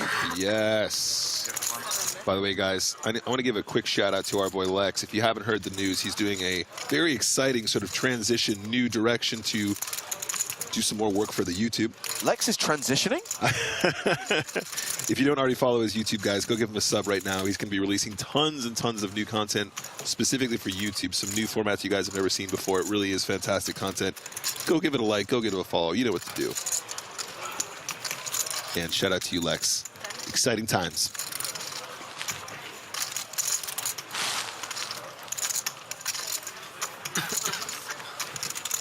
Need to get Lex back on tour. Want to be commentating on you on a proper final table, Lex, not some charity event in Milton Keynes.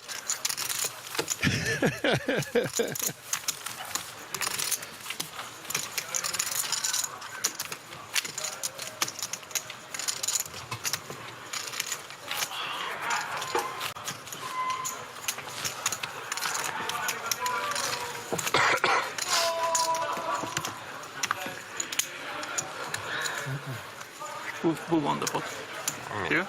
Nice. He bet. And number 74. Like he was a short stack. Just the one elimination so far today. Yeah, we did. You didn't for the king queen. No, why? My other option was to just rip it. Free flop.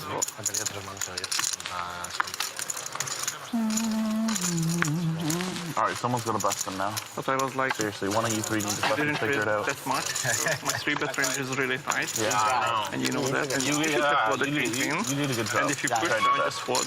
Because if you have queens, kings, safe. You like taking what? They 2 walks in a row for this guy? That's good, huh? Or maybe my 3-bet was really small. I should have been. I folded ace, jack again to your open. Very chatty table today. Love it. Yeah, one conversation, guys. One conversation. You don't understand? No, I'm joking. I know you didn't have that. I had close to ace jack though this time. Did you have a good one? Did you call me? I think you said he had ace king. When you raised there and king, you had again? No. When we get back from break just now, and I had 1.2 million. Too many good hands. Give me the pass.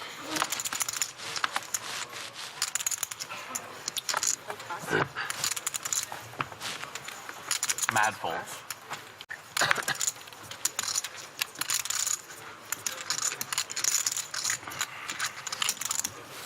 Dan, I would love to answer your question, but I genuinely am not 100% sure what you're asking. Is there a buy-in for tournaments like this, or only by placement? Oh, for example, is it like you have to have achieved something in kind of like ranking points to get? No, got it. No, it's open. As long as you've got 5,000 euros, you can play. Yep.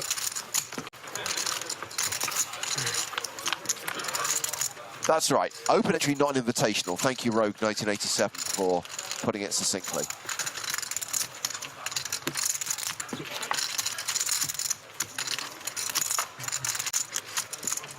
I mean, if it was invitational only, you really think Tonka would be here?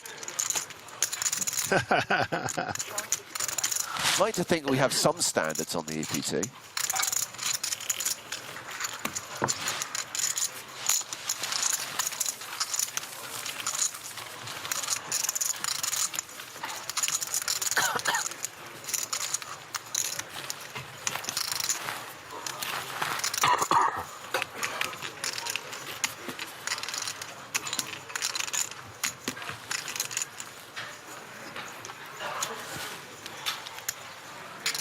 All right, guys, hand number 76.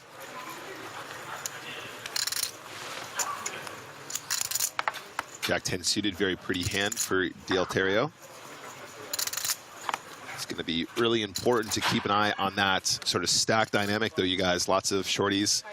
Del Terrio certainly wanting to see some of the shorter stacks bust to find those ladders.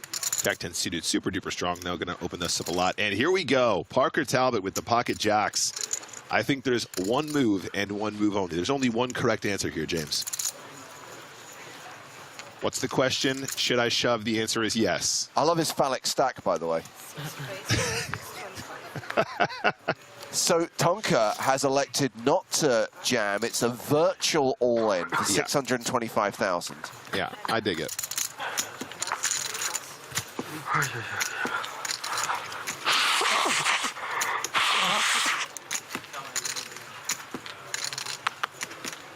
Gomez 8 deuce off of the big blind. So for the second time, Del Terrio in one of those situations where it's not that much more to call. It was kind of similar to the King 9 suited situation, James. 995 total.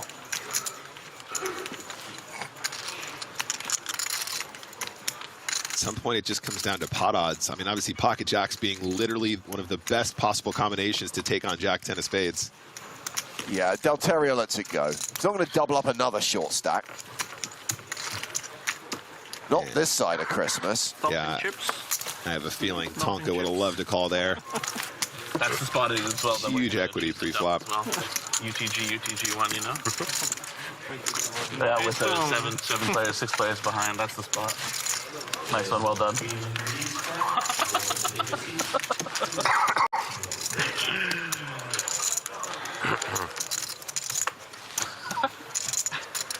You're an idiot, buddy, all right? That was a really tight trade to UTG.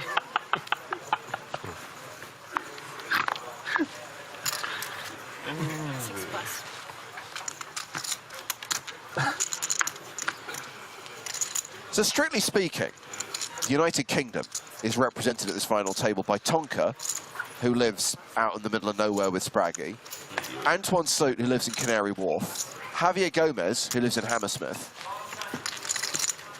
We're doing all right. I mean, Spraggy's part of the Commonwealth at the very least.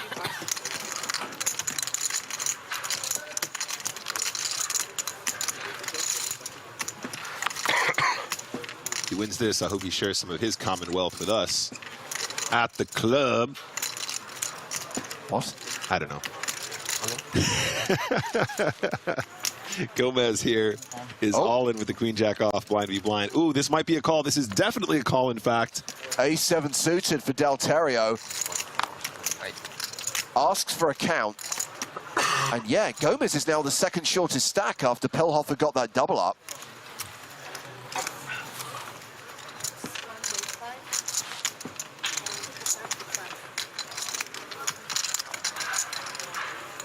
Small blind versus big blind, 15 bigs. And Del Terrio is considering making this call. I don't know, James, he's got a call here. is way too strong to fold blind v blind. Doesn't look happy about it, but makes the single chip call, putting Javier Gomez at risk. And Gomez is behind.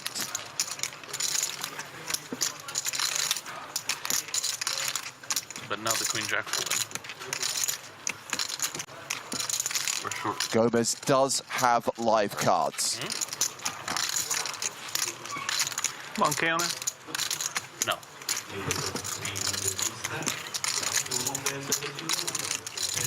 Tonka definitely pulling for the ace-7 here.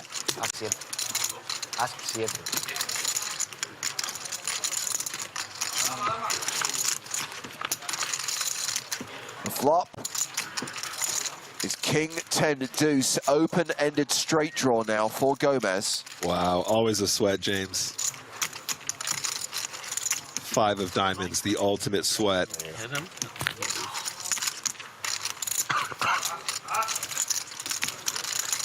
I like to say the ass. 5 of diamonds. Didn't it? Huh? 5 of diamonds. Somebody else calling for the 5 of diamonds. Instead, it's the 8 of hearts. So Gomez looking for an ace, queen, jack, or 9 on the river. So many outs, but is it too many outs, James, for Gomez?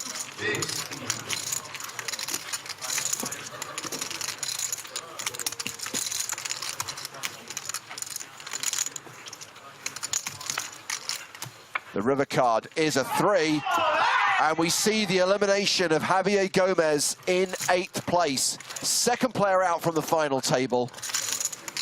Good page bump. And that is the just shy of a $30,000 pay jump for all the other players at the table.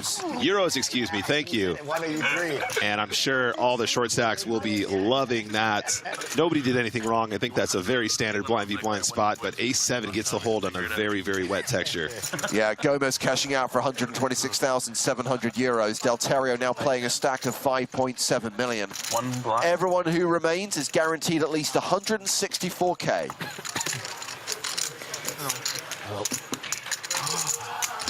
Fuck, I'm rich again.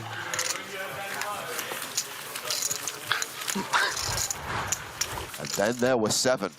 Tonka remains the short stack at the table with 14 bigs. Pilhofer playing 20 bigs. Sakuchi and Kalev pretty much tied for the chip lead. Big hold, strong hold. Deltario back up to 5.7 mil. I was cheering for you, don't worry. That is strong. All right, let's get this walk. You had a couple of big fights against him, right? Even in the... They did?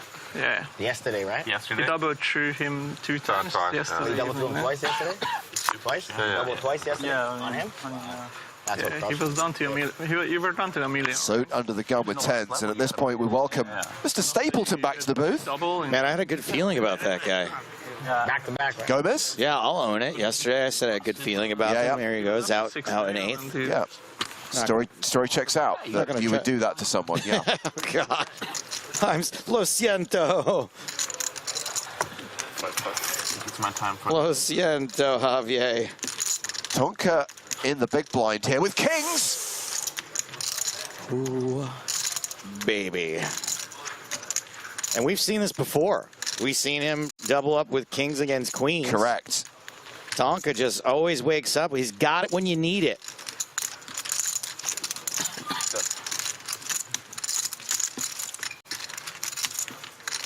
$5-10. And doesn't go all in. Yeah, again, commits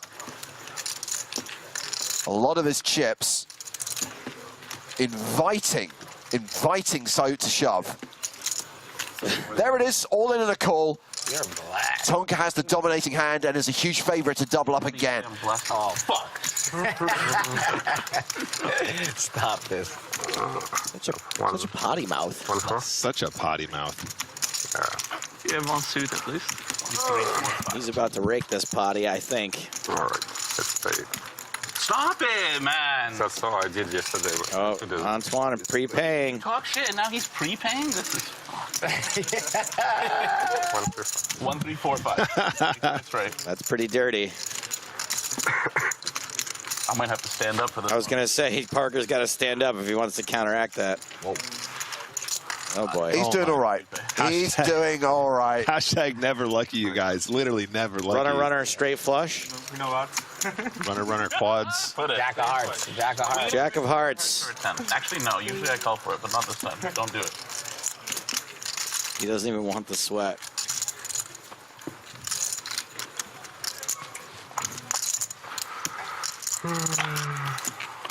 Oh! It is the Jack of Hearts. Not like this. What? Not like this. Is it live? Actually, I folded it. Oh my goodness. Keep drinking that lucky beer. Spoiler alert, the Queen of Hearts is live. Oh, let's go. Don't do it. Don't do it. Then I really hate you. One card in the deck for Tonka to fade. Running Queen Jack of Hearts with the fucking prepay. You're a I did one River card. a long time ago.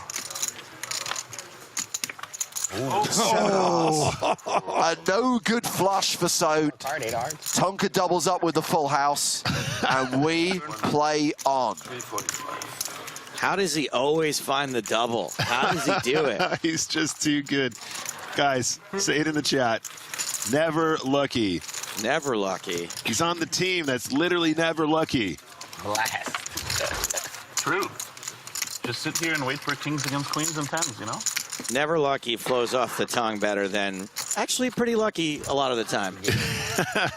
Easy game. Team frequently lucky. Fairly lucky. Yeah, I've done the hard part. Did you have $1 million? How much do you have? Ben? 1.3. Oh, 1.3. Nice. Zakat says that beer was clearly a game changer. What did I say, you guys? He asked for the lucky beer. Ever since then, it's been on the up and up. Lucky beer is only. I didn't know you could just request a lucky beer like that, Joe. I need to remember that trick. Oh, you can.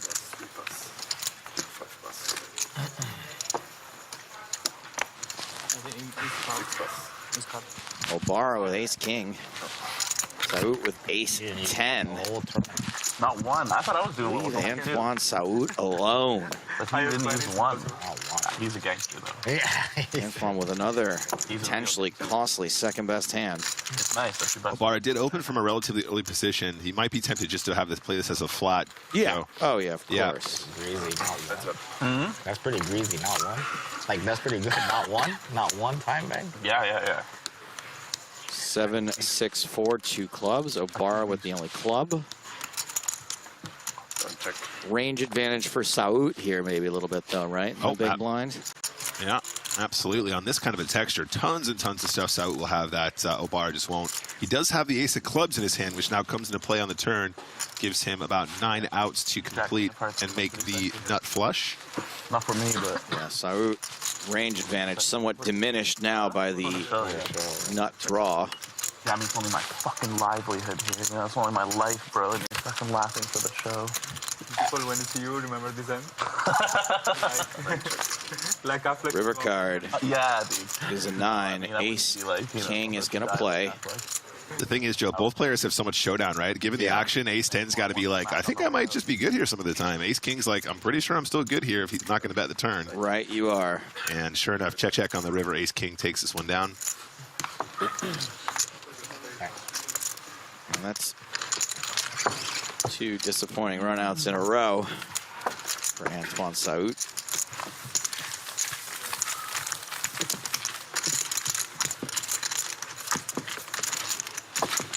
So it's taken us almost three full levels to lose 2 players.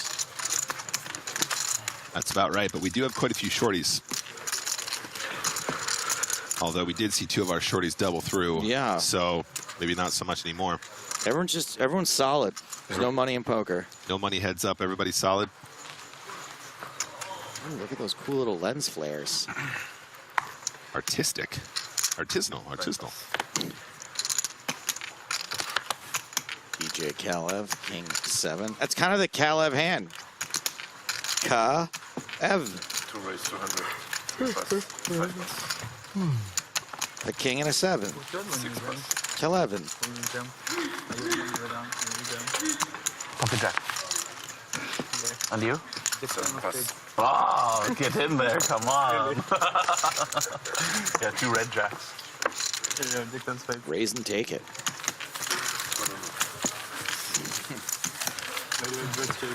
Very bad shape, yes. You win this one though, so good fold. Thank you. This is 987.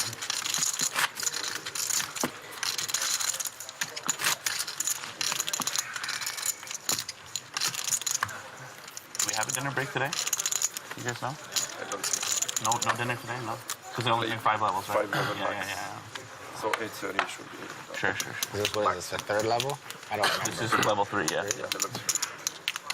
So we including the 5 Yeah, level? surely. If they're not doing dinner break, then they have to include it for sure. There's no way we're playing 5, almost 6 levels without a dinner break. They wouldn't do that. Action folds to Luigi with pocket jacks. Ontario, 56.7 big blinds to start the hand. Hashtag human calculator. Human calculator is charged up and ready to go. Don't cover my solar panels. Bar in the big blind, king queen off does make the call. If you turn me upside down, I'll spell boobs. King high flop immediately. Putting these jacks to bed. Check to the pre-flop raiser, who is going to attempt a continuation bet. 5 bet 160. 160. 1.6 big blinds.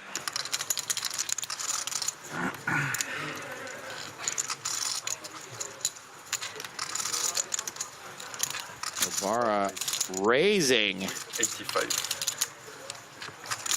Yeah, you definitely want to have some check raises on these boards, and some of them have to be top pairs. And some of them have to be bluffs? Yeah, right, exactly. So if you do want to check raise, you know, hands like 4-3 here, maybe hands like ace-3 here. Deltario Now getting sticky with not much equity. Prague, whatever, for 160. Yeah, you do want to check raise some of your top pairs, and of course you'll probably do that with the ones where you have the best kickers, where you might have your opponent kick like king 10, king 9 suited, that kind of a thing. It's actually not the worst turn in the world for Obar just to continue. It is relatively clean. I don't expect Deltario to have that many 5x combos here from that position. The hijack isn't going to open a ton of 5x. 25% or something. You know, the button will have like 5-6 suited. It'll have like 4-5 suited. That hijack position, not nearly as much of those combos. Check, check. Oh my goodness. Yeah. Deltario spikes the boat on the river. And Obarra is probably going to value bet this. Yeah, especially with the Queen of Clubs blocker. This is going to sting. Obarra going to lose at least another 430,000. Didn't get scared by my small raise. Man, Can Deltario induce a call? Yeah, just double check that full house, buddy. I think you go really big here, Joe. You're not blocking the clubs. Your opponent can have the flushes. They can have the 5x sometimes. They can have hands like king 5 even, you know, that they check raise with and then check the turn, that kind of a thing. They can have the king X. I think you just go big and hope he's got one of the big boys and get max. That is big. 2.1 million. It's huge, Joe. I love to see it. Absolutely love to see it. Obarra hasn't snap folded. Obarra definitely has a hand he can hero call with here, right?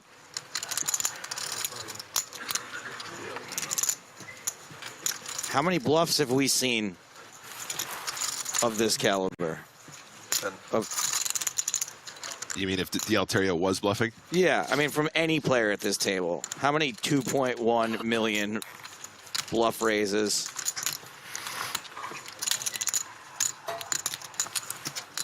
I mean, I will just note that Obarra has been quite sticky in these situations Really? previously. Okay. Yeah, we've seen him being very, very willing to call on rivers with much weaker hands than this. Although I will say this is a much larger raise than he was facing previously.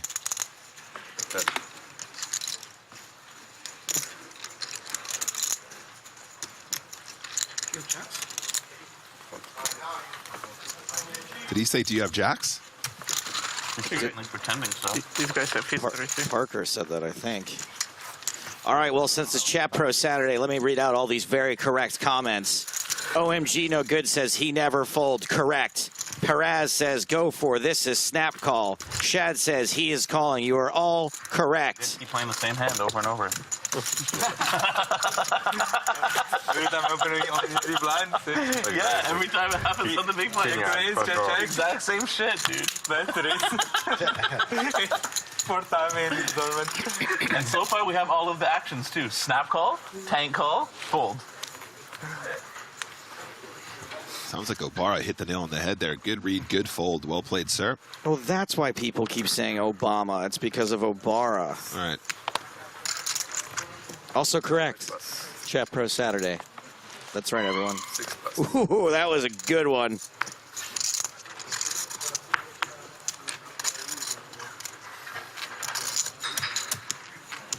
Ace King for Saud. 7 raise, 215. 8 pass, 9 pass.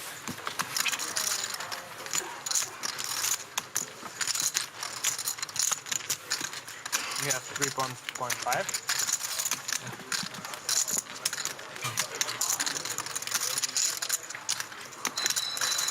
What's the raise? How many? 2,215. Kalev.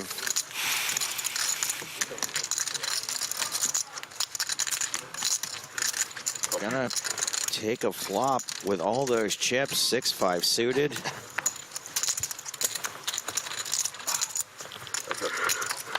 Yeah, really pretty hand just to call on the big blind to see a flop. And does flop bottom pair, which is quite good. But what do you on this Queen 8-5 board. Couple back doors as well. Under the gun when I jam jack. King jack 3 probably call. Yeah, That's 200. I was happy to see a fold. So continuing for 200,000.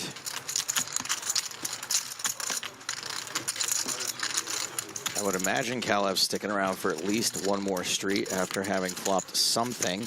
Yep. That's pretty standard. Do you live in Italy then? You know Davide from Italy? Yeah. Yeah. What? You know David, you live in Italy? Yeah, no, I live in Malta. In Malta, okay. DJ Kalev to the turn. No, I live in Italy. They live in Italy, right? Yeah. Deuce of diamonds. Oh, in Vegas. Okay. Or around. Okay. Come in Malta sometimes. Okay.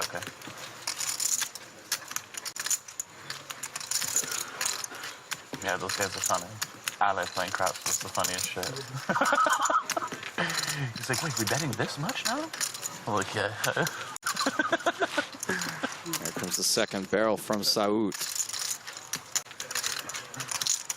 Bet. 535. And that one went up a little bit. Much bigger percentage of the pot gets rid of the pair of Kalev. And Saud making up some of those losses from doubling up Tonka. Man, he is just so good. Really knows how to size those bets appropriately. Doesn't seem to make any mistakes. Welcome Marls TV to the Twitch chat, showing her support for Tonka P. What's up, Marls? I think Marley made day 4 of another big event happening in Vegas. Congrats, Marley. Nice work.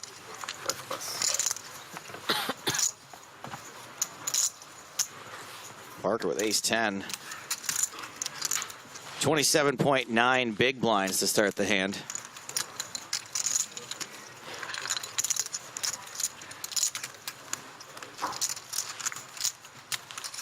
Six ways, 240.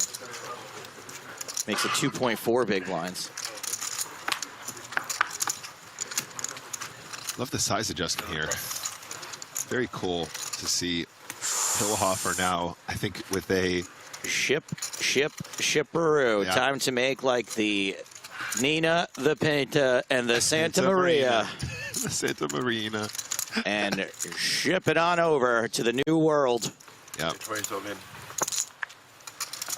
9 pass. Obara ditches the fours. Khaled's out. Sakuchi folds, and Parker surrenders. I had Broadway. Broadway. Broadway. 10. You had fucking A7 suited. You sit through. Well done. Flip. Huh? Flip. Nice.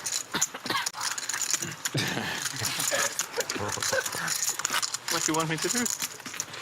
Call, see a flop. Fuck it. Sure.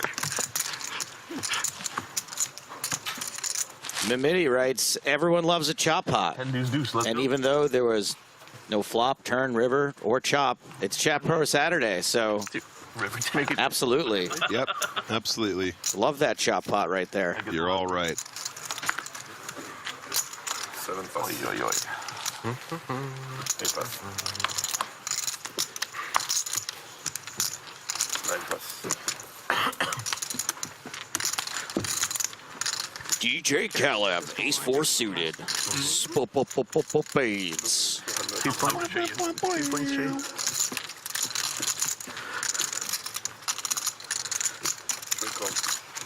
One of this time I'm gonna wake up something with a big blind. Fucking same, dude. Well, Sakuchi playing those sixes slow here in the small blind. I like it a lot. 2 of the big sacks. Don't want to be 3-betting this and go into war. And Delterio getting a great price to call a Jack-8 suited.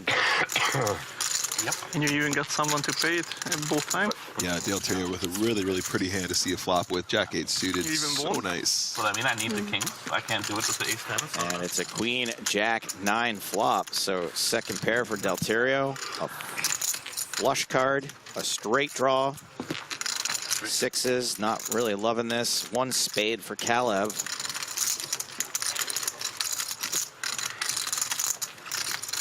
DJ Kalev. C-bet. Check back. C-bet. 2 bets, 225. 3 pass. Nice and small.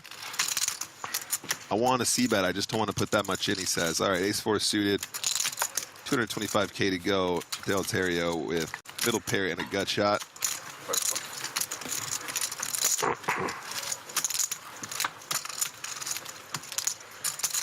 And it does make the call. 9 of clubs on the turn now.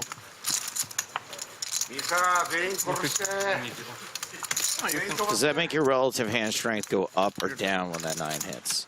It's a great question. I think probably up, but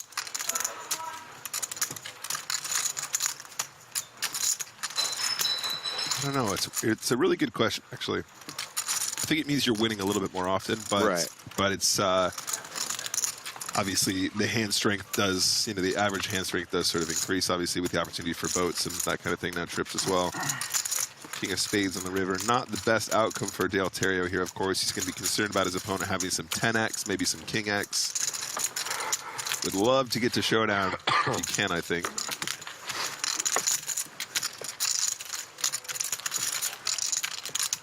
Kalev would have liked to see that second spade a little earlier.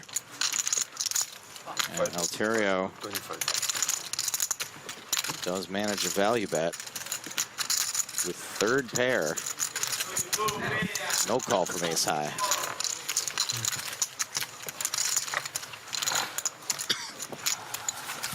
With the marathon final table here, I am really glad that we're breaking this up over 2 days.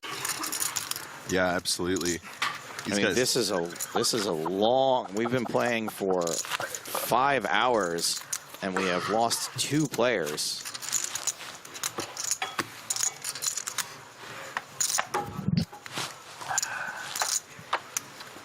Average 45 big blinds right now.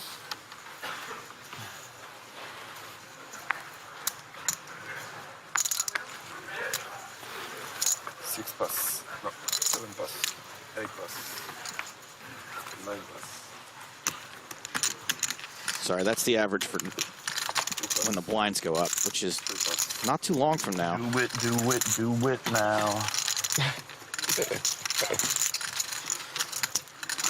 course, if we lose a player, that changes. That statistic, but does indeed. You're right, Joe. Play has been very, very solid. Everyone's here to go all the way. Pretty solid, and every time there's been a cooler, it's been in favor of the short stack. Love to see that Talbot, that Tonka double. Where it's going, buddy? Where it's going. Talbot, Delterio. King, queen, queen, 2 hearts. And pretty hard to miss this hard for 2 players. Yeah, given the pre-flop action, I think Delterio basically always just bets the flop small. Tonka's actually got one of those weird hands in a blind v blind spot where 10 high will just be winning a bunch, but without a heart in his hand, might be tempted just to Not fold. Tonka. No, he's too good. I appreciate it though. Just raises. I really like this from Tonka. I think he knows exactly what's up in this situation. This is a board where your opponent is going to just bet this flop 100% basically. Tonk, get tonk, get tonk, get tonk, get tonk. What a boss. Oh my goodness, Delterio floats. Hello. Is it called a float if you call the raise? Stations at least. Ace on the turn. Wow, weewa. Delterio Checks. is just like, I don't believe you. I don't think you have anything here. Checks to Tonka.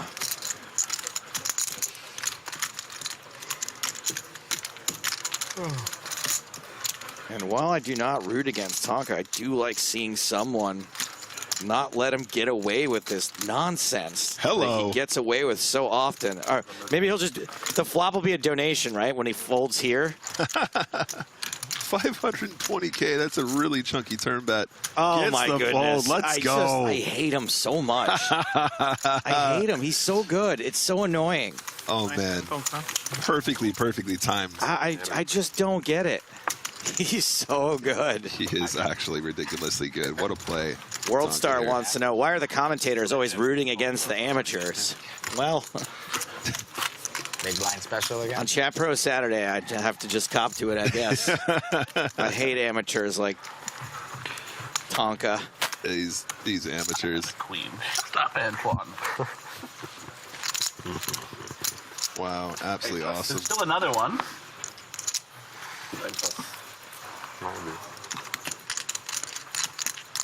Really thought that was going to be the time somebody slammed that jewelry box on Tonka's fingers, but nope. Really high level stuff here, guys. That blind v blind battle, very interesting. Curling Master coming to our defense. Commentators do not hate on amateurs. Just the other day, they had recreational player Maria Ho commentating. Let it go, everybody. Let it go. I think by the next stop, everyone will forget. That's what I get for trying to make pleasant conversation. Delterio with pocket 9, so it's going to defend ace-jack. I should just go back to slamming on amateurs. Stick to what I know. Hell of a flop here for pocket 9s. You'll love to see it. And the 7 is always coming.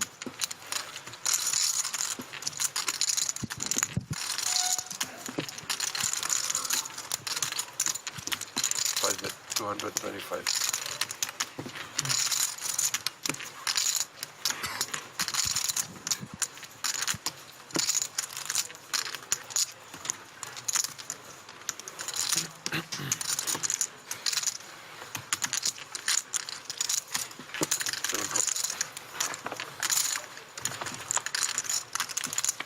So decide to see one more Starit.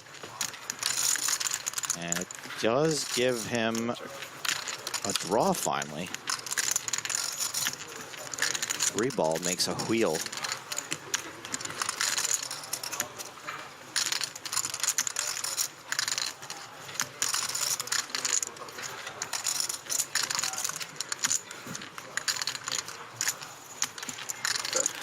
And Delterio able to continue confidently betting. Just no overcard. Run out.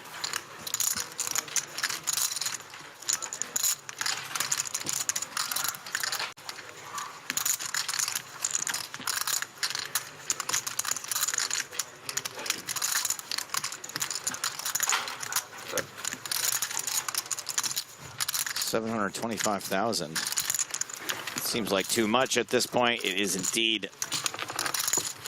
So gives it up to Delterio, who's up to 77.4 big blinds. Excellent. Excellent, Joe. What was it say? Ace 8. Maybe King 8. Yeah. This one this time.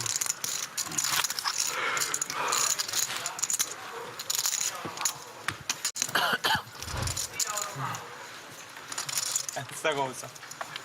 Él hace esta cosa.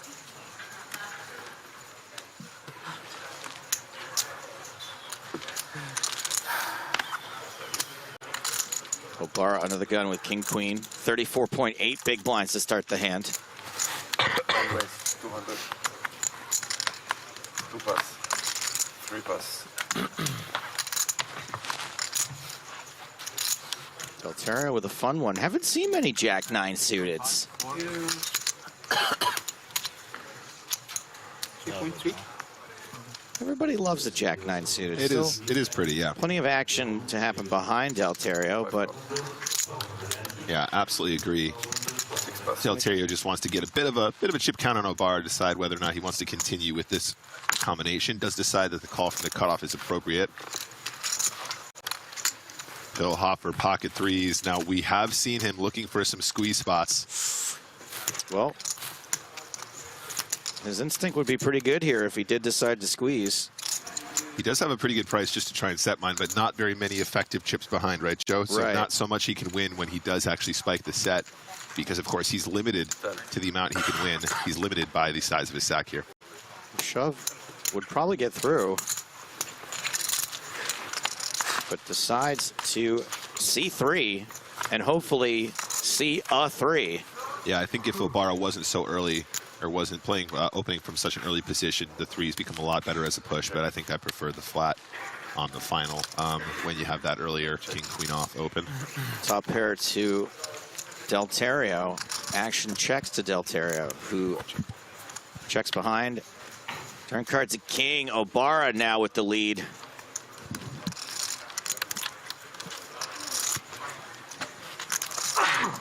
Last one. Then a check. Hoffer checks again. Obara now.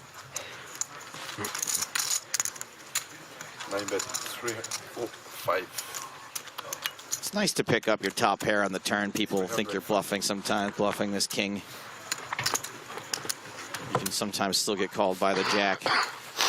I like the size from Obara here, especially if there's not too much action on the flop. You want to start building the pot on the turn. You want to really maximize fold from some 6x, 4x that might be in the big blind.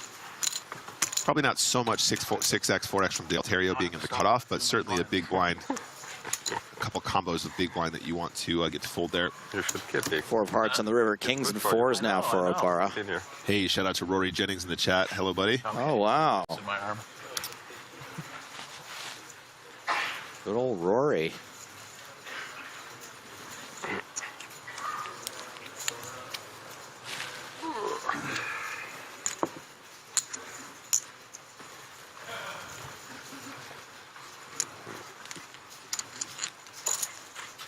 Isn't Rory supposed to be watching soccer right now? The World Series of Soccer. Yeah, the world. I mean, there's a huge World Series game happening right now, isn't there? Obara bets 905.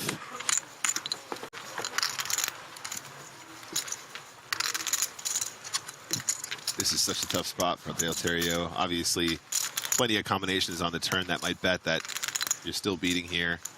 Don't think Queen 10 is the craziest thing in the world. Ace Queen isn't the craziest thing in the world. Producer Chris says there's hardly anyone in the fan zone watching today's game. What quarter is it in? The 6th quarter?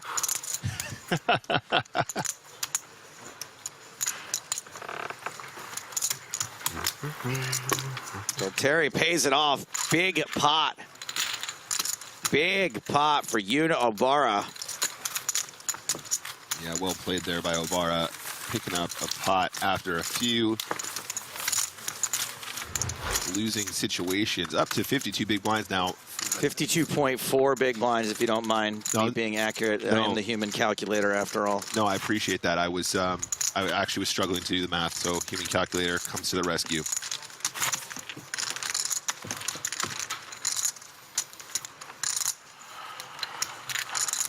Puckle Patrick asks, what is soccer? Believe me, I've asked that question 1,000,000 times, my dude. I have no idea what that is.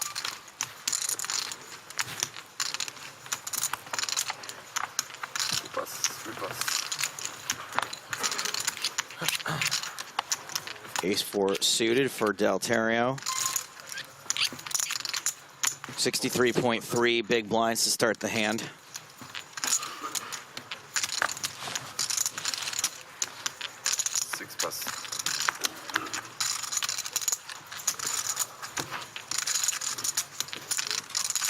And a Jack-9 suited for Saud now. Jack-9 Sauded. Unfortunately, that suit is no good.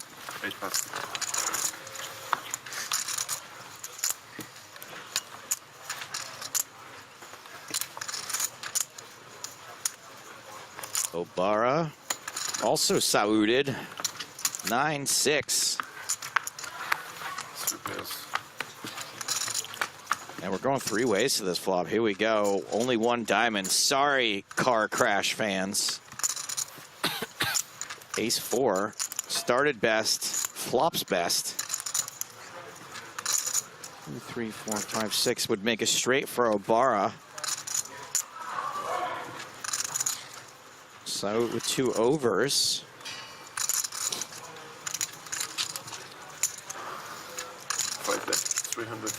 Puckle Patrick back to say, imagine Americans naming a sport football, then they play with their hands. Sorry, I don't watch any sports, but I assume even in American football, they run on their feet, don't they? Is that, or do they run around on their hands? Because if they run around on their hands, I would say calling it football is probably dumb. But they use their feet. I'm not a sports guy. I think from some of the books I've read, I've seen photos, archival photos of American football players using their feet. I don't know.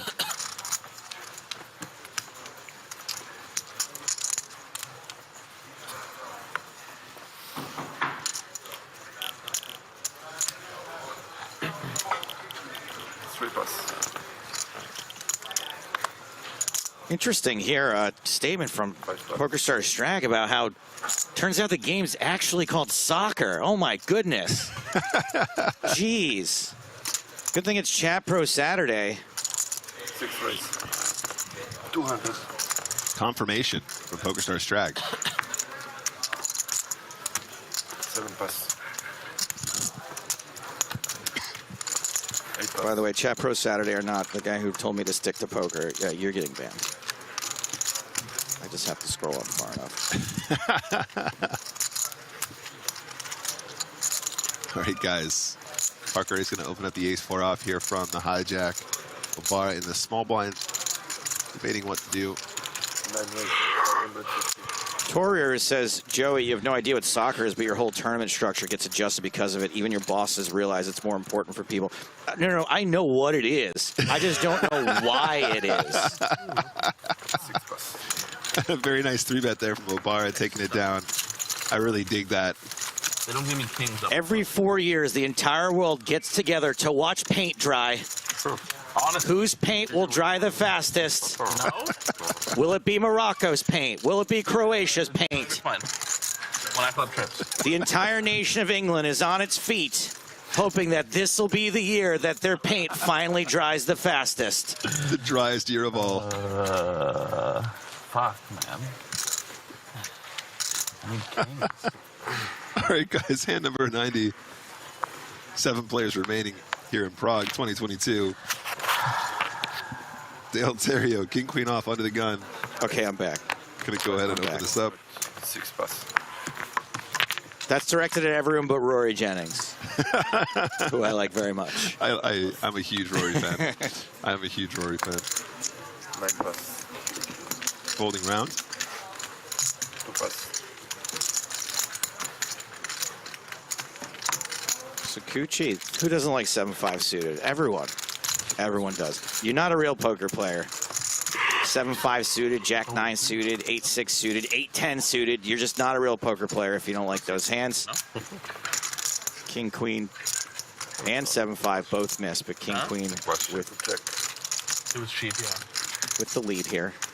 Unfortunately, it was. Rory Jennings saying the irony of you two ridiculing football when Nick Walsh is one of the greatest footballers I have ever had the privilege of sharing a pitch with. I mean, it is Chat Pro Saturday, Joe. He's correct. And I'm willing to accept that title. Can you do with fake ace? C-bet from Delterio takes it down.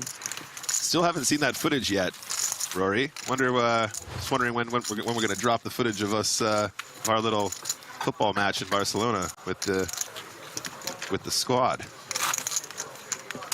Some Luckbox says, why so much hate on chat pros? Aren't we all chat pros, especially the commentators, giving their strategic opinions whilst never buying into these events?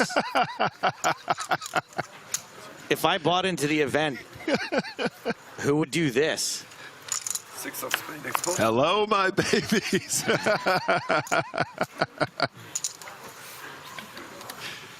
Yeah, that's right. You can't do what we do. Don't you start. You can't do what we do. 6 race 200.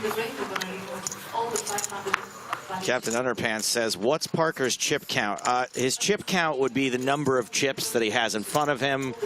We count them up. We sort of use it as a barometer for, you know, how well someone's doing in the tournament. So that is his chip count. Thank you for your question. Talbot opening ace queen, shoved on by Pillhofer. And this might be the one. Is he going to find another spot, Joe? Another domination situation? We do not see Parker fold the best hand very often. He doesn't fold it this time. Domination situation. Pillhofer behind and at risk. All right, chat. Tonka. Okay, I feel bad because I actually really think Pillhofer is a really sweet guy. So I don't want to root against him, but got to be Team Pro, right? Sounds good for you. Chat is on its feet. You know how this works. Cheering for the best hand to hold. Yeah, Jack comes. Nice shot. Best of luck, boys. I'll go, bro. Good luck, brother. We're going to a flop. The obligatory, meaningless good luck exchanged between Talbot and Pillhofer. Empty promises.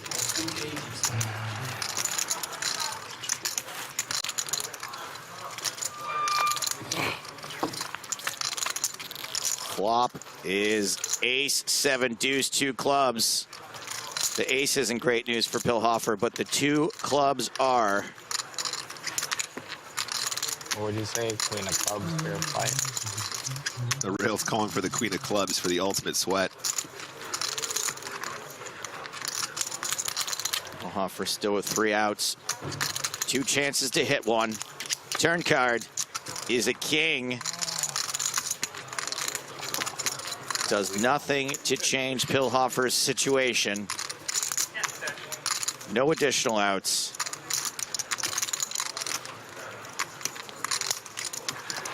Deuce or so. Pillhofer needs to spike a jack. Oh my God. Oh, well. The dealer said. Yikes. Apparently he didn't need to spike a jack. He did to double up, but to survive, all he needed was to pair that deuce. This hand ends in a chop, and you know what they say, Nick. Everyone loves a chop pot. Ooh, he went falsetto. It wasn't fair with the deal. Tried to give it a little bit of flair there. Your fault. You put your finger on the cup. It's always the dealer's fault. Pillhofer squeaks by with a chop. Yeah, you okay. Actually, you got out yourself from the trouble. You get some money. Otherwise, you fall.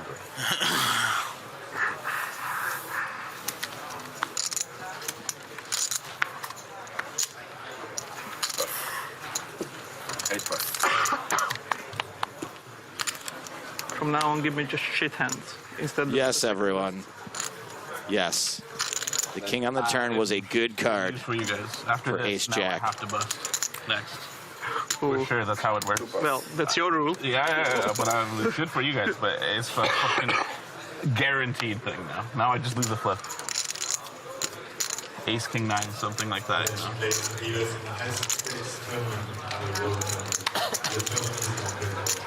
I did not say the king means nothing. I said it didn't give additional outs, which it didn't for a win. I'm just clown. It's fine, it's fine. Go, fold. Oh, okay.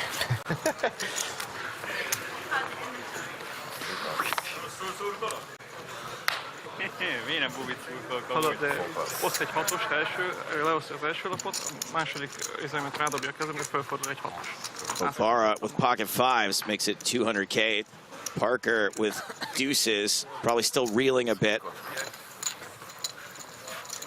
Heads up. Everyone's very, very good at realizing that there was a chop after the chop happened.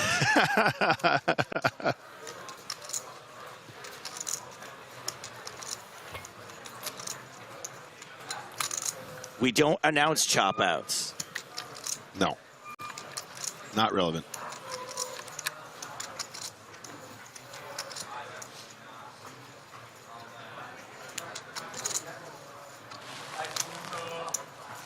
Chat Pro Saturday in full effect, though, I will admit.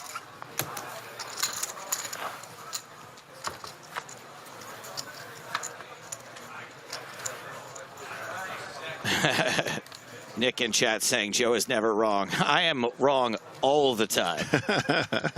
Quite regularly. Very nice. Okay, so Parker, having floated on the flop here, can either choose to try and get to showdown or turn his hand into a bluff at this stage. 6 check. He's going to try and get to showdown. Pocket fives, again, probably just going to check. I'm here. No, you win. I have deuces. Obara's pair, by default, better than Parker's pair. What a fucking joke. Oh, my God. Parker a little tilted. Jesus.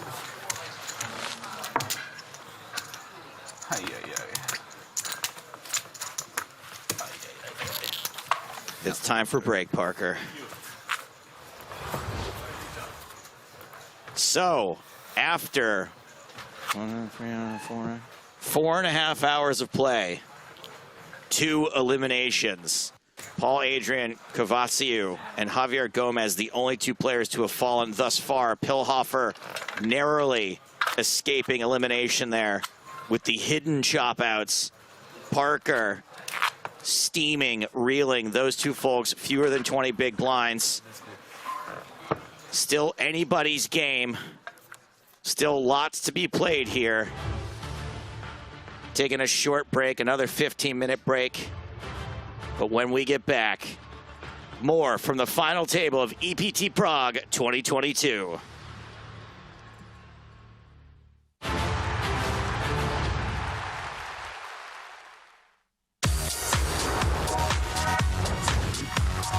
Hallelujah! It's a miracle. Heart attack, like. Bang, bang, bang, bang, bang! Yes!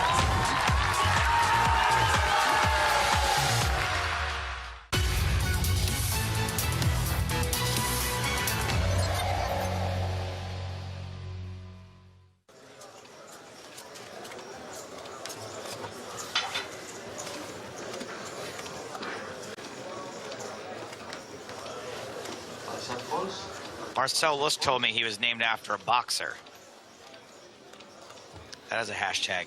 Real fact. Fun fact. Fun fact, yes. So, time to sweat with Marcel Joe and play this hand from his perspective.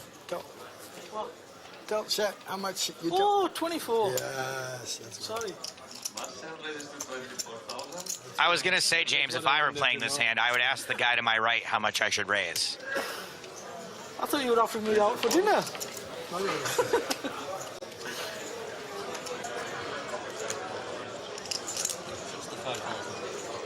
We raised to 65,000. Then register 65 on the big blind. So, re-raise from Ben Grundy. How much did we... Okay, well, we're calling. Doesn't seem completely unreasonable to only call 40 more, is that all it was?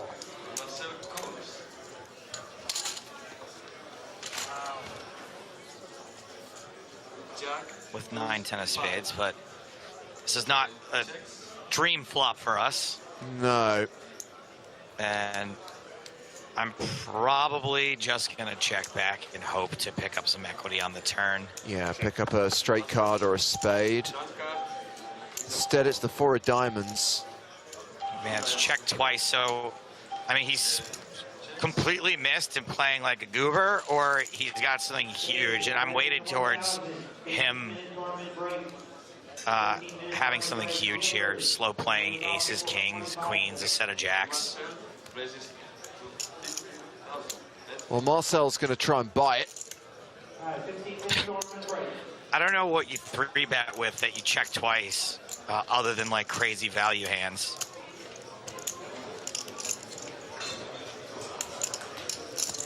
Players, you do not have to be here for the race off.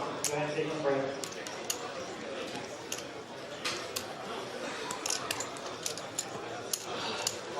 Wow, okay.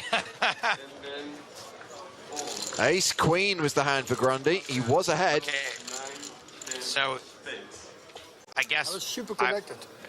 You're lucky spades didn't come. I don't want spade. I just want the low flop. Nice play, Marcel. I guess I was wrong about the strength of his hand, but also he probably should have bet at some point. If I put my chips in there, unless you go all in, I will not lay down my hand. You raise me 40, 50, 60, 80. I had a good hand. Listen to me, in 3 years I'm going to be that good. 3 years. You're lucky I had the hand that didn't hit, the only hand that I raised there with that doesn't hit the flop. I know it yet. That's why I took the extra card first. Because sometimes you are rude enough to play like you have 3 jacks now. Yeah, but I would check 2 with any pair of the jacks and wait. I know your game. But you take me, I know what you take me for. Pair of 9s, or 10s, or 8s. What do you mean, no? It's like blinds are now 5,000, 10,000, 100 ante. I hit him the other day about 5 times in 20 hands.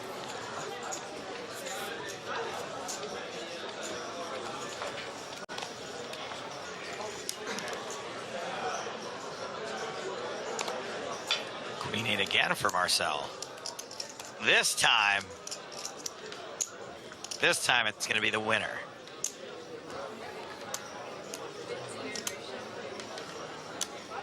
Marcel, this is the 25,000. 25, isn't it? 25. 25,000 total. And ace jack for Fraser Dunphy. 280, 1,000, 2,000. You and the players for €1,000 buy-in. Andy 200, blinds 1,000, 2,000. I'm going to call my He's in no re-raise. Queen tray for Karam.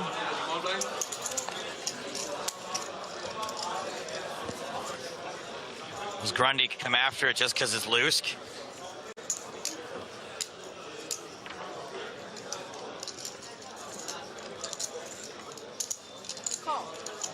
Oh yeah. King deuce suited. Trying to run down his nemesis. Open-ended straight draw for Marcel.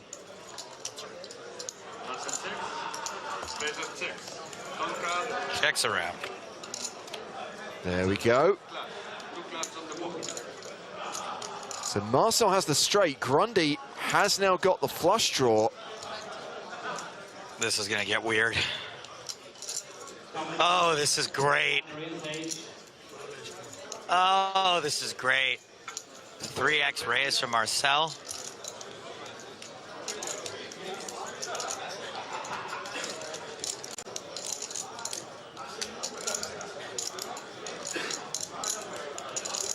Grundy obviously taking it personally. After the last time they exchanged words. €1,000 in the go. And again, E. Stefan C. Marcel very comfortable. And again, then J. Abel, Alex Kravchenko,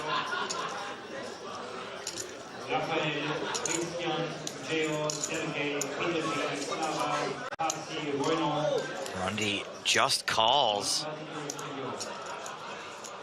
Oh, the all-important river card. Man, and that club.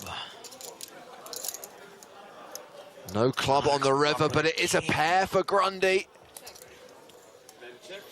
Oh, is he looking to snap it off here? That's what I'm wondering. Just 60 into 200. Yeah. I mean, this might be genius.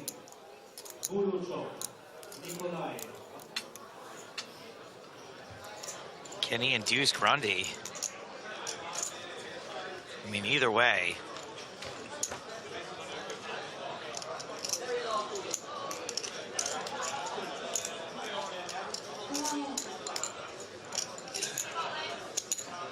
The Milky Bar Kid's hand ain't good enough.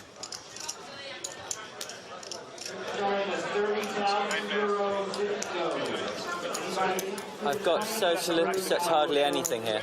I can beat the sickest bluff. It's not that sick of a bluff to bet 60 here. There's so much in the middle. Yeah, I like it. He's talking to himself. I'm talking to myself.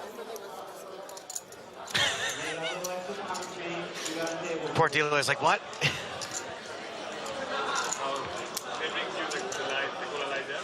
This might be the longest tank we've seen. Yeah. And now we ask for you. And big goals. Great size value bet from Marcel. I thought it was a little small, but maybe Grundy would have folded for more. I think that's one of the best hands we've seen so far, especially when you realize that it was informed by that confrontation between the two earlier. King, so I have to play for the queen. Yeah, you've been watching me, huh? I have to play those smurry hands now. Water.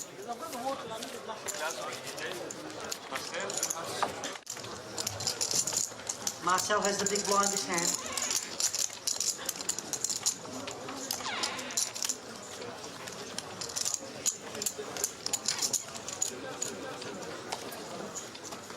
Folds. Ross folds. Ross Boatman folds. Joey folds. To Hussein, King Deuce folds. Folds. So it's Alexander. It's on Mark in the small blind. So And we are now blind v blind. Question is he going to steal it? Suit and tie versus suit. It's my best chance to get chips. You understand? Marcel looks a little short. I haven't been looked.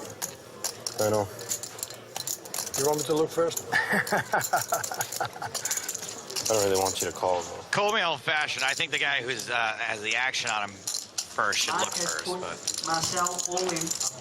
And looks like it's being called. Well, Karam shoved on Lusk. Lusk calls all in. It's Jack 7 against 8. Marcel the at-risk player, but he is ahead. The flop. 4-4-10. no jack, no diamonds. 2 hearts. 7 of hearts. 7 on the turn. Marcel has the 8 of hearts. It is always coming 7. And Mark Karam eliminates Marcel Lusk. Marcel out in 7th place, cashing for 112,000 euros. Round of applause for Marcel, please. Clap. It's a clap, Jack.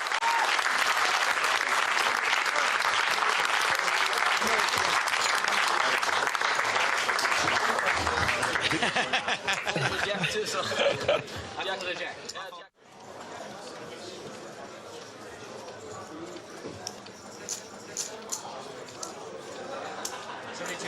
72,000 is the bet.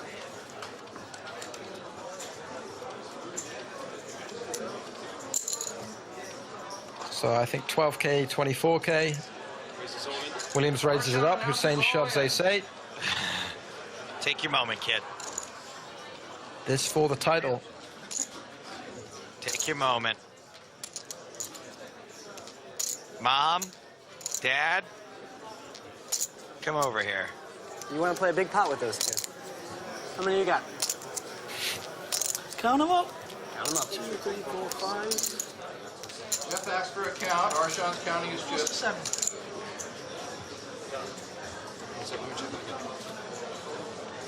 He really is the star of his own movie, isn't he? Well, it's about 24 something, 25 less than big blinds by my awful maths. The bet is actually, the raise is 644,000. That's a correction. 644,000 is the amount. We're here to gamble, aren't we?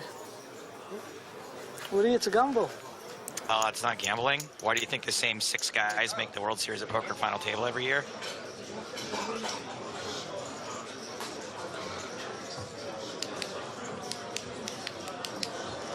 I think by 2020 standards, ace-10 would have been a snap. Jeff Williams searching for information. I call. And calls. So here we go. Jeff Williams has his opponent dominated and is on the verge of becoming an EPT champion. Diamonds, 10 of clubs for Jeff. The first EPT millionaire. His parents watching from the rail. The flop is 9-7-5. The flop is 5 of hearts, 9 of hearts, 7 of spades. I've already announced the flop, Lee. Repeat 7 on the turn. 7 of diamonds on the turn. Jeff is in the Jeff is still in front. Arshan is looking for an 8 or a 6. 9 or 5. That's some chop outs. That is not an out for Arshad Hussain. That is the end of the tournament, and that is the moment that Jeff Williams won the EPT2 Grand Final back in March 2006 in Monte Carlo, winning 900,000 euros, more than $1 million US.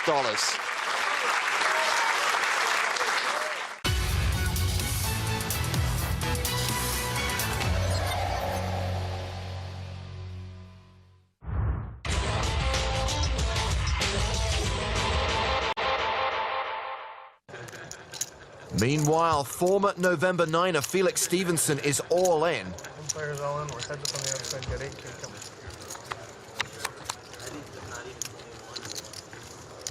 Jack 10-9 flop. Check. I'm already in. All in. Noville shoves. What a flop. Call. Pastor calls. 2 all-ins and a call. On 1. We're gonna need some more triangles over here. Pastor with an overpair, Noville with a set of 10s, Stevenson with a straight draw. This isn't just a car crash. This is a Blues Brothers style pileup. Big pot and an even bigger side pot. The turn card is a jack. That means Stevenson is drawing dead. Good again. Neuville, a 90% favorite. A jack on the river sees Noville eliminated as well. Wow. Double bust out. All right, good luck, guys. Felix Stevenson hates the Illinois Nazis. He's out in 32nd. Pierre Neuville out in 31st. And apparently Juan Martin Pastor is on a mission from Gad. He moves over the 1 million mark.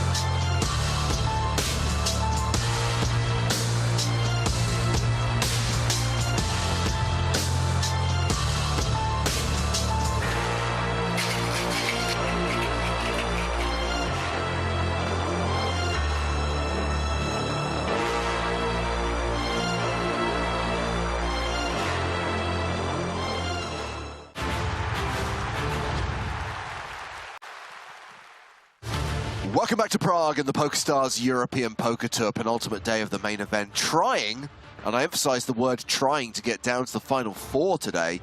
but still at 7 players, just 2 eliminations. With most of the day gone already, 2 levels left to play. It's James Hartigan with Griffin Benja. What did I miss? Is Tonka still in? Tonka is still very much alive. 18 big blinds, just ahead of Istvan Pilhofer, who has 17 big blinds. And Jordan Sakuchi remains chip leader, just ahead of Peter Kalev. 73, 69 big blinds, respectively. Blinds going to 60,000, 120,000. With a 120k big blind ante.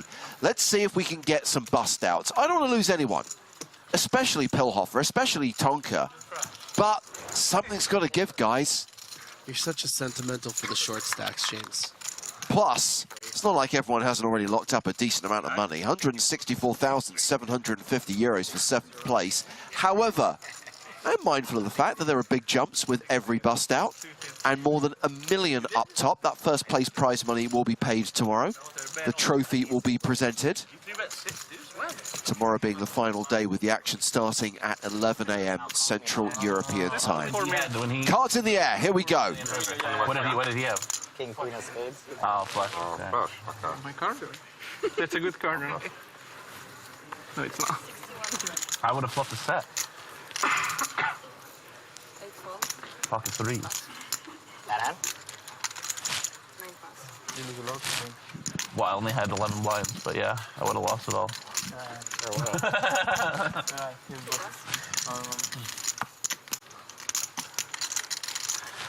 Okay, let's do this. Round to Sakuchi in the cutoff, who's got pocket 9s. Is a good bet.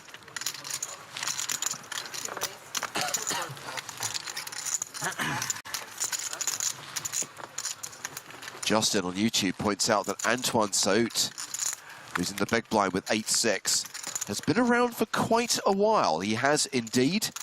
I think most people may remember him from his first World Series of Poker main event final table. That was back in 2009. He finished 3rd that year. Then made the final table again in 2017, finished 5th.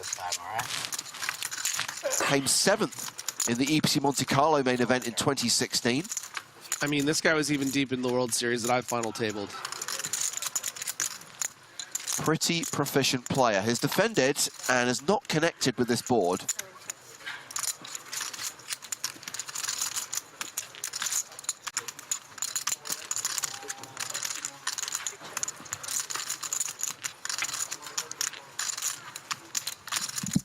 Now drawing dead on the turn.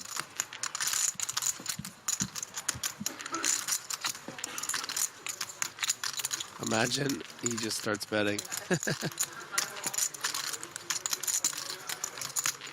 Saud is someone who is going to be aware of maybe some weak spots, but not a lot of maneuverability with this stack.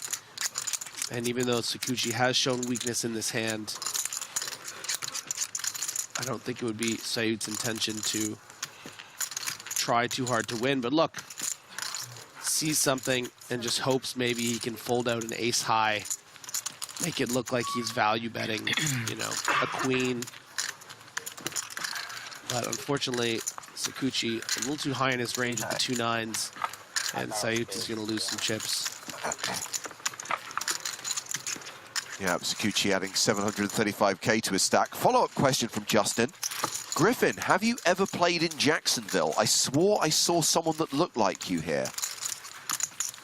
You know what? I have not. But I get that more than most people. But I remind them of someone. So Griffin clearly has a doppelganger who frequents card rooms in Florida.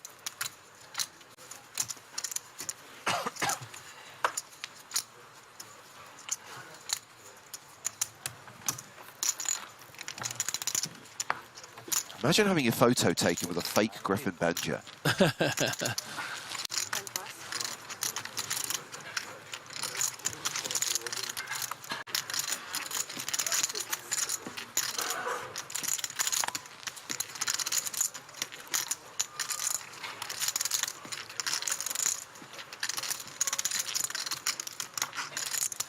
Delterio in the cutoff. been quite impressed with Delterio. Not someone that we saw too much of on the feature tables in the days leading up, but someone who's all over the leaderboard. Yeah. But from what we've seen on this final table, very, very talented player. 45. Very aware of situations. We saw how interestingly he played that 5-3 of clubs against Tonka, even though Tonka did get the best of him in that blind-on-blind battle. In this spot right here, King-Queen for... might end up being too many chips. But Delterio going to be very aware that this is right on the line. But when you get, you know what, we're at 120K here, James, or are we at? Yep. Yep. So this is about 16, 17 bigs. It might be a bit too much. Maybe suited, you want to mix in some calls, but and maybe you want to call for 1.5 million, 1.6 even, 1.9. You can afford it. Caught off to big blind. Do you think Pillhofer might look down at King Jack here and shove? How often are you dominating? You're probably live a lot against some pairs. Pillhofer actually has near the top of his range with these jacks, but you're still flipping, and there's the call. So we are off to the races. Pillhofer at risk again with the best hand, pocket jacks, in a coin flip against Luigi Delterio's King Queen. Just hold. That's what you want, really. Booby király dama. I think you prefer like king, to be honest, but... Will Pillhofer survive again? Could have been worse. Can I have a lucky beer, please? Thank you. I need it again, yeah. Yeah, you're golden. I didn't have it for this all in. How is Tonka not wasted already? There is a queen on the flop. And now Pillhofer left drawing to 2 outs.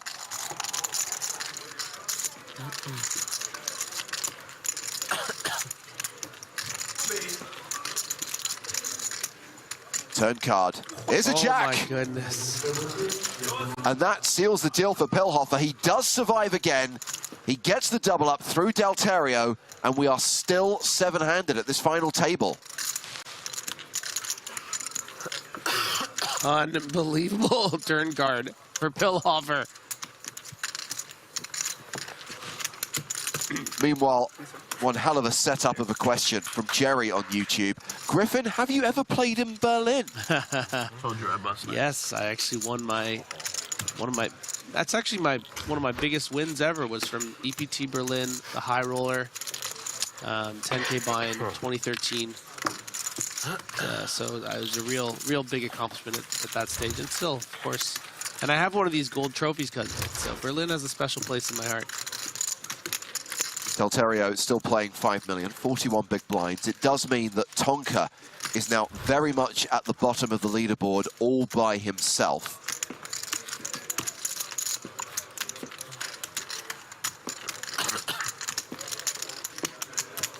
And Walexion making an excellent point. It was clear that Pillhofer was going to win. Big beard versus tiny beard, and we have talked a lot about beard equity today.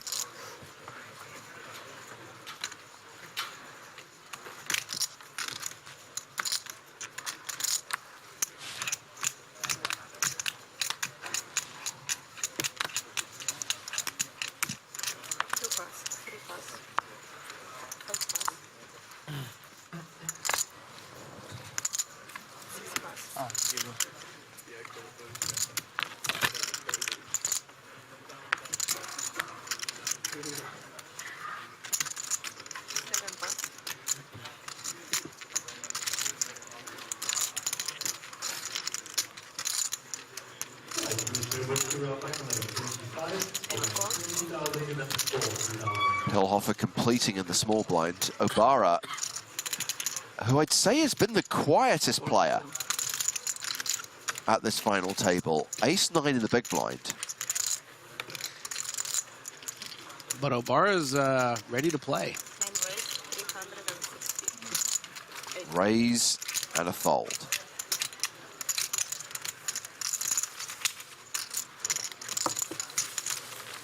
I've been very impressed by the composure of Obara after the tough start to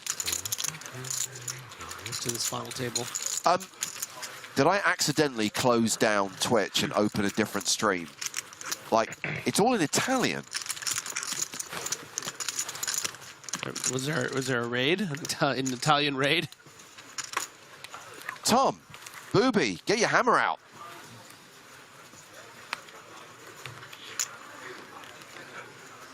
The Twitch version of English only at the table. James doesn't like it.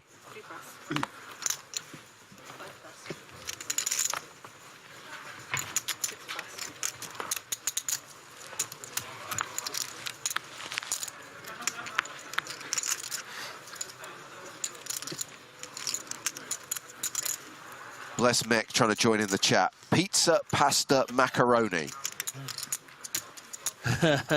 He's blending in. They'll never know.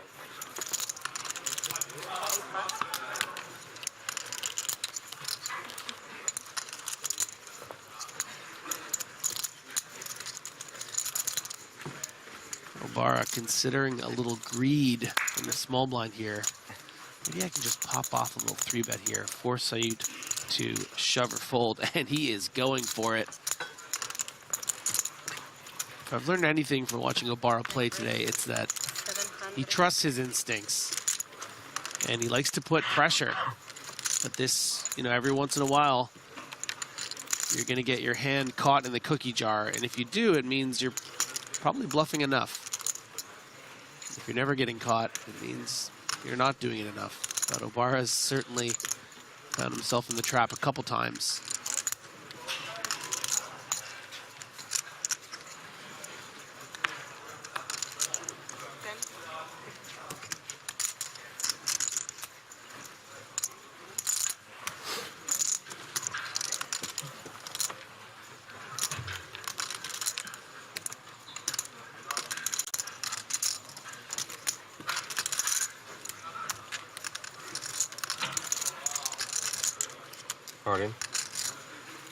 Have some of that, says Antoine Saut.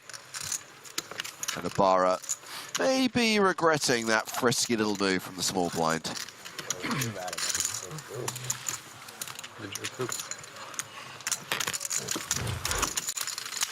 Saut hovering around the 30 big blind mark right now.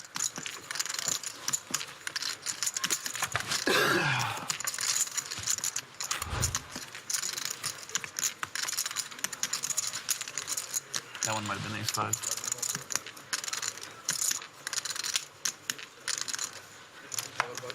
Both ace-5.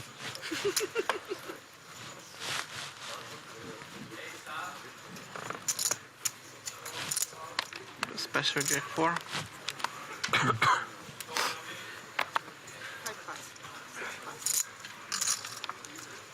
Okay, legitimate question from Lord Char. What are the black cards they have?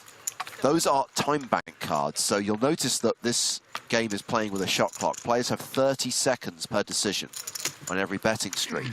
But obviously, if you find yourself in a tough situation, be careful. No, it's okay. You need additional thinking time. You can play a time bank card. You get 5 of them at the start of day 3, when the shot clock is first introduced, and then 5 additional cards at the start of each subsequent day. And any you don't use, you carry over. So you can see, John Takuchi's got a decent stack of time bank cards there.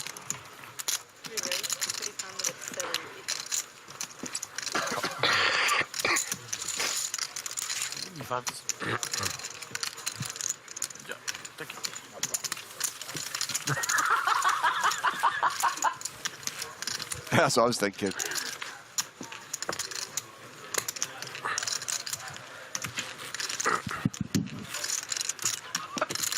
Zonka having a good chuckle.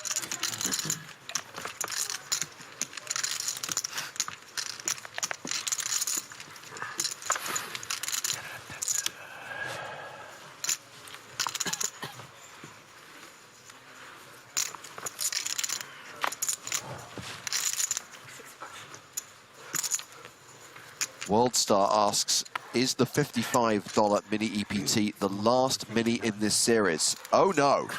You're too deep. Yeah, maybe one more orbit through. There is a $55 tournament starting in 15 minutes, which is our version of the super high roller for 1,000th of the price of the actual super high roller in Prague. But there is another game later this evening, which is at $2.20 hyper. Tomorrow there are 3 more tournaments, including the $5.50 mini main event that has a Paris package, a seat to EPT Paris added, which will go to the winner. Kalev has raised the button. Sakuchi is 3-bet from the small blind. We've got a small pocket pair against ace king here. Yeah, chip lead on chip lead. Kalev sitting there, you know, with a pretty good button hand and, you know, deep enough to call here. I think you're going to feel particularly comfortable against Sakuchi as an opponent because he doesn't get too out of line in these spots. We saw the hand earlier on the FT where Sakuchi had the ace-king, didn't two-barrel against the tens of Kalev, so Kalev going to be very aware of that. Was happy with the jack. And be very prepared to fold on flops like this. Whenever you're all in on the funnel table, right? I mean, I was thinking that earlier when I was all in with kings against queens. I was like, yeah.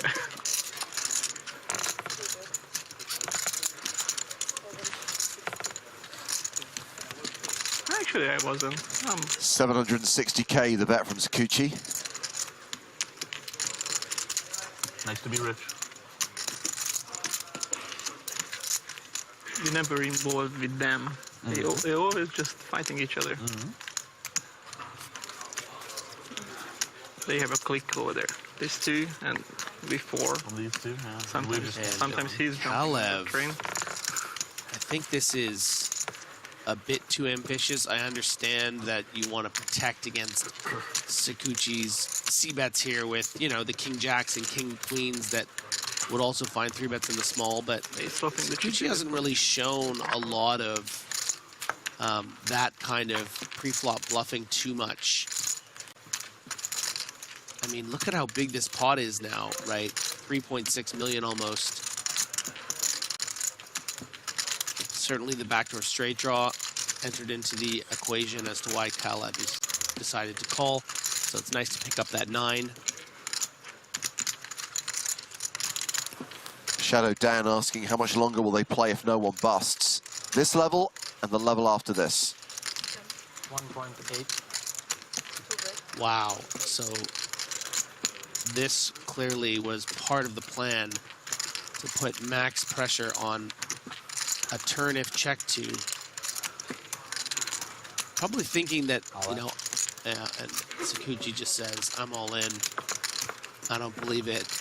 I don't think you have a set or anything silly like that. And that's a massive pot for Jordan Sakuchi.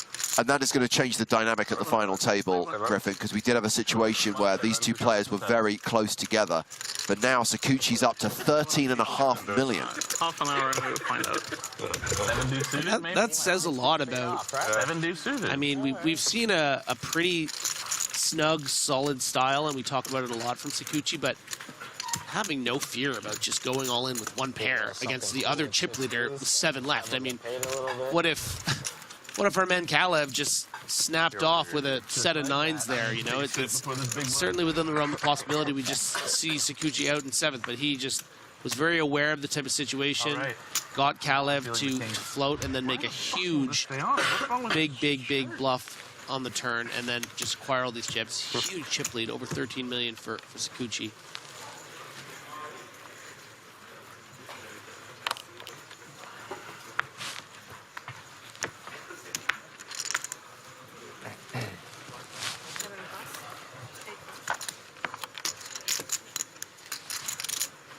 And I haven't looked at the chip counts exactly, but that's going to drop Kalev to just over 4 million, I think. So the stack's really evening out outside of Sakuchi's. Yeah, 4.5 there for Kalev.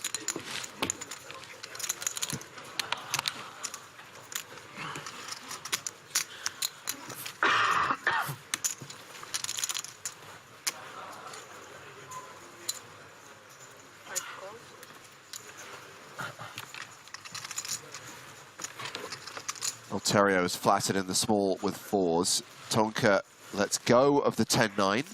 These two players will go heads up to the flop. Yeah, not the most conventional small blind flap sometimes, but you know, at this stack depth, under 40 big blinds, out of position. But I think because you expect Tonka to play quite tight from the big blind, you're not going to worry about too much squeezes or Tonka even completing. As you see, Tonka actually folded the best hand here with the 10-9. Oh, what a terrible fold.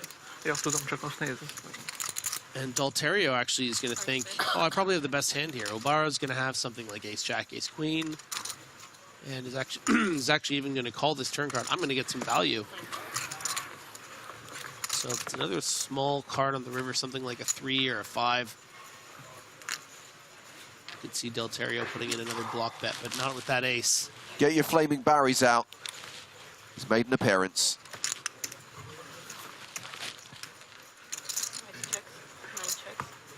Check to showdown. 4's no good.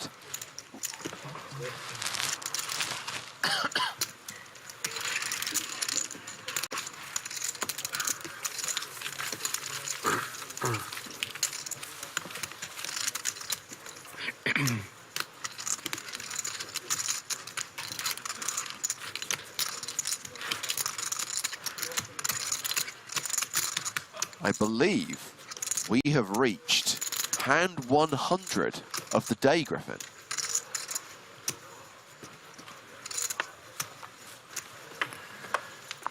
Confirmed by the handy graphic in the top left-hand corner of the screen. You love to see it.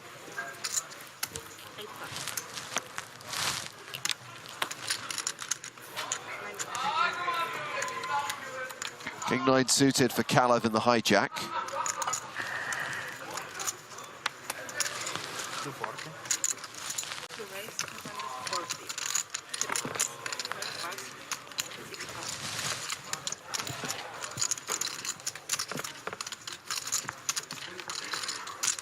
Antoine Saout with 10s in the big blind.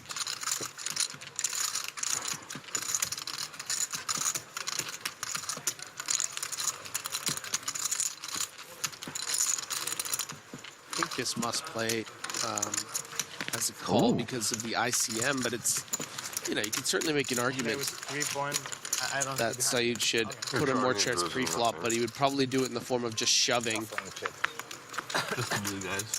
But with those other short stacks, not minding, I think, keeping in those worse hands like a King 9. I mean, you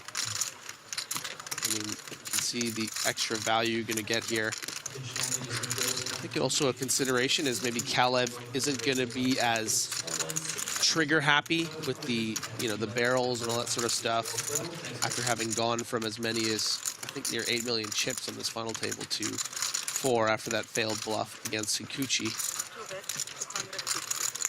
So maybe you're not going to get in as tough scenarios trying to call down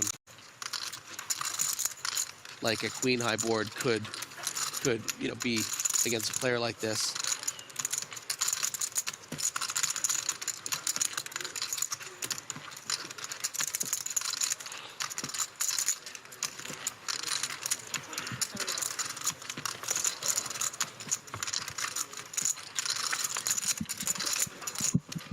Well, this guy's had more than enough warnings.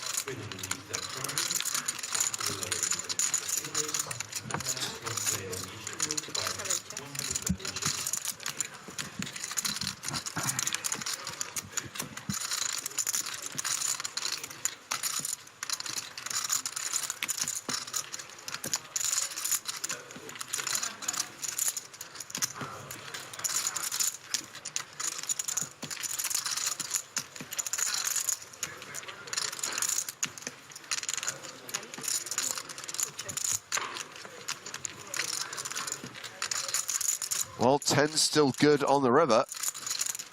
Very good. That's straight for Saout. And just a pair of 9s for Kalev.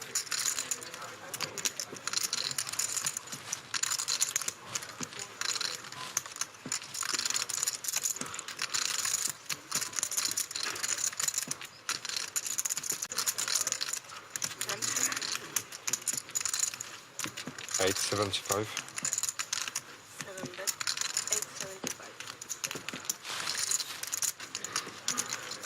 quite a big bet.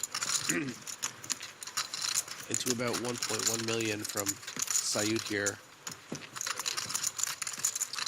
You know, quite balanced between very, very strong hands. Has a lot of the 10s here. And then, you know, can have some raggy type spade draws. Yeah.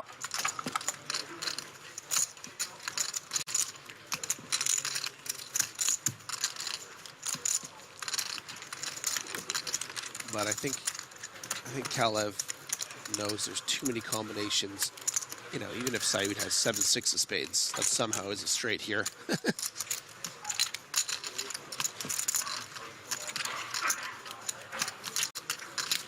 Probably counting some combos here. Well, king 3 of spades, I would beat that. Ace deuce of spades. Oh, no! Kalev shoves on Sayut, who calls and gets the double up. What a turnaround. Yeah. Kalev just lost that huge pot to Sakuchi.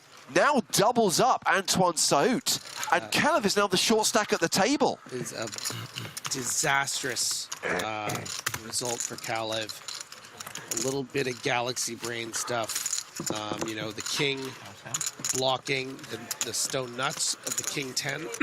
But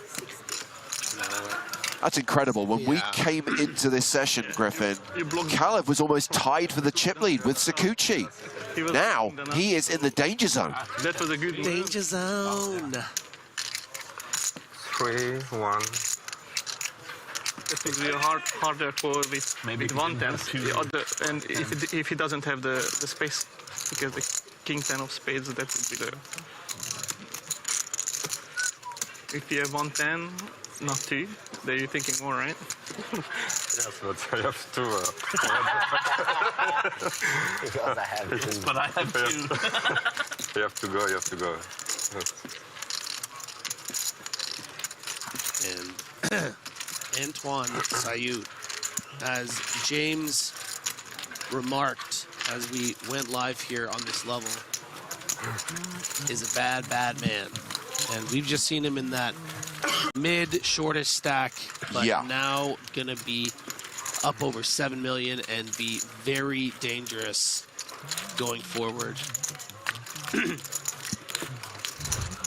Sayut with chips is not something that anyone wants to see.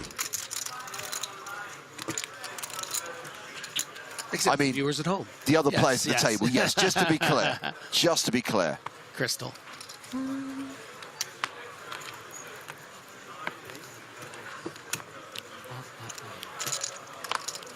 2, 4, 5, 6. Kind of feel bad for Kalev, but from Tonka's perspective, it's another opportunity to ladder. I don't know. You don't care. I mean, patience. Stay there. Sayut there, just to call pre-flop. You know, a lot of people in that situation.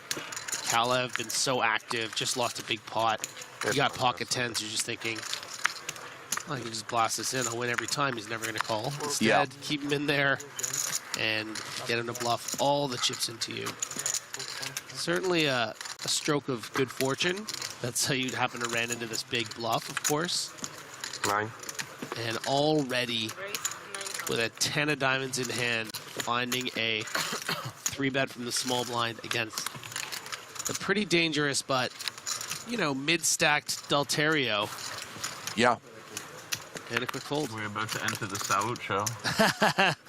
Yep.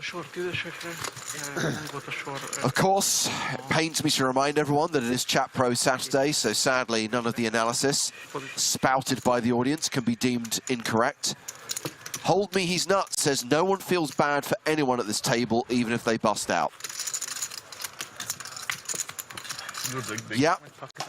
Sorry? Big blind with pocket 10? Cannot question the accuracy of that sentiment.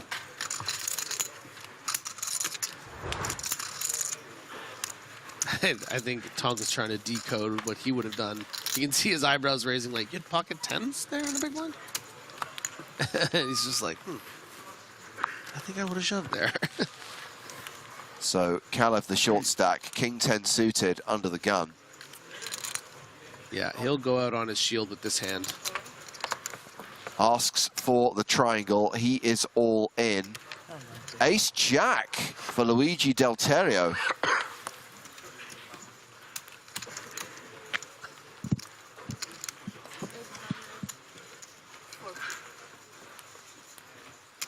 Yeah, Del Terrio licking his lips. 7 big blinds, Ace-Jack.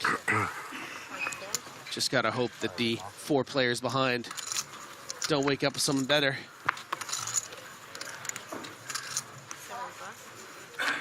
Ace-Jack for Pillhofer. Oh. We play Toto.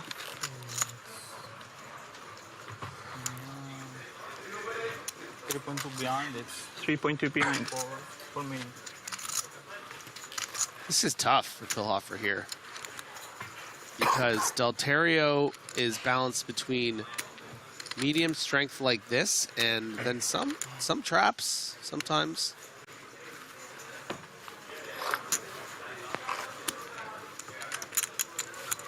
But Ace-King, you know, would probably reshove. So he's going to fold Del Terrio. Pardon me, Pillhofer's going to fold the top of his range there. I think Ace-Queen might have gone for it, but Ace-Jack. Well, the good news for Kalev is that we saw an ace and a jack folded. Yeah. The bad news is he is still officially behind right now and will need to hit to survive. Oh, you should have said it after, actually. When he's ahead. Yeah, when he's ahead, so... Well, 30 minutes ago, no one would have predicted that Peter Kalev would be the next man out. You're dead. Let's see if he can survive this all in. Whatever happens to Kalev here, the, you know, cojones on this man for that kind of bluff on this stage to leave yourself with 7 bigs. I mean, that's a scary man to play poker against.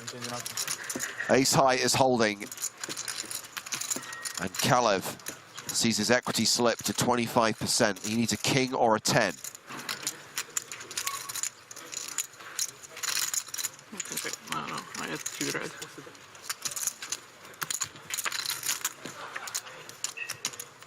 Queen on the turn does not change anything. Still 6 outs for Kalev. King or a 10 required. If he doesn't hit on the river, we are down to 6.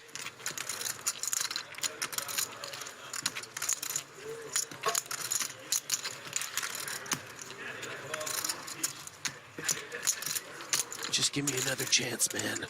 The river card. Put me in, coach. Is a jack. Kalev is KO'd. Our 7th place finisher in this EPT Prague main event, cashing out for 164,750 euros. The remaining 6 players, including Tonka, who's still short stacked, guaranteed more than 200 grand now.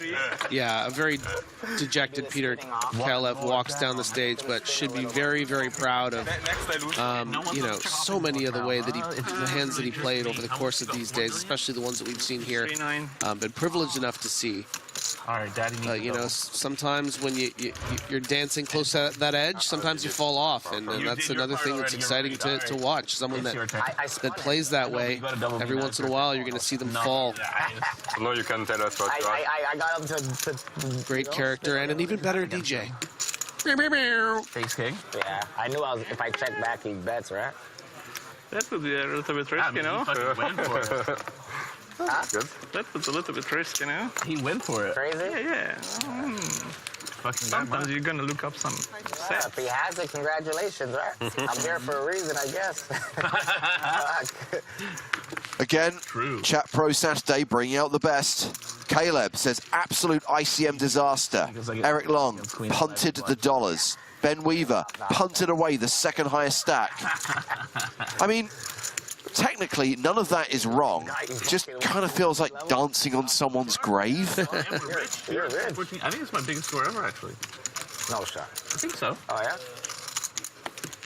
He knows. Yeah. He's like a... 270 you won? 207. Yeah. So a reminder that Tonka's best EPT result was here in Prague in 2018. And he came 6th for, I think, just shy of 170 grand. So he could still finish 6th, but at least he'll get his best score. Because 6th place here, this year, pays 214,150 euros. You guys haven't final tabled the main event? How many times you?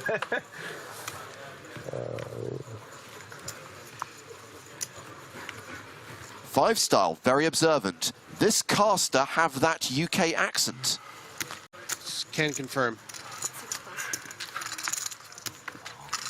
8 miller and 9 miller.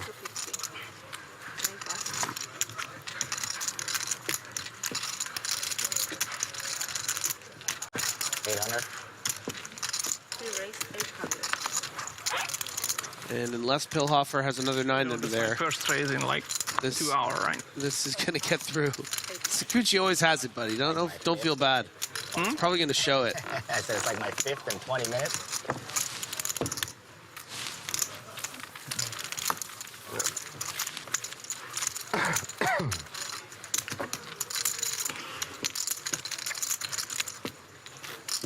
After is 25, 150. Yeah, it'll be 100, 150. Yeah, I don't They know why take the they 5Ks out next level. Yeah, but you can do 70. Oh yeah, why don't they make it 75, 150? So bad. Yeah, it's really stupid. Yeah. Maybe if we all agree, we can ask them to change it. I don't know, but yeah. I mean, why remember not? I saw We it, can and ask. then, We can ask. Because if it is 100, it's very fucking stupid. Yo, they're calling out our levels, bro. I think it was too, yeah. What are they complaining about now? The levels. No, because they take the 5Ks out next level. So it should be 75, 150, of course. But because of the other levels in the tournament they might do 100, 150. Because they do 1K 1500, right, early on? I hate to break it to you guys, but the next level absolutely no argument. is 8160. Oh, wow. How much? Jump right over. So wait, so they're gonna need their 5Ks still. So you guys don't know what you're talking about. Tonka usually wakes up with a hand on the big Yep, line. that's right, Tonka. You can do no wrong with all your little fans on Twitch. Well, you're wrong here.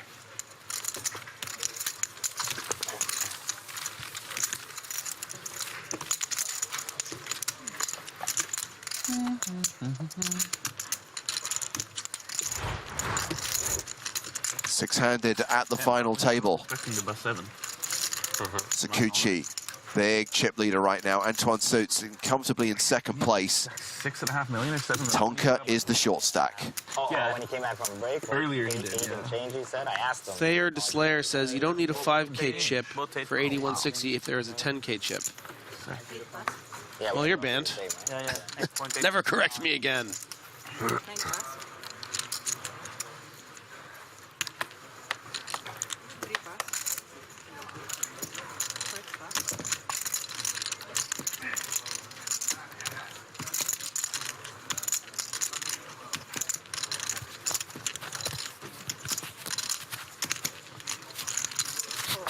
$1.5. 1.6 even.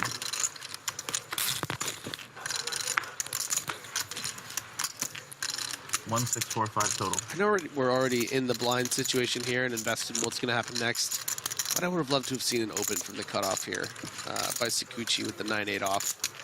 There's such an edge over all these players with all these chips right now. Let's get it going, you know? You're not going to get Ace King forever, buddy.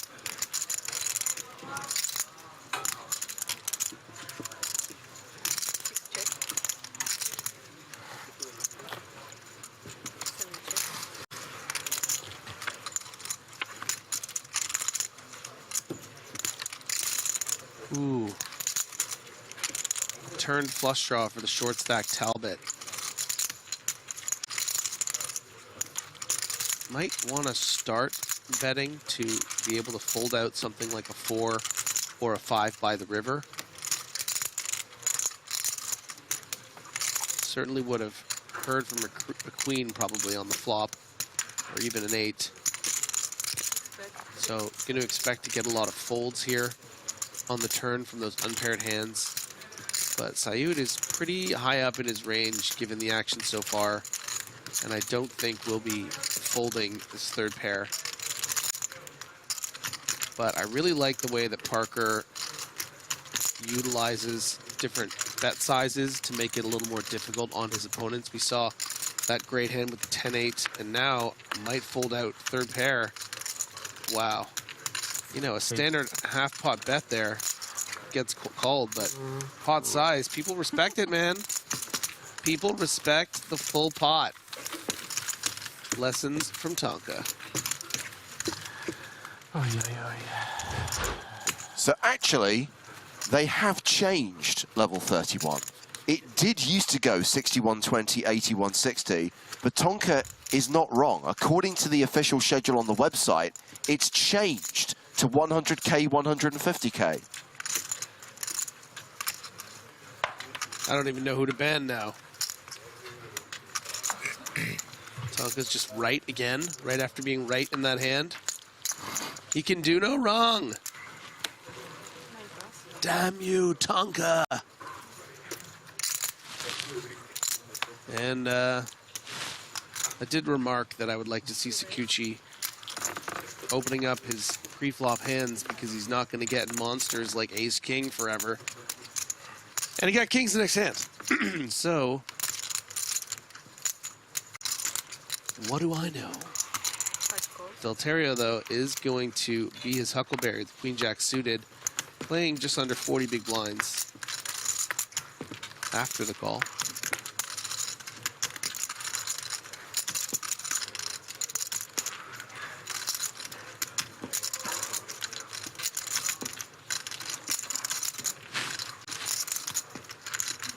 At least that means they're going to get rid of the 5,000 chips, Griffin. Yeah. Hilloffer loves the 3-deuce complete from the big blind. You guys remember that? Who was with us yesterday? Hilloffer was the third man in calling with 3-deuce off. And now it's suited. I mean, come on. Yes, narrative.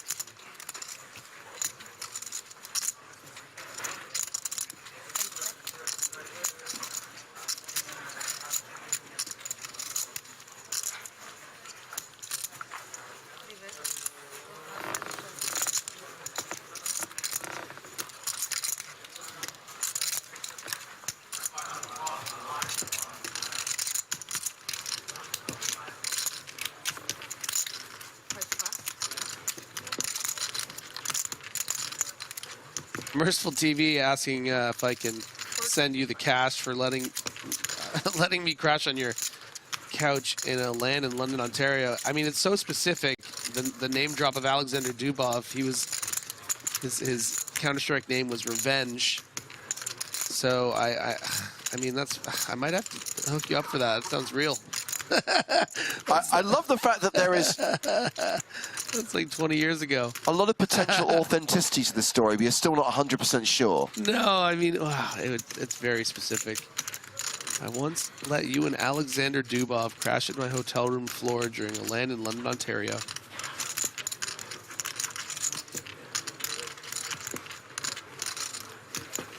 Ugly card. Really ugly.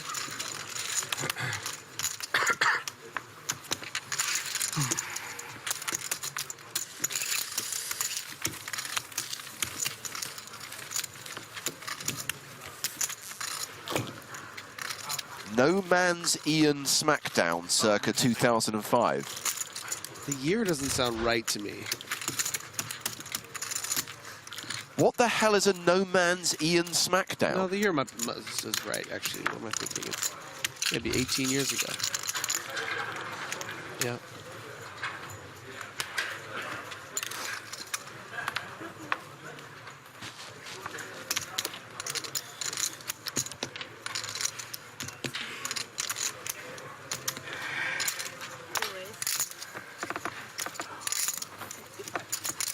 Sakuchi opening under the gun.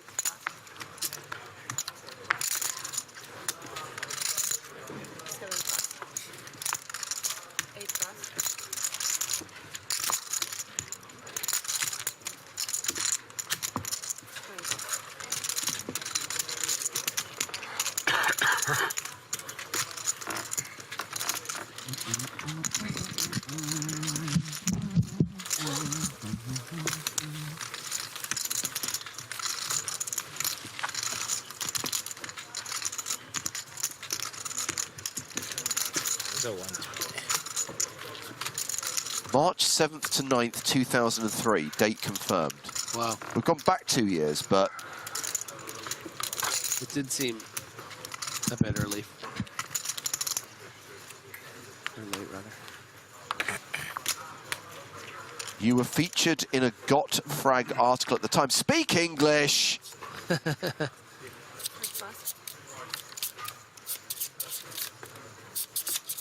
Tonka with the Spraggy, A7 offsuit. Folds it.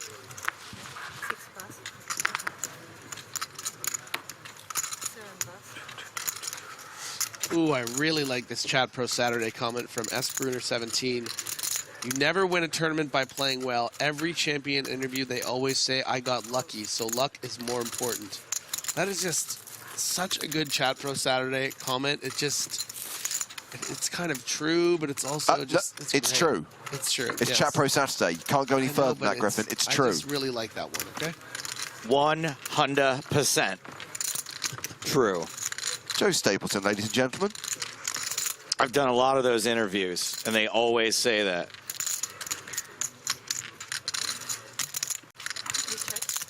Famous poker proverb, it is better to be lucky than good. Actually, that is I think that's a Joe Stapleton original, right? I think you'll find that there are some players, mentioning no helmets, who would say that when they win, it's because they are the best of all time. And when they lose, it's because they get horribly unlucky. Right. As Pillhofer here, for his sake, better not be sitting with a calling hand like in 2 4s. Or maybe an ace-4. It's a pretty nice little value bet from Sakuchi. Sakuchi's kind of in the zone, not gonna lie. Does get the call from the ace high. Nope, the raise. This is pretty boss. Are we sure this isn't Queen 4 for the best hand? No. Are we sure it isn't 10-4 for the good buddy best hand? Hey, buddy, I think you're value betting a 7, buddy. So Hey, raise buddy. ya. It's the good buddy, 10-4. I'm just here to miscall a hand in a huge moment again, guys. Welcome me back. See your hand, my friend. Oh my gosh. You got him. What a call. I mean, Sakuchi generally gives up pretty easily, and this time he did not. Well, look at that. It was ace-4. What do you know? Sakuchi up to nearly 16 million now. And time to change the deck, because it seems that, once again, we have at least one card that can no longer be read by the scanners. I bet it's the same person doing it. Just bending it a little too far.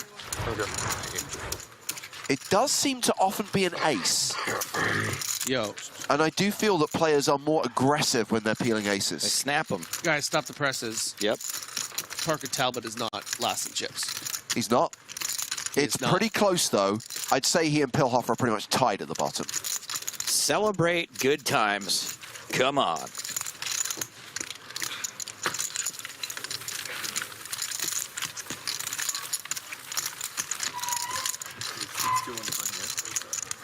For the avoidance of doubt, the next blind level is 100,000, 150,000 with a 150,000 big blind ante.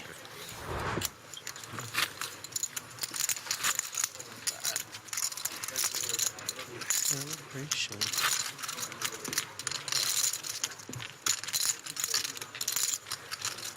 I know this is a mistake, but I do want to apologize for missing the opportunities on that huge hand last level. I feel very embarrassed about it, and I have to say it. Oh, I was watching it. I was thinking, I'm like, oh no, Joe. Yeah, I have to say it. It's the only way I'll feel better about it. And then you were kind of trying to like you were like doubling down when they called you out at first. I was like, oh no, I technically said that nothing changed for the win. I watched the whole thing. Yeah, there was no additional outs for the win. Yes, it's true. But it changed the complexion. It definitely of the hand did. Significantly. I mean, the other thing you have to realize, the only reason that it stuck out like such a sore thumb is that you're usually so on the money. You know? It's like when you're never wrong, when you are finally wrong, but one small thing, it's like it really, you know, we all notice and we just want you to be you.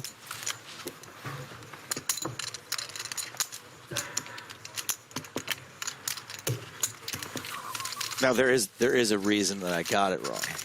Why? But I'm not going to throw anyone else under the bus.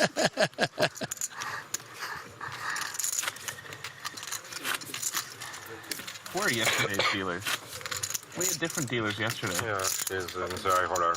I still should have noticed it, is what I'm saying. I still should have, despite my reason, my rationale. You're so money you don't even know it, Joe. It's always your fault when you get in the box. Huh? Got kings with him. That sounded a lot like my voice. I had kings with him? Yes. Where? No, you need a new dealer now. Huh? And it was in your big blind. Yeah, but my qualms with this. Good to see everyone laughing again. The cards and deals. He's an excellent card dealer. What? 240.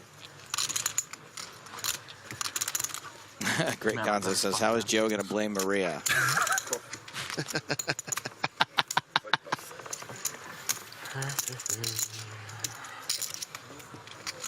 Oh, bad news bears for Parker Talbot here.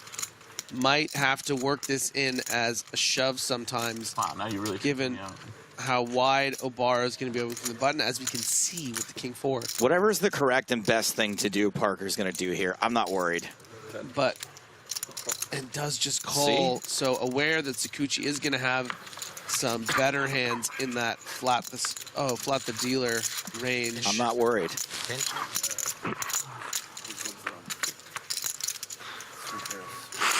Queen 5 deuce, bottom pair for Talbot, not good enough to beat these sixes.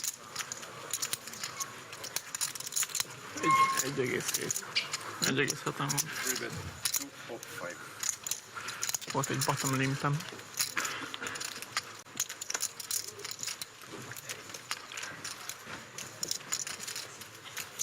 I think Talbot's going to recognize that he's good some of the time here, but there's too many variables with Obara in between, with Sakuchi just getting there, but instead plays it as a raise, which is going to be such an attack against the particular hand that Sakuchi has.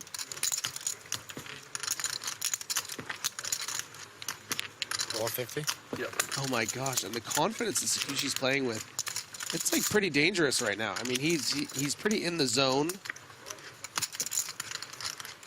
He has so many chips.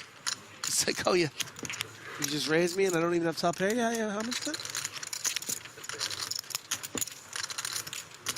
And now Talbot's like, oh, I have 1 million left and there's 1.8. And I don't even fault him for it. I think it was a kind of a nice little cheeky check raise. Deuce. River card is a tray ball for flushing. I mean, a shove goes through if Talbot finds it.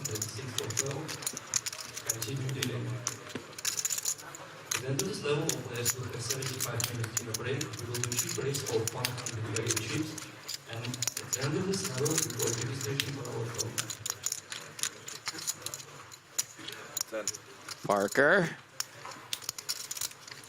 The trigger is there. Will he pull it? I'd say that's a pull. 1 million. Is Sakuchi? Yes, nope. I didn't even get the words out of my mouth. Let's go. Not heroing this time. Let's go. He's too good. Where are my Tonkites out there? Ladies and gentlemen.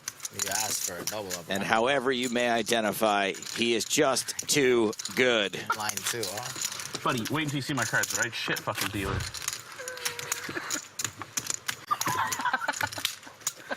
You can bit out of line, but that's really. Those are the rules. Eventually, he's being sarcastic. I know he's being sarcastic, but eventually someone's just not gonna get. Yeah. As someone who oftentimes is jokingly getting out of line with people, every once in a while someone's like, "You what, mate?" I think it's an adrenaline thing a little bit. Listen, he just went all in with a big bluff at a final table playing for $1 million. He's got a, there's a lot of uppity energy happening. All in. 7 raise all in.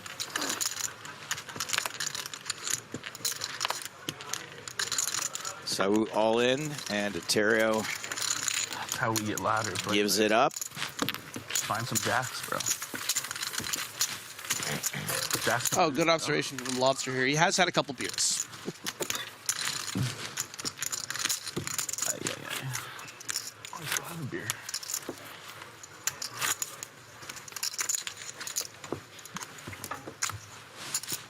He's at lucky chip. Antoine's World, boys.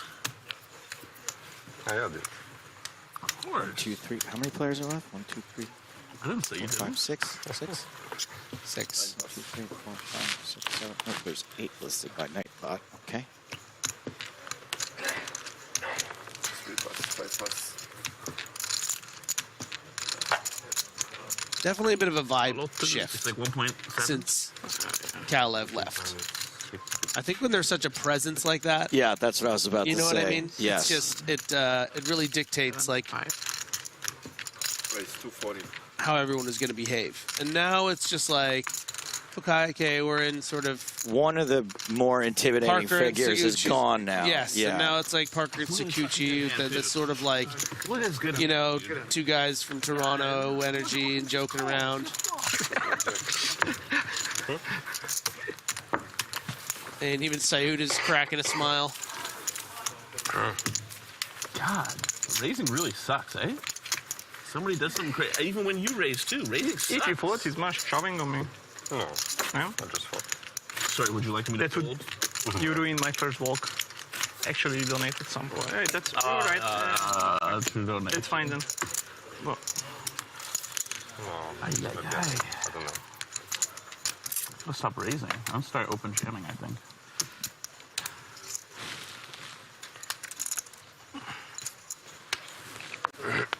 Sorry. You never need to apologize to him. Someone in the chat just said, Stapes is the best, so cool, and funny. I have to admit, I did see Stapes just type that from his burner account, but, you know, it does bear mentioning. Talking with Pocket Kings. Here we go. Just about joking about how he should stop raising because he never has it. And he's always getting, you know, he should just go all in.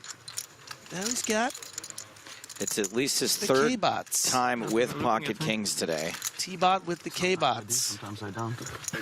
You know how it is. And this is probably just going to get through. Lame. Now he's going to show it. With the raise, you see? Yeah, it happens sometimes. You just need to get dealt kings.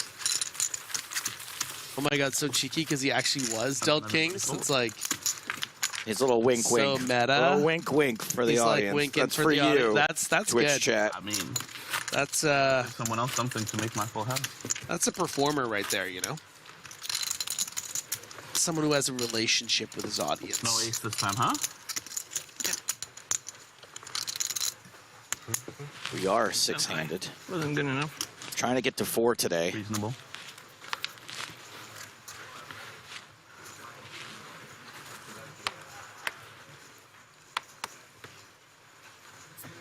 Pass.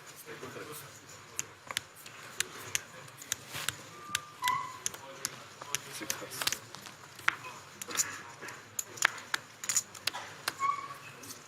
So, Jack 10. Excuse me. 7 raise, 255. 8 pass. 9 pass.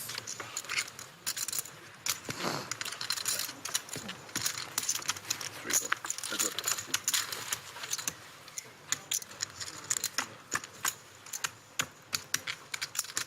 And Sakuchi coming along, up and down draw for Saut. Sakuchi blocking the draw and flopping a pair.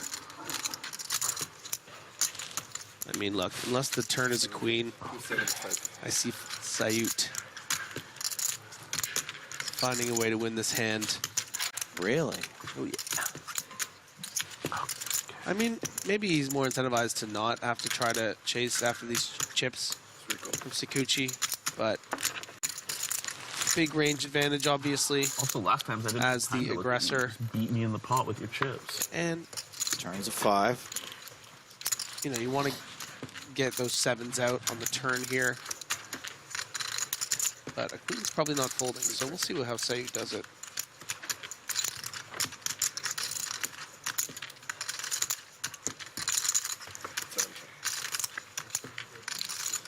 And river is a deuce, so it's brick for Saut. Sakuchi checks. And is going to get to show the queen down. And Sakuchi just continues stacking chips. 15 3/4 millions.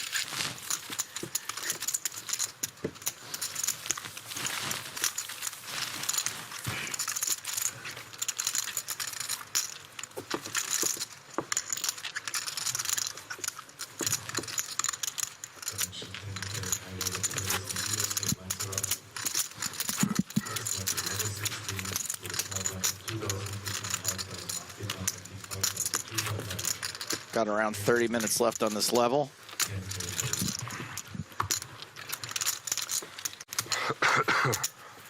We're only scheduled to play one more level after this one. Is that a hard stop, even if we're still at 6? Okay. Hi-ya.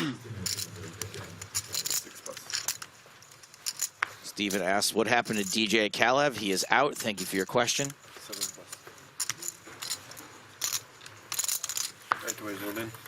Hillhofer all in with pocket 4s. Yeah, only one way to do it. Not this stack. And gonna get through.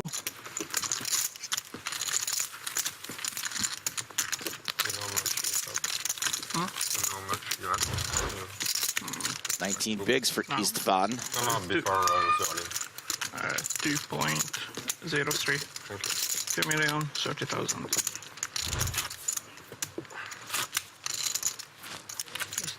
Trance Music asks, how's the Tinder action in Prague? You know, I haven't been on Tinder in Prague in a long time, but the last time I was, a very, very beautiful, very tall woman came to party with us on the last night, and then she told me a story about how when she was on a date in Dubai, she got attacked by 37 dogs. And it's one of the most strange stories I've ever heard in my life. And things ended pretty early that night. That's the end of the story? I mean, there's more to the story than that, but I don't know if I really want to tell the whole thing. It's just such a specific number of dogs to be attacked by. Yeah, it is very specific.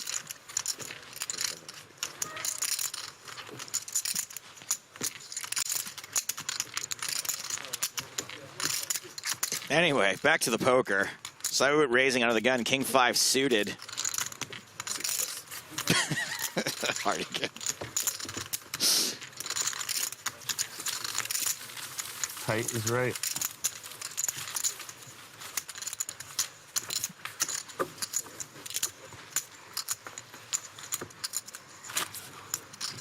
Tight is right. So wise.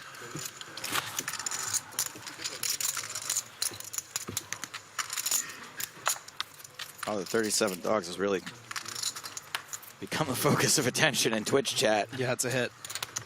I gotta admit, when you started telling that story, I was like, I don't know if this is, it says legs. But apparently it had, yeah. Well, what's 37 times 4? I was doing the math. I was like, can I do this fast enough? Okay, 74. 148 legs? Yeah, 148 legs. Way more than most stories have, actually. I guess if you count her legs, that's 150. Nice even amount. Count her legs, right? Well, the thing is, she like casually mentioned it. She's like, yeah, like the time I got attacked by 37 dogs, and I just kind of like let it go, and then it came up like 3 or 4 more times. Right.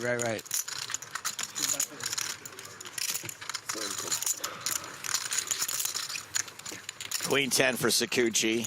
Saud defending 7-8. And Saud flops a gut shot, but again, Sakuchi flopping the best pair. 280. 3-bet 280.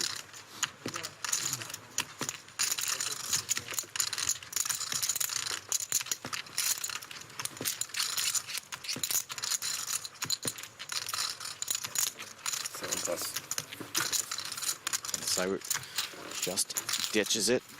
Wow, this guy burned you so sickly. Joe has seen 37 hot dogs before, I would wager. Yeah, I mean, not wrong. Oh, man, that's good. I mean, I take way the over on 37 hot dogs in my life. Man, when I first started working in poker, the only thing I could afford to eat was hot dogs, and I used to eat 4 or 5 a day, probably.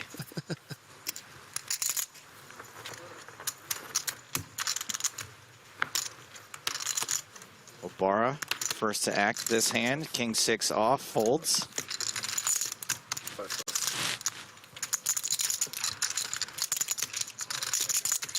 I learned my lesson. Tight is right. Producer Chris also saying first time he went to Atlanta, so all he could afford was hot dogs. When I was in college, I ate a ton of 7-Eleven hot dogs too. It was like my rotation was McDonald's dollar menu, Taco Bell, and 7-Eleven hot dogs. 25 minutes left. That felt fast, huh? Sorry? No, I said 25 minutes left. It felt fast. Yeah, man. When you're playing a big FT, winning lots of money, time flies by. Yeah, every little felt like that so far. 295. That's right. Now that I'm worth $12 million, I can afford a lot more hot dogs. Come on, Antoine. You got a call there, bro. Not this time. Not this time? Okay. I would not vote for the shove either. I can tell you that. Huh? Would have not voted for the shove either.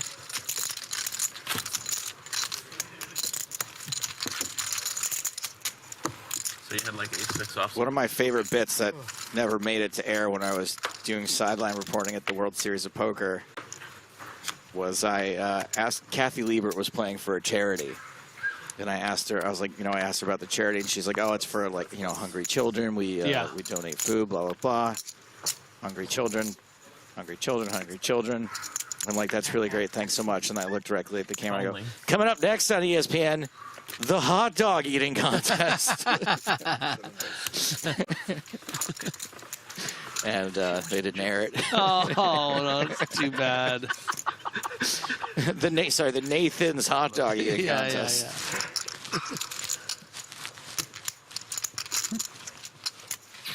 And I didn't get hired back the next year. Yeah. Weird. No connection, surely, but kind of strange. That's not how it works. Hard to get. At least they invited you back the fall. Oh wait. The jam is more default, right?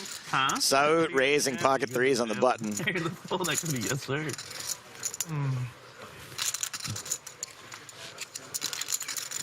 And O'Barra is going to defend the 75 varieties of Heinz.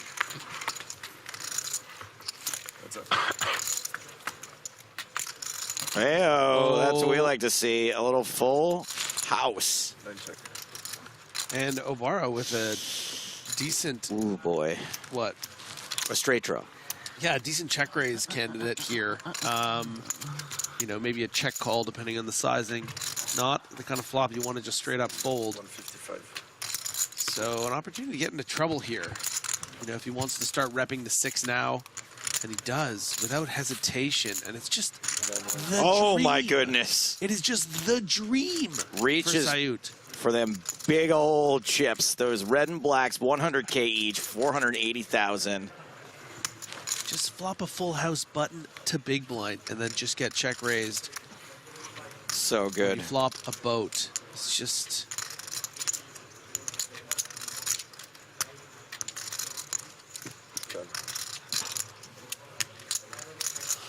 $940. Oh. So $940. Oh, this is over.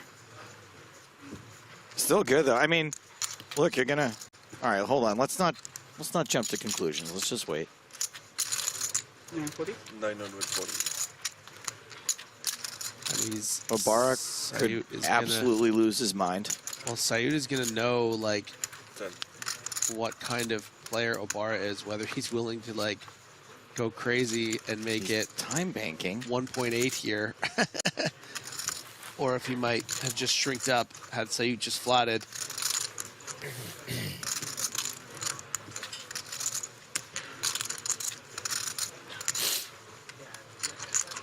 Oh my gosh, it's happening. It's coming. It's happening. It's happening. Oh, no. Probably something of a min raise here. The raise was only 460 more, so it gives him room. 85. Oh my goodness. So 1.485. Okay, now does Saud call? Stay tuned. No, because you're so convinced they have a 6 at this point, right? Not necessarily. I mean, this 3-bet could have been to like induce this. Because if O'Barra has a 6, he's getting it in on the turn anyway. All in. There's all in. Right? Yeah. But no. But still a massive pop for Saud, 2 million.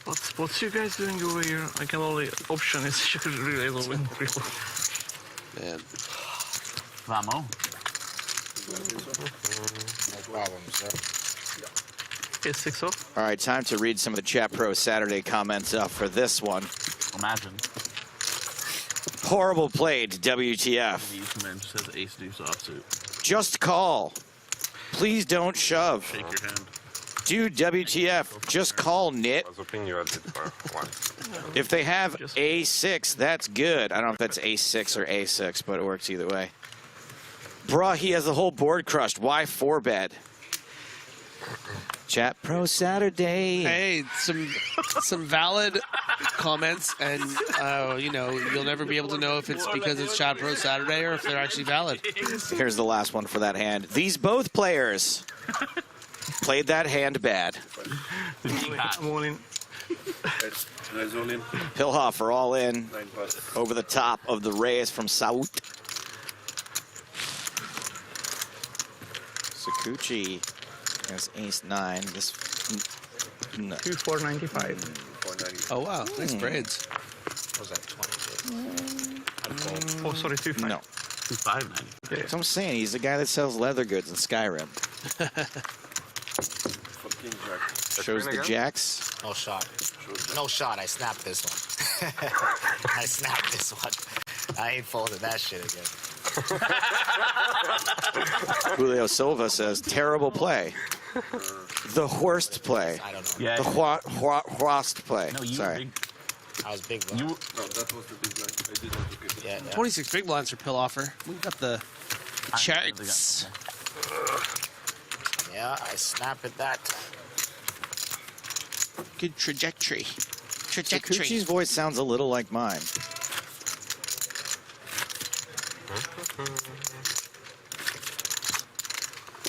Ricardo says, I trust chat commentary more than Stapes at this moment after that missed chop call earlier. Now, here's the thing. 100% true. 100% true. The thing is, I'm still going to ban you for pointing out my mistakes. Yes. They folded like. Yes, that's actually why I have not had a Twitch account for quite a while. Still banned. Won't let me back. He is getting really loose. Upswing Poker says, come on, admit it, Griffin. That's a pretty big mistake unless you have a very rare exact read, and you mostly do this re-raise OTT with the bluff, not when you have the full house. Why are people saying, Griffin, you think that was a good play? When did I say it was a good play? Come on, now James Hardigan says, come on, admit it, Griffin. That's a pretty big mistake unless you have a very rare exact read, and you mostly do this re-raise OTT with the bluff, not when you have the full house.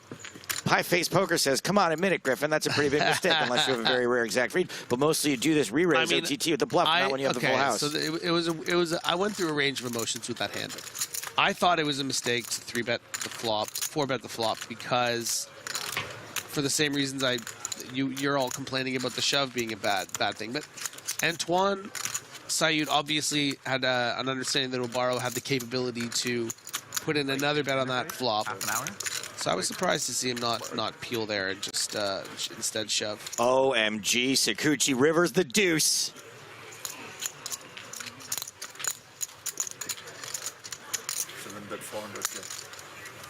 Saut.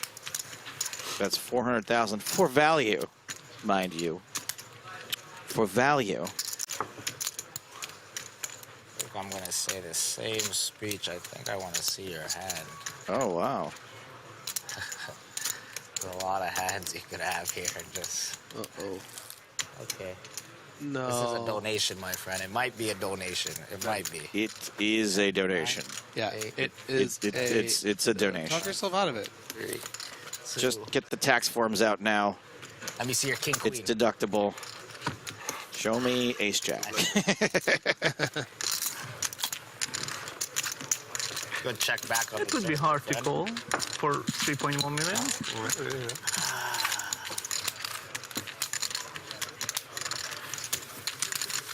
Sayud having the time of his life. You're up to 9.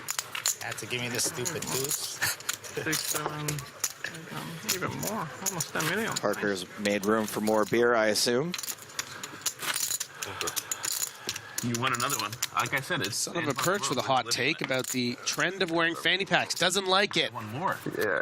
Oh, it was a big pot. Compares it to the scarf trend, which I feel like we haven't seen a lot of lately. There were some scarves here in Prague. Too greedy. Logi's mom says, has anybody reminded Griffin today to check his privilege? Yes, they have. Thank you for your question. Yeah, you're not the first. But you're doing God's work. I appreciate it. You know, just in case it hadn't been done yet. Obara with ace-8 suited. The Italian and the Japanese, round 77.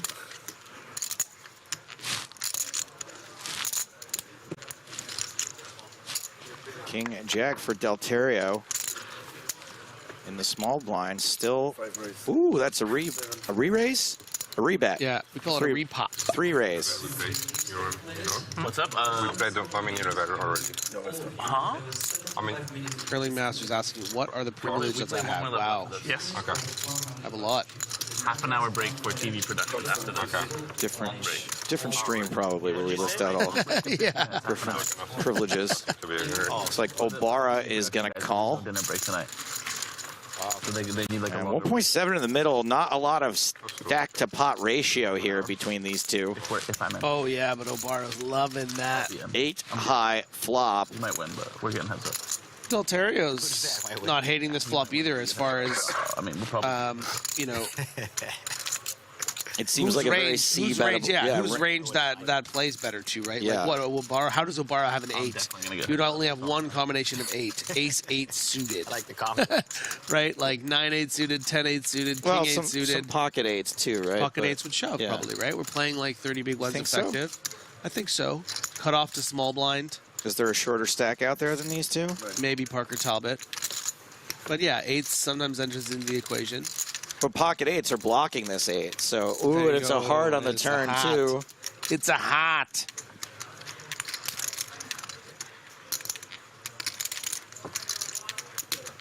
Delterio could just think, okay, Obara's going to have The turn when they something like an ace-10 here. Maybe if I bet, bet the turn. maybe if I bet like fold. 900K, I can get ace-10 to fold. You bomb the river, I can't fold my one. And that's exactly what Delterio is trying to do, but it's not going to work out.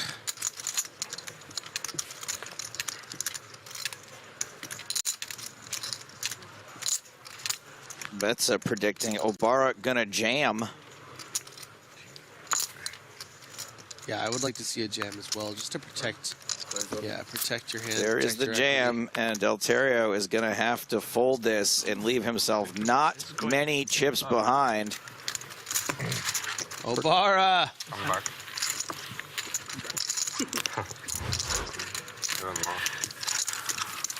Obara's really growing on me. It's cute. Okay. How much is that now? I like it, like his facial expressions, you know? It's hard to find an unlikable player here, if I don't. 3.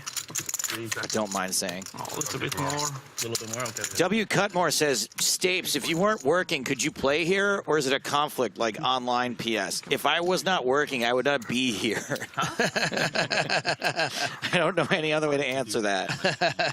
I'm going to be like, I'm thinking of playing Prague this year. 9 plus. 3 plus. 5 plus. I'm not even sure if I was in that Tonka hand that I would have noticed I could chop. 6 call. If you only focus on your mistakes, it's all people will remember you for. Okay, all right. 360. 7 raise 360.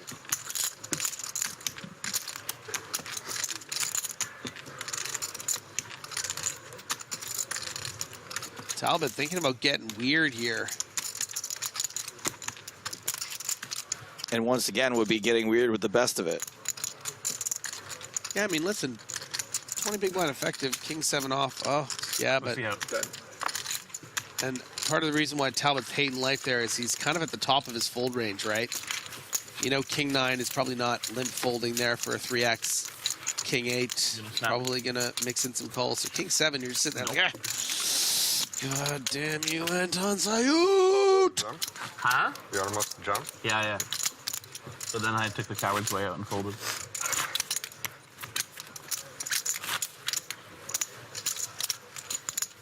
Chaz with a Chat Pro Saturday contribution. Wow, what a bad fold.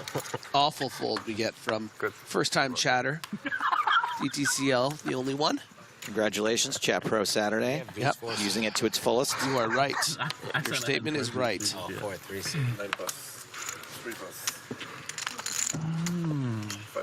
Closing in on a break, about 10 minutes away. Oh my God. I mean, this dude is just the poster child for wait around, pick up a huge hand, Raise for the gun. double up, rub $50 on your nipples. Oh, man. And Pillhofer has a hand right on the line as to whether to call or fold. Oh, Pillhofer, can you sniff it out? Or are you going to put more chips in the middle? I think you got to put some. I think you can't fold. And unfortunately, king or an 8 high board Yeah. would be absolute disaster zone for Pillhofer. Okay, pretty big miss for Pillhofer. Talbot's going to have license here to, size up if he wants to because his hand unpairs all of that texture. But because we know what Pillhofer has, I kind of want him to bet super small or not at all. Right. Nice. 200, snap fold.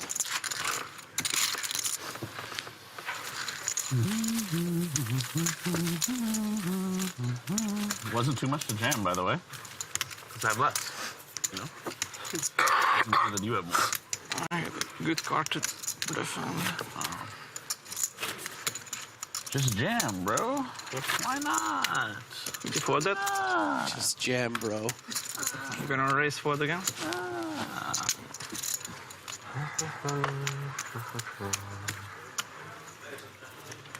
Just put it in. Scoochie. No, dude, I had fucking aces. Ace 5. Jesus. Should have flopped like a drill or something. A 3 pair. What a great dealer, though, honestly. Dealt me kings and aces. Did you get paid? So with 2 8s. 10 million to start the hand. Shut up. Of course I didn't get paid. The only jam when I have done. Very sweet.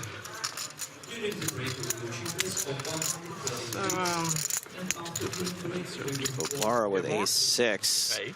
What's your 2, 5, and a change. Oh, wow. Yes. Wait, 2 6. Take it easy, John. Fuck, I'm 14 chips. That's what I was just looking around. Big Daddy 3-bet. That's a 4x here. Maybe gonna be third. And Sayut real high up in his range with the 2 8s. Oy, oy, oy. We see a shove or a call from Antoine here. Do we ever see a fold? I did before many times. I mean, I don't think so. Done. Snowmen's num num. Nom nom. There's the call. All right, so Ibarra with about a 2-to-1 stack to pot ratio now. That's it.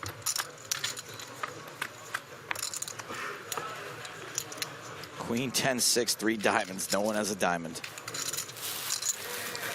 The Bad Toro asked, tonight we will see the winner or not. Technically, you will see the winner tonight. Whoever wins this tomorrow, you will see them tonight. But we won't find out who it is until tomorrow. Does that make sense? Probably not. Thank you for your question. Ibarra bets 230,000, and Saud folds the best hand. Power poker, is that still a phrase? I mean, you invented it how many years ago? Like 8? I haven't heard you use it in a while, but it's still a thing. Used it in a while. I'm just wondering if it's out of fashion. back to 6 million. He just texted me when he had ace 8 of spades.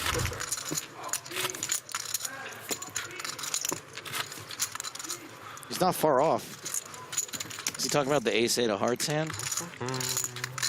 I don't know. Oh man, I'm getting sleepy. Me too, man. Everyone, I mean, just get down to 4 and you guys are done. We got no control over that. You do. You are.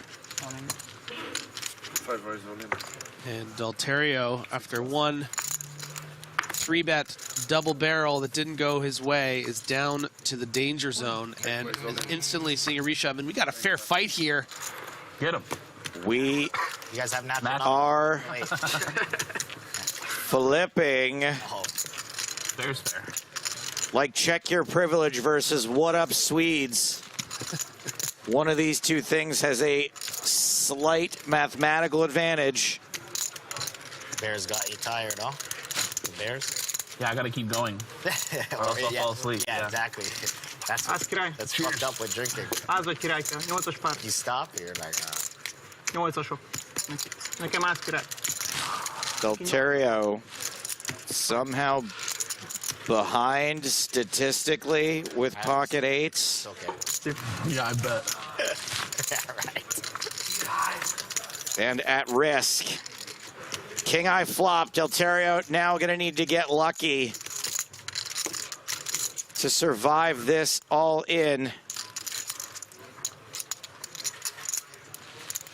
One out allegedly. But there are some turns that can give him a little hope. 7 or 9 for sure. As Sakuchi remarks. 7. No additional help. No chop outs, right? Okay. If you can't figure it out, I can't help you through that, man.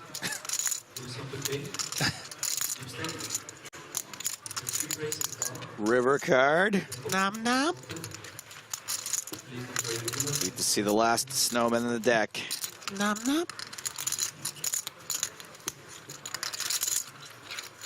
River card. It's a queen. It was round, but not the right kind. Luigi Delterio succumbs. You're the...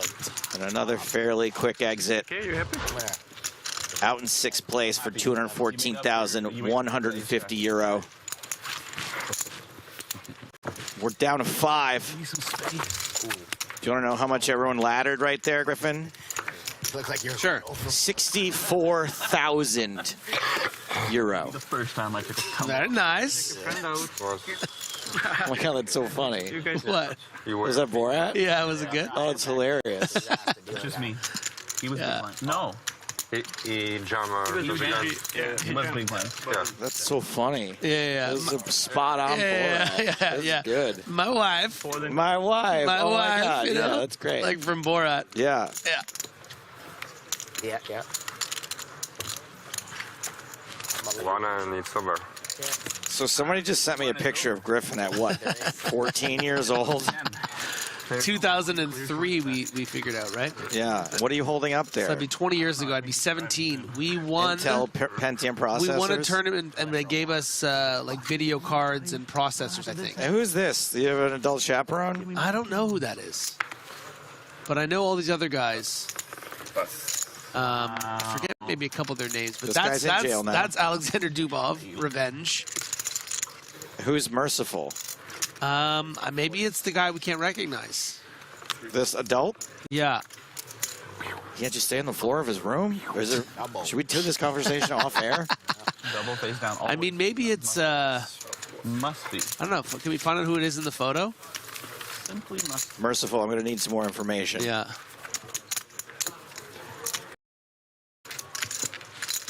I mean, how much money? Oh, it's Steika. Oh, I know Steika. Yeah, Steika was a buddy of me. I'll show you who Steika was in the photo. How much Should we show the photo money could you possibly owe this guy? That's Steika right there. From 2003, from sleeping on the floor. What, $8? I don't know, with inflation, how much do I owe you, Steika? Can they see my cards like this? No. You're not in the photo. You were on another team, so you weren't Steika. You're not Steika. 5 left here. Back to the poker. Back to the poker. Yeah. We'll worry about your 12 Canadian dollars I owe you. Take it, on bro. The break. And a walk for Antoine. 4.6. We are moments away from the next break anyway. You didn't jam? Huh? You didn't jam? No, I walked him.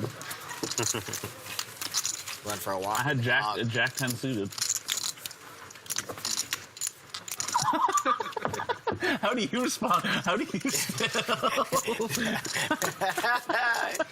As he's shuffling the cards, he sees your card. I've been saying like the same dumb shit for years, and every time he's like, no shot.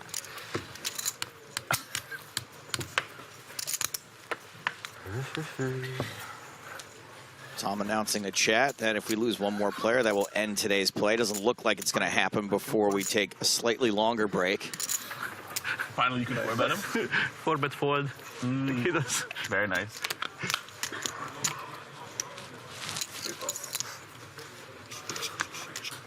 Oh, 6 seconds, perfect. Okay, this is kind of funny. Be My Girl says, we are sashimi away from the end of the day's play. One bust out. Not bad. Yeah. You're in break? What's the next level? Clap. 420. Why? It's 420. Yo, 420, blaze it. Pillhoffer in the big blind. We've got 420 and a Pillhoffer. Trying to scare you a little bit. Yeah. Pillhoffer folds. Saud's going to pick up the last hand of the level. I'm very curious to see these chip stacks right now. I'm very hungry. Are you hungry? Yeah.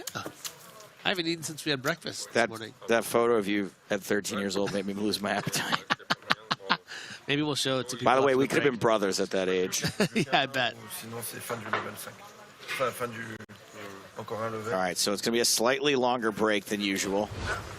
This one's going to be 30 minutes. When we get back, blinds at 150,000 for the big blind, 150,000 big blind ante, 100,000 small blind. Here are the chip stacks. Parker still short, has been short all the live long day.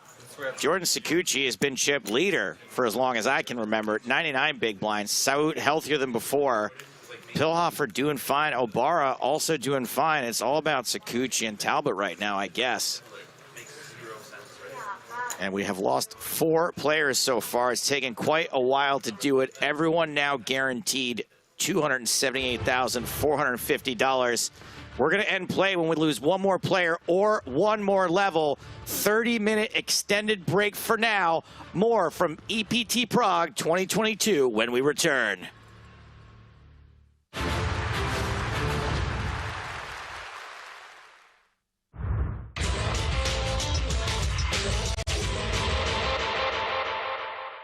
I feel bad for you. This is the part of the night where you've got a little target on your back now. You know, we love you, but now it's like, you basically have to put this 8K in. Yeah. And like, now we're all just like, this is where we get very pro-y. It's like, looking at your stack and just like, the nicest guy in poker still reached for the 5K ship to make I don't sure blame you guys. I mean, I want the money. I want the money, man. This is just how it is. If I can't have it, you know, one of you guys better take it. Yeah, I mean, there's no point in being on the table, is there? I want you to double up. Yeah, it dies. Yeah, it's dead. It's no money if it's not on the table. Yeah, if it's not, Just hope for runner on the last hand, I guess, right? It's scary for Alex, but it's also better for him. The more money that's on the table, the more he can win. Well, it's been folded round to our challenger, and he's got queens. My favorite word, pot. Here we go. Whatever happens, Alex, it's been fun, man. It has been great fun. And, you know, it's something that I'll remember for, like, forever, really. If you're lucky, Joe might remember it for a whole day. What? 7 deuce, that'd be great. No!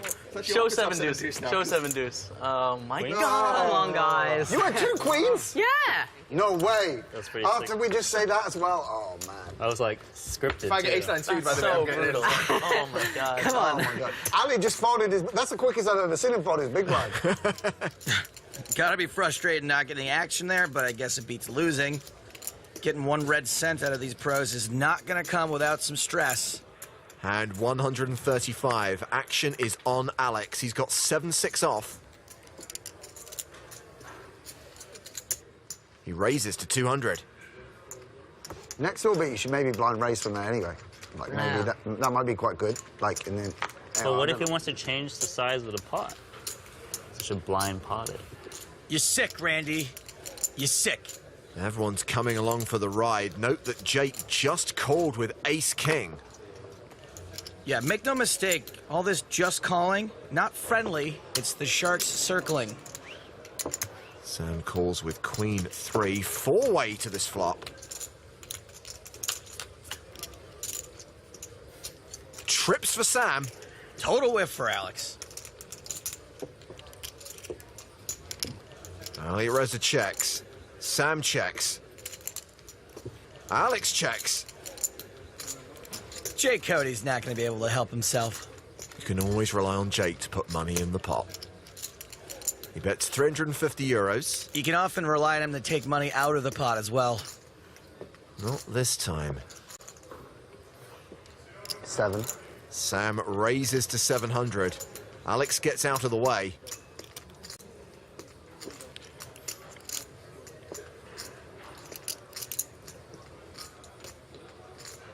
Jake calls with ace-king high, heads up to the turn. Obviously doesn't know what bad shape he's in. The turn card is a queen. Sam now has an unbeatable full house. 2,300 in the middle. Sam bets just over a grand. Now, if Sam were bluffing, this is the way he would play it. Jake calls. Getting stickier than a snow cone in August. Well, fortunately for Jake, he doesn't improve on the river. So he probably won't be calling again, but...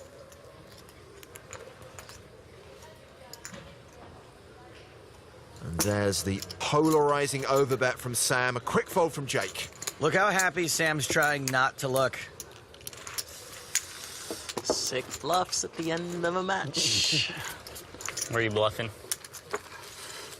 I mean, have some bluffs. You have some bluffs. Have some bluffs. That's what people like to say. I'm balanced there. He had few bluffs. That was in mind. Well, Sam is now in profit to the tune of 24,000 euros. Must be nice. On to the next hand. Put that so badly. Yeah, you definitely did, Jake. But I'm going to do you a solid and play this hand with you. As a little favor, and maybe we can win some of that money back. What do you say? All right. So we're going to sweat with Jake and only see his cards. Ace-10 off, and he has raised to 300 euros. Round to Randy. He folds. I'm doing a great job so far. Sam calls out of the big blind. Alex folds. Yeah, good. Punish these guys having all their junk and then punish them. Now position to Jake Cody again. This is how I spend my life. Well, Jake has flopped second pair with a couple of backdoor draws. We have flopped second pair with a couple of backdoor draws. I think a check or a bet here is fine. We've got kind of an awkward hand. Goes check, check. 8 on the turn. Say goodbye to the backdoors.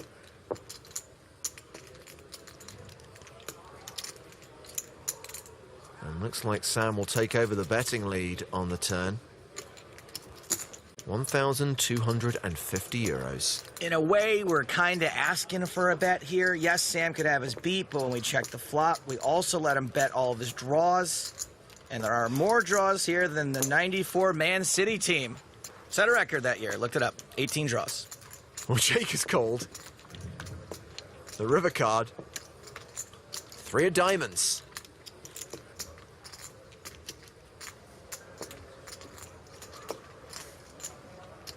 Well, the flop flush draw got there. Sam leading for 800. Small bet. Yeah, really small relative to the size of the pot. Therefore, to me, it seems fishier than a chip shop freezer. Here's where Jake and I are going to differ a little bit. I'm going to call here and probably light 800 on fire. Or fold and waste the entire pot. My guess is Jake is thinking about a third option. Got the ace of diamonds blocker, so he knows that Sam cannot have the nut flush. Yeah, it's so sick because I only lose that ace-9 of diamonds. And I have to call with this hand. Jake turns his hand into a bluff, but Sam calls. Sorry. And tables the winner. Yep, Jake tried to rep the nut flush with the ace of diamonds, but Sam's flush was just too strong. You know, he said sorry, but he doesn't look sorry. More chips for Mr. Grafton.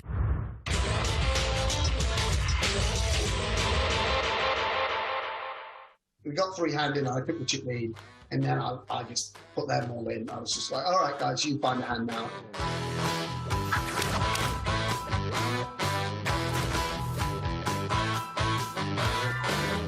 don't know how much detail you're willing to go into, Sam, but we know on the super high roller circuit that players are often not paying the full buy-in themselves. Either they're backed or they're selling action. When you play a $200,000 buy-in, is that all your own money?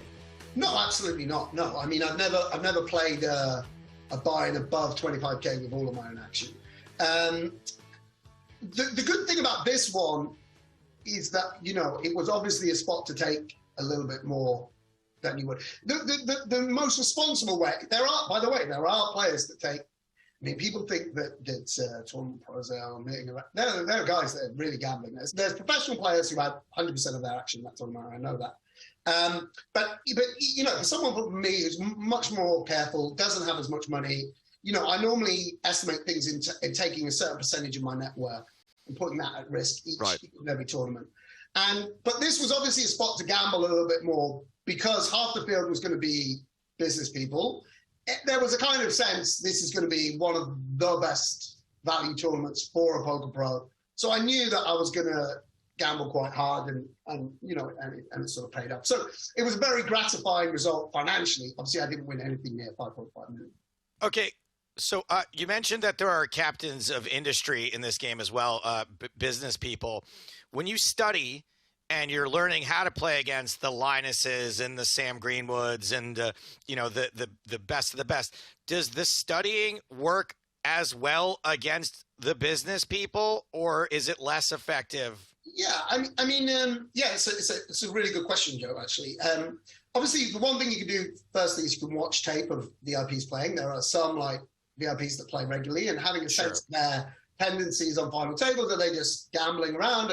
Are they some of them are very good poker players, right? And some of them are complete recreationals who are just playing for fun. And having a sense of that player before you arrive at the table is going to be useful. Then obviously there's a sense of like, if someone's 3-betting you more, like what would be the counter to that? Someone's putting in too much money, what's the counter to that? Like, again, just a good understanding of poker fundamentals, right? It's not, I don't, you know, you speak of memorization. I don't really do any memorization. It's more just understanding, you know, how things work out when people play different strategies. And then, of course, there's just a card playing element to the game. Okay, so that's still there. Oh, of course. And that's why Stevie's there, Fedor's there, Ben86. We actually don't see, we do see players break through, of course. But actually, a lot of the players that are at the top have been playing for a long time. And that's because, as happened on the final, on the left of me was a great guy, Carl, but he's a cryptocurrency trader. Amazing guy. He's drinking at the table. He's having fun. He's putting a lot of pressure on people.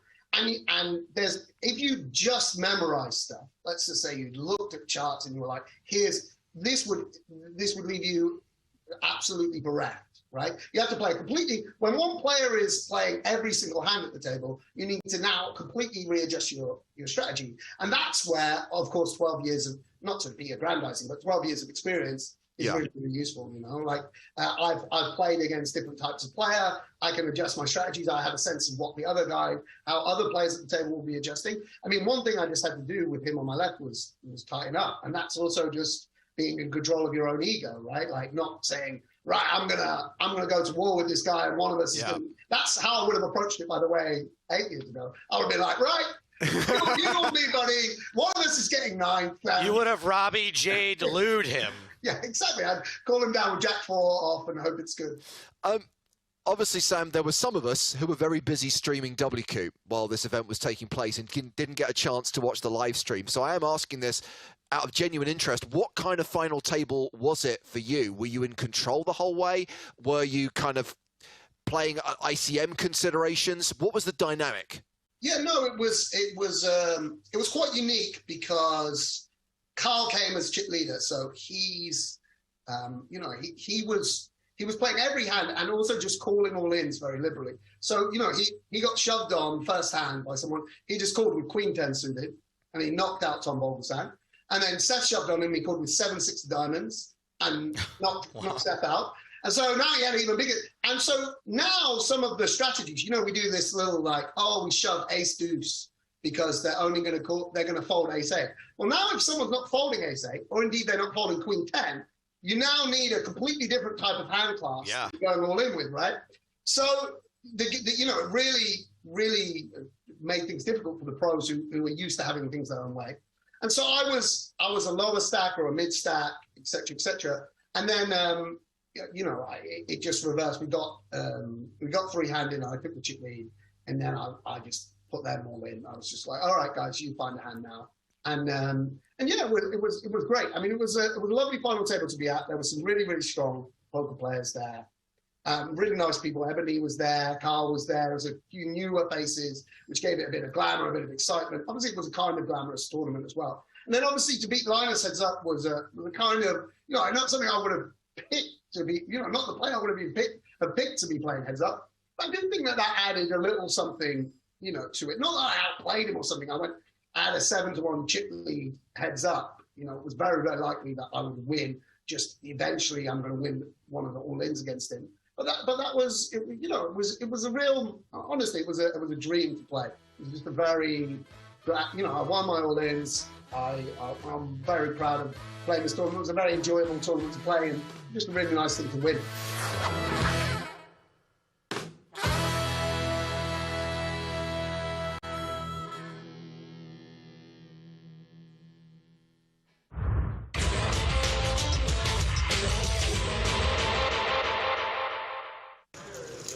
Dan Shack has opened with ace-jack. And he's now facing a shove from Kamal Charoria, a watch dealer from London. Are we sure he's a watch dealer? Are we sure he's not the bad guy from Skyfall? Think on your sins. This shows for like 12 bigs. I think Dan's got a call. He does call. Charoria at risk. Oh, you probably have me beat. What do you got? Not sure about this shove, actually. Dan would have to call pretty wide, and sometimes with bad hands, that would still be better than his. He does have 2 live cards, though, looking for a queen or a 9. He doesn't hit the flop. Ace high still ahead. Well, that's an action card. Top pair for Charoria, but a flush draw for Shack. Is Dan Shack about to get Dan Shacked? Don't want to look. It's a club. Oh my God. I misread my hand. I thought I had queens. What? I saw this. I saw this like this. I thought I had queens. 50 what? 7. And then I turned it over. I said queen 9. I thought, what the f? That's exactly what I was thinking. Well, he's doubled up through Dan Shack.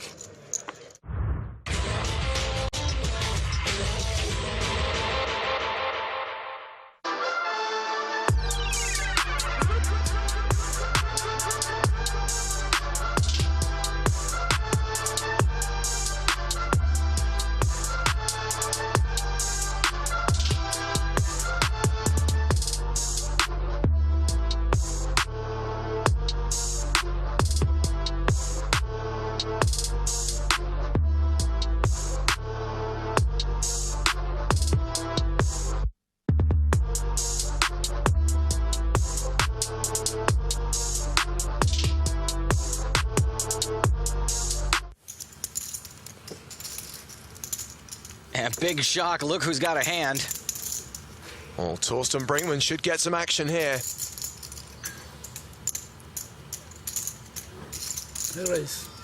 He's going to 3-bet. This must be music to Brinkmann's ears.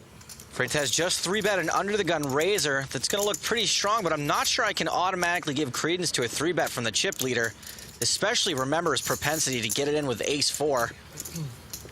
Pretty rare to see someone lay down ace-king at this stage of the tournament to only 1 bet. Brinkmann's got the perfect size stack for it.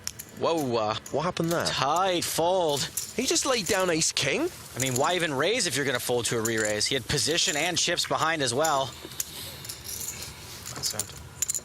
Even when Freitas gets unlucky, he gets lucky. I was about to say, Brinkmann was in a perfect position to ship it, and then he folded? Did that really just happen? That was terrible. It was a terrible fold. And action is on the chip leader, Ivan Freitas. He's got 9s, and he raises under the gun to 245,000. A decision for Torsten Brinkmann. Freitas really hasn't gotten out of line too much today.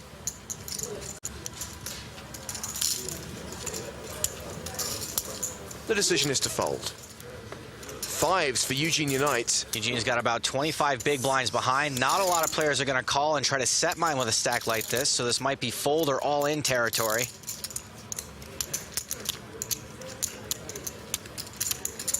I'm all in. It's the latter. All his chips go across the line. Freitas will have a decision to make, but he's got a couple of players to act before him. Lenvi gives up the button. And both blinds quickly muck.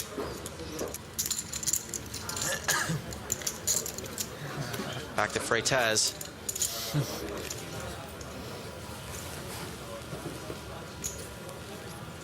Counting out the chips for the call.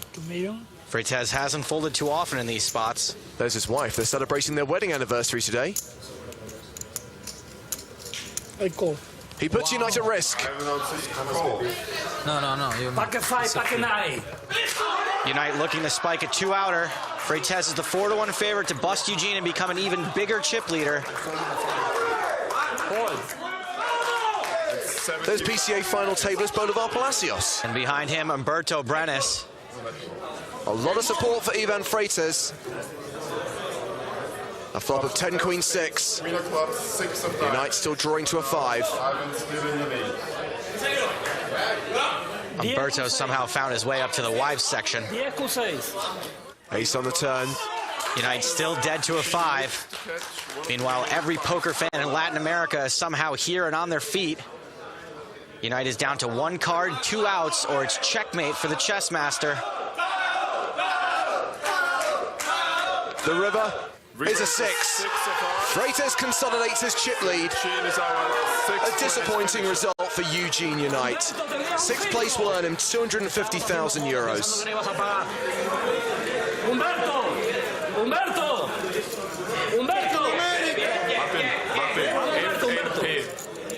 Can anyone stop the freight train?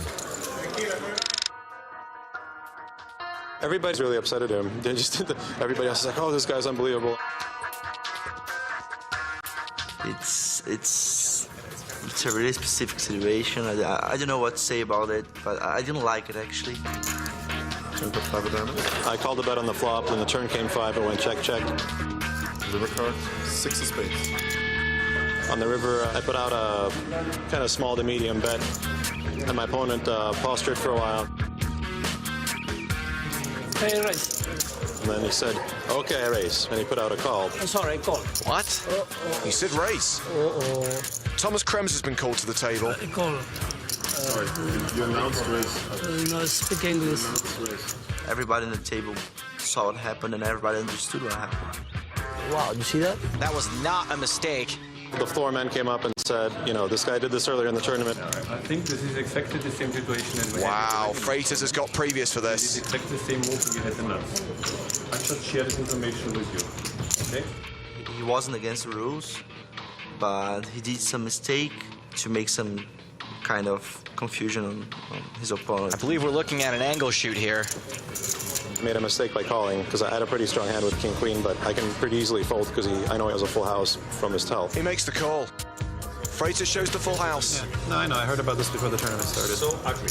Ugly. Move was so dirty. Feel like I need a shower. Nobody liked it for sure. Yeah, but it's poker.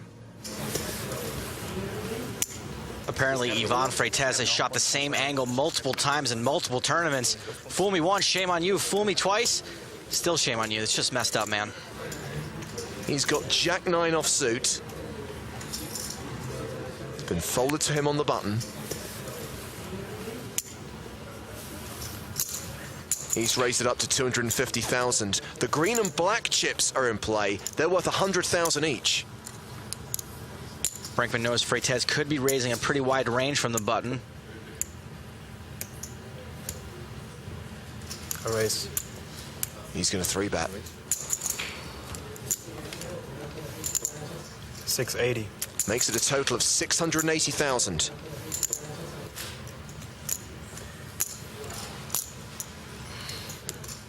Thomas Lenvi, a 6-9 off suit. Dominated in both spots.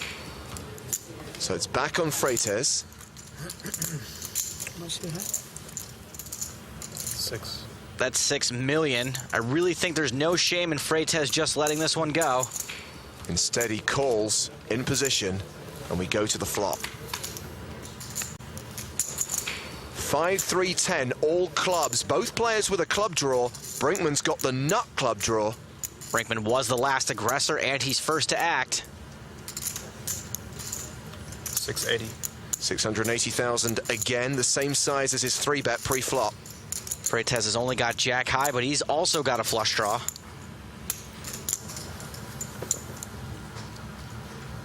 Here come those new big chips. It's a raise to 1.5 million.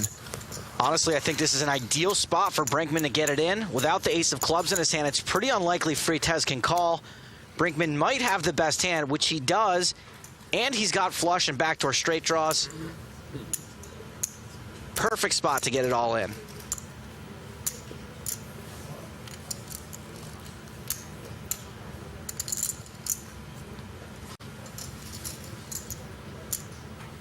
Call.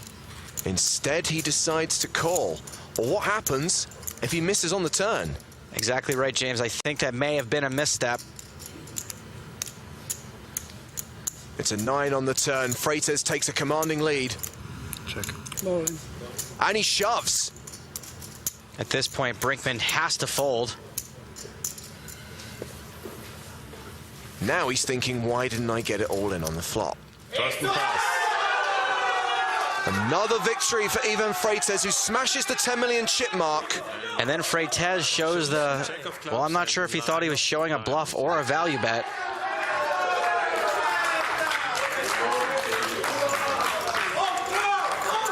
Freitas with a stack of 11.5 million.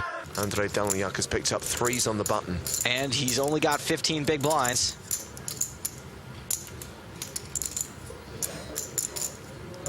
He shoves. Whoop. 1,785,1785. Decision on Ivan Freitas in the small blind. He's got ace-9. Should be an easy call for Freitas. Danilyak could certainly be shoving worse than ace-9, and Freitas got thrice the chips of the next closest player.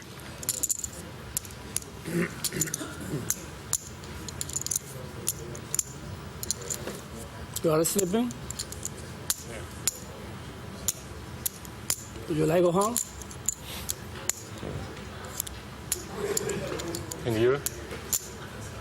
Yeah. Ah, the universal language of poker. I'm all into. That I understand. Brinkman in the big blind. Will fold, so Ivan Freitas puts Andrei Danilyak at risk. Danilyak is the slight favorite, but I gotta tell you, no one's a favorite against Ivan the Terrible. We're off to the races one more time. Okay, we've established who's got what. Let's steal the flop. Jack 7-10. 7-10 jack. Safe flop, but Freitas picks up 4 more outs to a gut shot, so even though Danilyak dodged the flop, he's still a coin flip through the last 2 cards. The Freitas fans are calling for an 8. It's a king. Freitas is double gutted now, so he picks up 3 more outs. Danilyak's not nearly as big a favorite as he should be after dodging 4 cards, but he's got just 1 more left to dodge. He needs to fade aces, queens, 9s, and 8s. It's an ace! Unbelievable! Freitas wins again. He eliminates Andrei Danilyak in 4th place. The Russian will collect 400,000 euros. And Ivan Freitas is an unstoppable rebel force.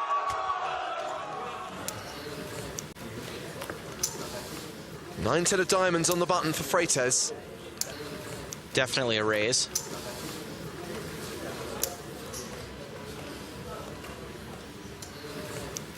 $350,000. Ace king. Seems fairly obvious. Surely Brinkman goes with this. Surely he shoves. I'm all in. I call. And Freitas snaps like he's got aces. Torsten Brinkman taking his time, pushing his chips in before Ivan Freitas inevitably runs him down. Freites does have 40% equity with his 9-10, but Brinkman is the favorite to get a double up. And the better halves are anxiously awaiting this board to be run out. Of course, if Freites hits that board, as he has been known to do from time to time, it's over. And we have a champion here in Madrid. There's a 9 on the flop. Torsten's now got to make a pair or he'll be runner-up, and Ivan Freites will be our champion. Torsten Brinkman needs an ace or a king. He needs it on the river, or Ivan Freites will get the 1.5 million euros and the championship trophy. 6 outs for Brinkman. And here is the river cup. The river. It's a blank. Freites has done it. The Venezuelan is the winner of the grand final in season 7 of the European Poker Tour. Brinkman gets 900,000 euros as the runner-up. But it's 1.5 million for Ivan Freites, plus the trophy, the prestigious title, and that seat in the Champion of Champions tournament.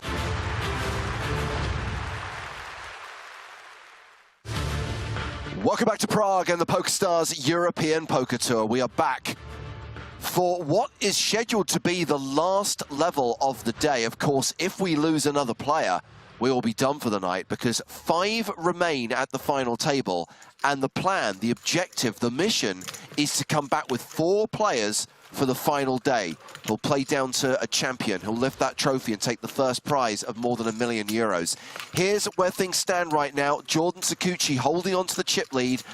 Nearly 100 big blinds. Antoine Soot sitting comfortably in second place. Comfortable? Parker Talbot. Tonka is in the danger zone. Danger zone! That is the voice of Joe Stapleton. This is the voice of James Hartigan. And over there, you get the voice of Nick Walsh. We are back. Blinds now 100,000, 150,000. You're lucky I didn't have a club, bro. You had 6s. With no club. Yes, Tankerberg. The EPT is in Prague. Thanks for joining us. Yeah, I just didn't know it was a club. Yeah, what about you? I need to hear this. With your ace-6 offsuit. Hey, nice fold, Antoine. For 10%. It's like somebody caught up on the footage When you come back and see it. during the break. Well, I said ace-8 of spades, and I was pretty close. Yeah.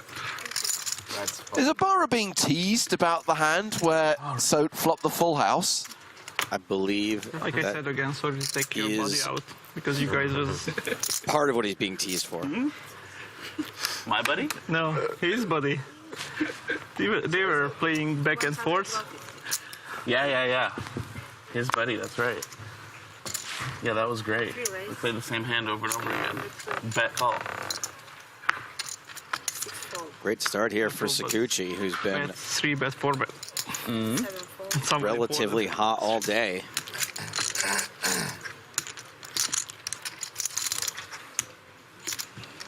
Got a lot of very straightforward hands to play, and this is another one to add to the list. Oh, he's 6, huh? Not this time.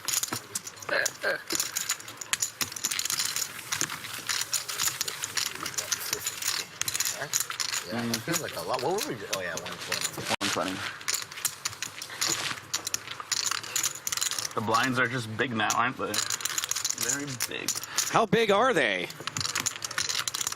150K for the big blind, and of course for the big blind ante, and that's kind of how poker works, right? The blinds go up, forcing the action. Just 5 starting stacks for the big blind and 5 starting stacks for the big blind ante, so 10 starting stacks every time you're in the big blind. Yeah, putting the pressure on the shorties, like Tonka, who starts here with King Queen under the gun. 6 raise, 300.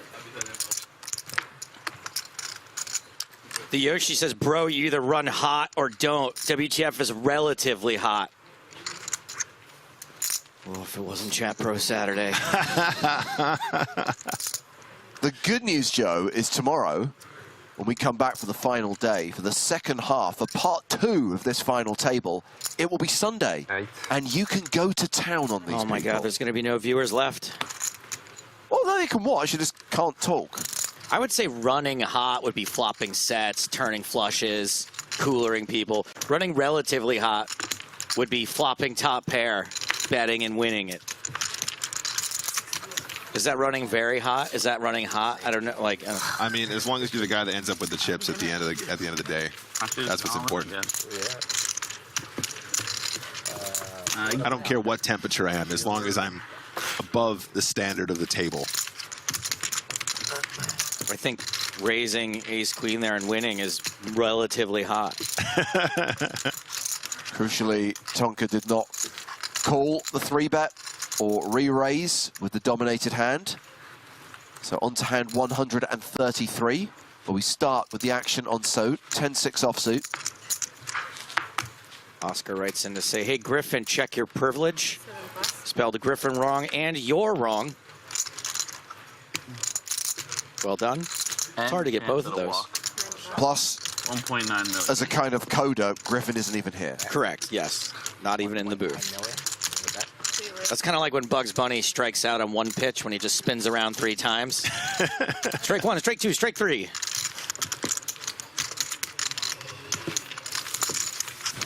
So many 100K chips for Jordan Sakuchi. Wow.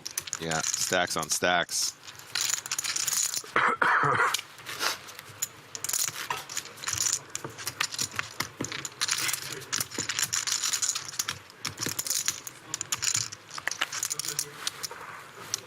Tonka in the small blind, Soat in the big blind. Pelhofer has jacks. Jiggity, jiggity jacks. Pocket jiggities. 8 raise, 350. Raises to 350,000. 350. Sakuchi with ace 9 on the button. Play 2, 3, 3.4. Oh, 4 No. 1, 3.5. 3, 6, 8. 3.9 more. 10. 3 calls. A call from Sakuchi. A round to Soat in the big blind. Who folds 7-3, so these two will go heads up to the flop. Do suited? A little better. 7 deuce suited. Don't tell him it's better than 7 deuce. That's better? Yeah, it's a little better, no? Technically. Okay, so top pair, top kicker for Sakuchi, but Pilhofer, big favorite with the overpair. Yeah, this is good news for the old pocket jacks here.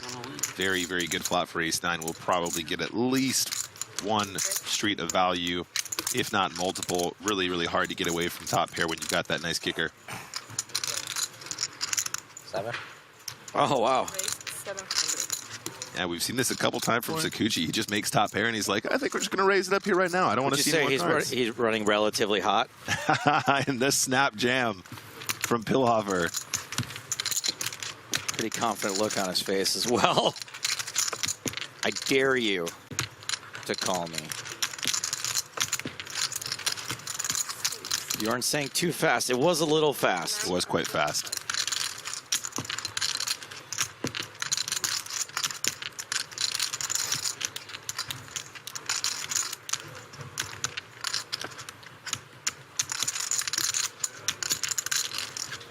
So how much, what is it, 3.9? 3.9, yeah. He seems like he really wants to call.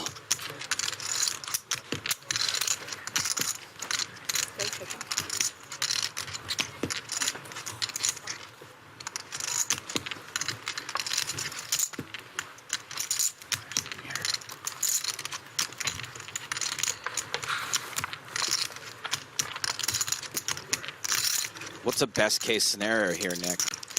King 9 suited, you know? Yeah. Or like, I don't know, like maybe 7 and 8 suited. We get more. Oh no, he raised another gun, so yeah. I mean, it could still be 7-8 of spades or something like that. That wouldn't be crazy, but you're not really loving anything apart from maybe King 9, maybe Queen 9. I don't think Pilhofer even has Queen 9 suited here. I mean, maybe some of the time I'm not sure exactly how he builds this range, but Is it ever 8? I mean, like you're not even really happy if it's king queen of spades, right? You know, right. So it's a really tough spot. If Pilhofer wasn't UTG in this spot, and of course UTG in this case meaning 5-handed, so still early. He called? He called. Wow. All right. Well, this is a great spot for Pilhofer.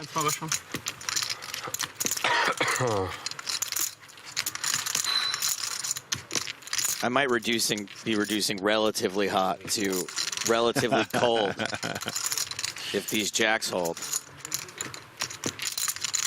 This is a huge pot. Yeah, nearly 9 million in the middle.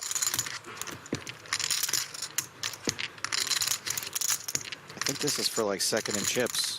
I mean, if Pilhofer holds. And that's the key point if he holds. Has to fade an ace or a 9 on the river.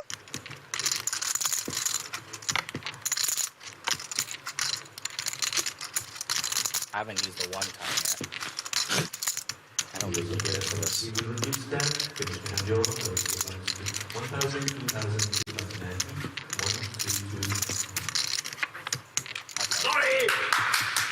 Yes, Pilhofer's rail delighted that he gets the double up. And I think that is going to put him in second place on the leaderboard, 8.95 million. Thank you. Your squishy sales are looking really good now, James. Yeah. Coming soon to the Star Store. Pilhofer squishies. New share? Oh, no. Very nice hand there for Istvan Pilhofer, up to 59 big blinds. I think that's good for third in chips. Yeah. An advisory from Andrew watching on YouTube. Uh-oh. Remember, y'all are just announcers paid to talk. And with the exception of Griffing, Mariah, and Niche, know almost nothing about actual poker. Can you please send me that one? That's Man, definitely going on the board. That is a YouTube comment if I've ever heard one. Wow. James, can I get that quote, please? That's definitely going on the Twitter. That might be one of the best ones this week. I need the correct spelling as well, so if you could copy it for me, that'd be great. Man, you did not add any of those typos, did you? That was all verbatim. Sick. Verbatim. Thank you, James. I will admit, Andrew McMillan's been one of the most annoying people over the years, so it's very on brand for him.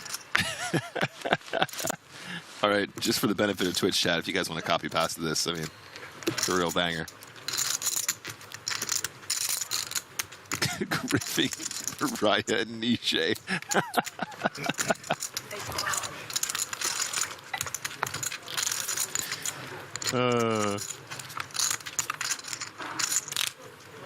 Absolute banger. As we go to a flop here, guys, Queen 4-5, Pilhofer now with top pair. Exactly.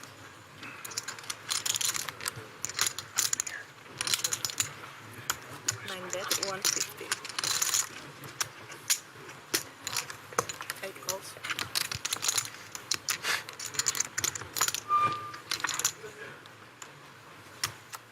Barra doesn't catch anything enticing on the turn. Drawing dead now.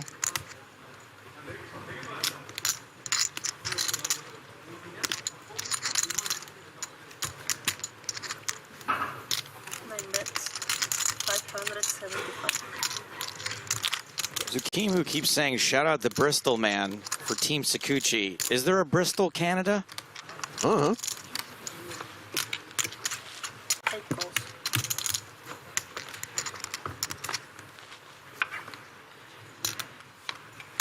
Oh, wow.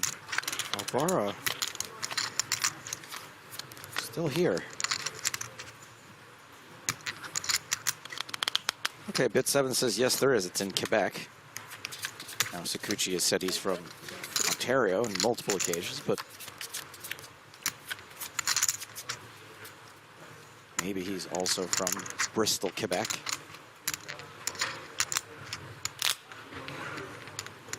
Pilhofer betting top pair. And Obara, I guess, was floating to river raise with Jack high. And Pilhofer just snaps it off. picks up 2 million in chips. All in moments ago. He might be #1 now. Oh, yeah. Okay, sorry. I had to like triple check if his diamond's there over. The Nutty Hamish had just written, Obama has some weird lines, and that was a bit of a weird line. And it did not work. I do like it, though, when we see people making unorthodox plays.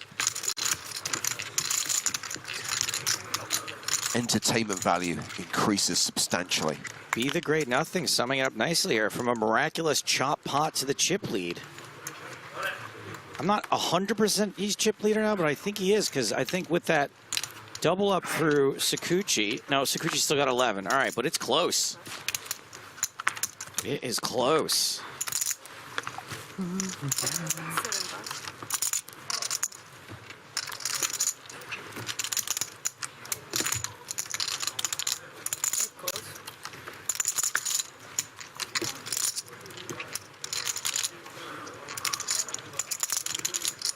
No move.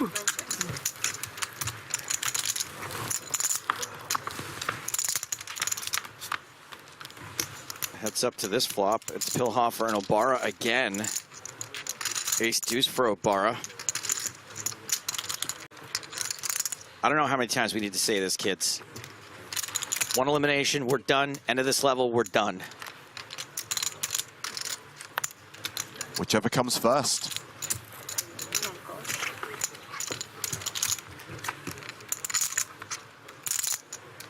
And Pilhofer and Obara still are at a turn somehow with these two hands.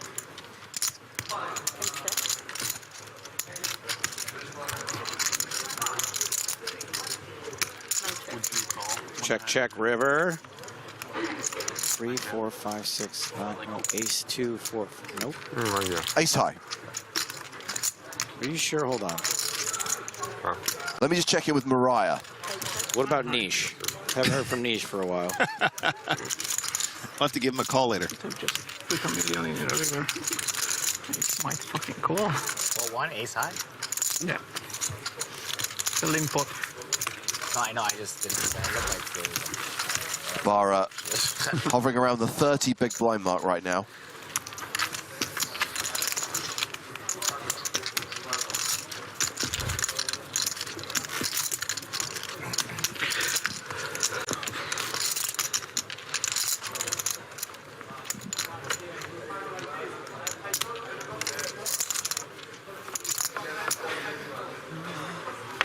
Hand number 137.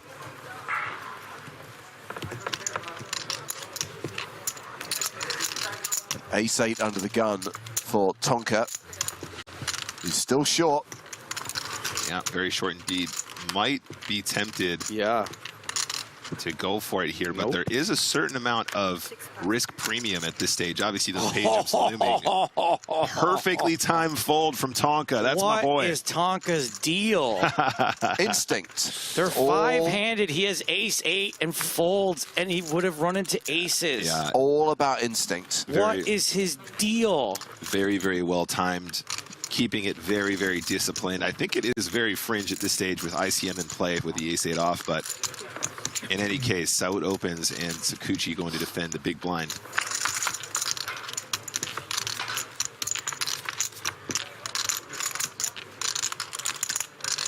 Jack 8 deuce.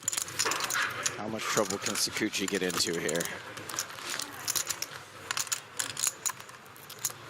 I don't think we've seen too many sort of like floating for backdoor scenarios from Sakuchi, right, Joe? It's been pretty like, okay, cool. This isn't my board. I'm good. Aces. Yeah. First back. Oh, nice hand, sir. Ready? That's the Canadian hand. The typical aces. A. I could have, yeah. I love that one, Joe. It's a nice hand, A. I'm playing tight. I've got another A to go with it. Yeah, A. No crazy action. Tonka just dodging such an awkward spot there. Feeling fantastic about that. I would be playing a little bit differently if I had your stack, I think. Always a needle, too. So Tonka in the big blind on this hand. That's what I'm saying. Yeah. I wasn't saying, like, if I was you. I was like, okay, what are you going to try to say? You're going to play tighter than I was? All right. You're from Saga Blinds. 1.5. 1.5 exactly, yeah. Phil Hoffer just checking up on the stack size of now the new big blind. Decides he doesn't want to get involved in a stack that can reshove. Obara with the pocket ace on the button now. Raise call. Should have that. And Obara is raising. Not scared by the 1.5. He does the same. That seems big. That is a big raise. Yeah, especially from absolute position. What did Obara have for dinner? Oh, boy. Wow. Sakuchi calls in the small blind with pocket nines. I mean, where are we at right now, guys? So Obara has about 3.8 behind. Just raised a quarter of his stack. Yeah, Oh, my goodness. He folds the ace-8 only to wake up with kings in the big blind. The clangers. Once again, Tonka picks up kings when there are worse pairs out there, moves all in. And now Obara with the decision. Once you put a quarter of your chips in there. You can raise. That is a raise. Yeah. Parker made a raise. So the action's open again. And I feel like Obara might be tempted to isolate, right? Just put it over the top. I mean, but it might get rid of Sakuchi, but I don't know what good that does him, really. Yeah, exactly. Well, he's got Parker covered, so we'll do him some good if the kings hold. He's got that kind of stack depth where you can just... Oh, he folds. Oh, wow. Where are you? For real, bro? Sakuchi calls with nines. And even though Tonka is officially at risk here, he is a huge favorite to double up again with kings. Pocket eights? Yeah. 9, 9, 9, 9. I'm sure That's right, a near triple up for Tonka is on the cards here. For the 8, so the 8 coming. Definitely coming. Maybe a 9-2, but 8 is for sure coming. How many double ups have we seen today from Parker Talbot? 3. Second. Well, you guys didn't one was once more. A lot. They always seem to be when he has kings. I think once he just won a huge pot and didn't double up. Upside down. 9 high flop. No. Sakuchi with the set. And now Tonka drawing to 1 out. A king folded pre. Never lucky. Never lucky. Come on, the king ball.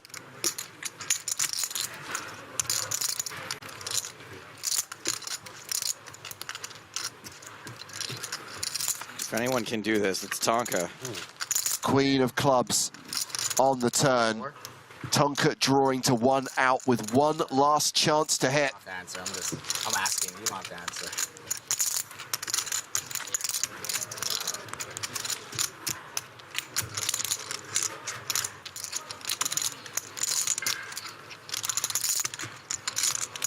Trying to will it. 1 time, question mark? No. Good game, boys. Tonka is a goner. Parker Talbot scores his best ever result on the EPT. Playing with you guys. He came 6th in this tournament in 2018. And you call with 3. Fast forward 4 years, it's a 5th place finish for more than €250,000, 278,450. Maybe. Good luck, come on, boys. Thank you. Thank you. And that's going to take us down to the final 4. Let's play 3 more hands. GG, Parker. Yeah, I know. And that should end play for the day. We will come back tomorrow and play down from the final 4 to a champion. Hell of a run. Everyone quite disappointed. Yeah, absolutely. GG. GG, Tonka. Get your claps in the chat for our boy, putting in an absolutely stellar performance. Very, very unlucky not to go further in this tournament. So Sakuchi comfortably reclaims the chip lead, 12.9 million. That's the stack he'll be bringing into the final day of this event. I don't feel too bad now that I gave you fucking 4 million, buddy. Fuck. That was nice. It's okay, man. Squish him. I don't get mad. Touch the hoodie. We don't get mad. We just get paid, right? Yeah, sure. Okay. That's it. So the final four all guaranteed at least 361K. One of these guys is going to get a seven-figure score tomorrow. There is more than $1 million up top, plus the EPT Prague main event trophy. You guys want us to stay to count the chips together, or? 13 almost. It's okay. Time to bag and tag, guys. Take a photo of those towers, Antoine. It's his best ever result on the EPT as well. Love it. That's a good angle right there. Nice work. Got to get the branding in. It's all about the branding. Oh, yeah. Very exciting stuff. It's obviously sad to see Tonka go, but we still have 4 players competing for the title trophy and million-plus score here in Prague. And a reminder, guys, that we stream tomorrow from 11 a.m. Central European time. So it is going to be an earlier start. Going to be playing on 60-minute levels tomorrow, now that we're down to 4. And obviously trying to get down to a winner before the World Cup final starts at 4 in the afternoon. Ibarra will be the shortest stack. He still has 25 bigs. Look at the others, 69, 70, 86 bigs, respectively. Yeah, we're in for a not short day tomorrow, despite the fact that we're down to 4. It's not often you make the same final table 2 days in a row. That is true. That is true. So we'll continue. I think we've got 69 minutes to play out of the 100,000, 150,000 blind level. And then, as I said, 60-minute clock. So that will keep the action moving apace. And that's the prize money still up for grabs, with $1 million for the eventual winner. And that winner will be named. That winner will be crowned tomorrow. You guys said it? Yeah,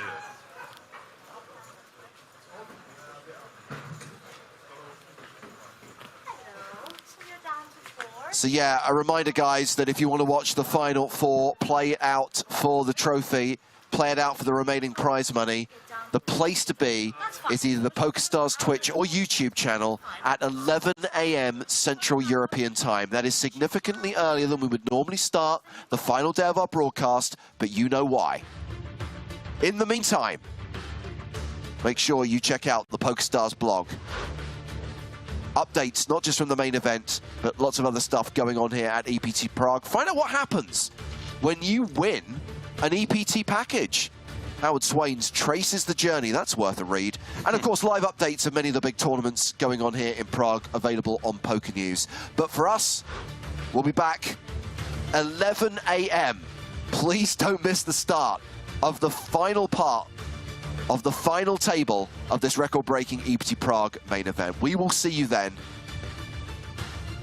Until then, from everyone here on the European Poker Tour, from Nick Walsh, Joe Stapleton, Griffin Benja, and me, James Harskin, it is good night from Prague. 11 a.m. tomorrow.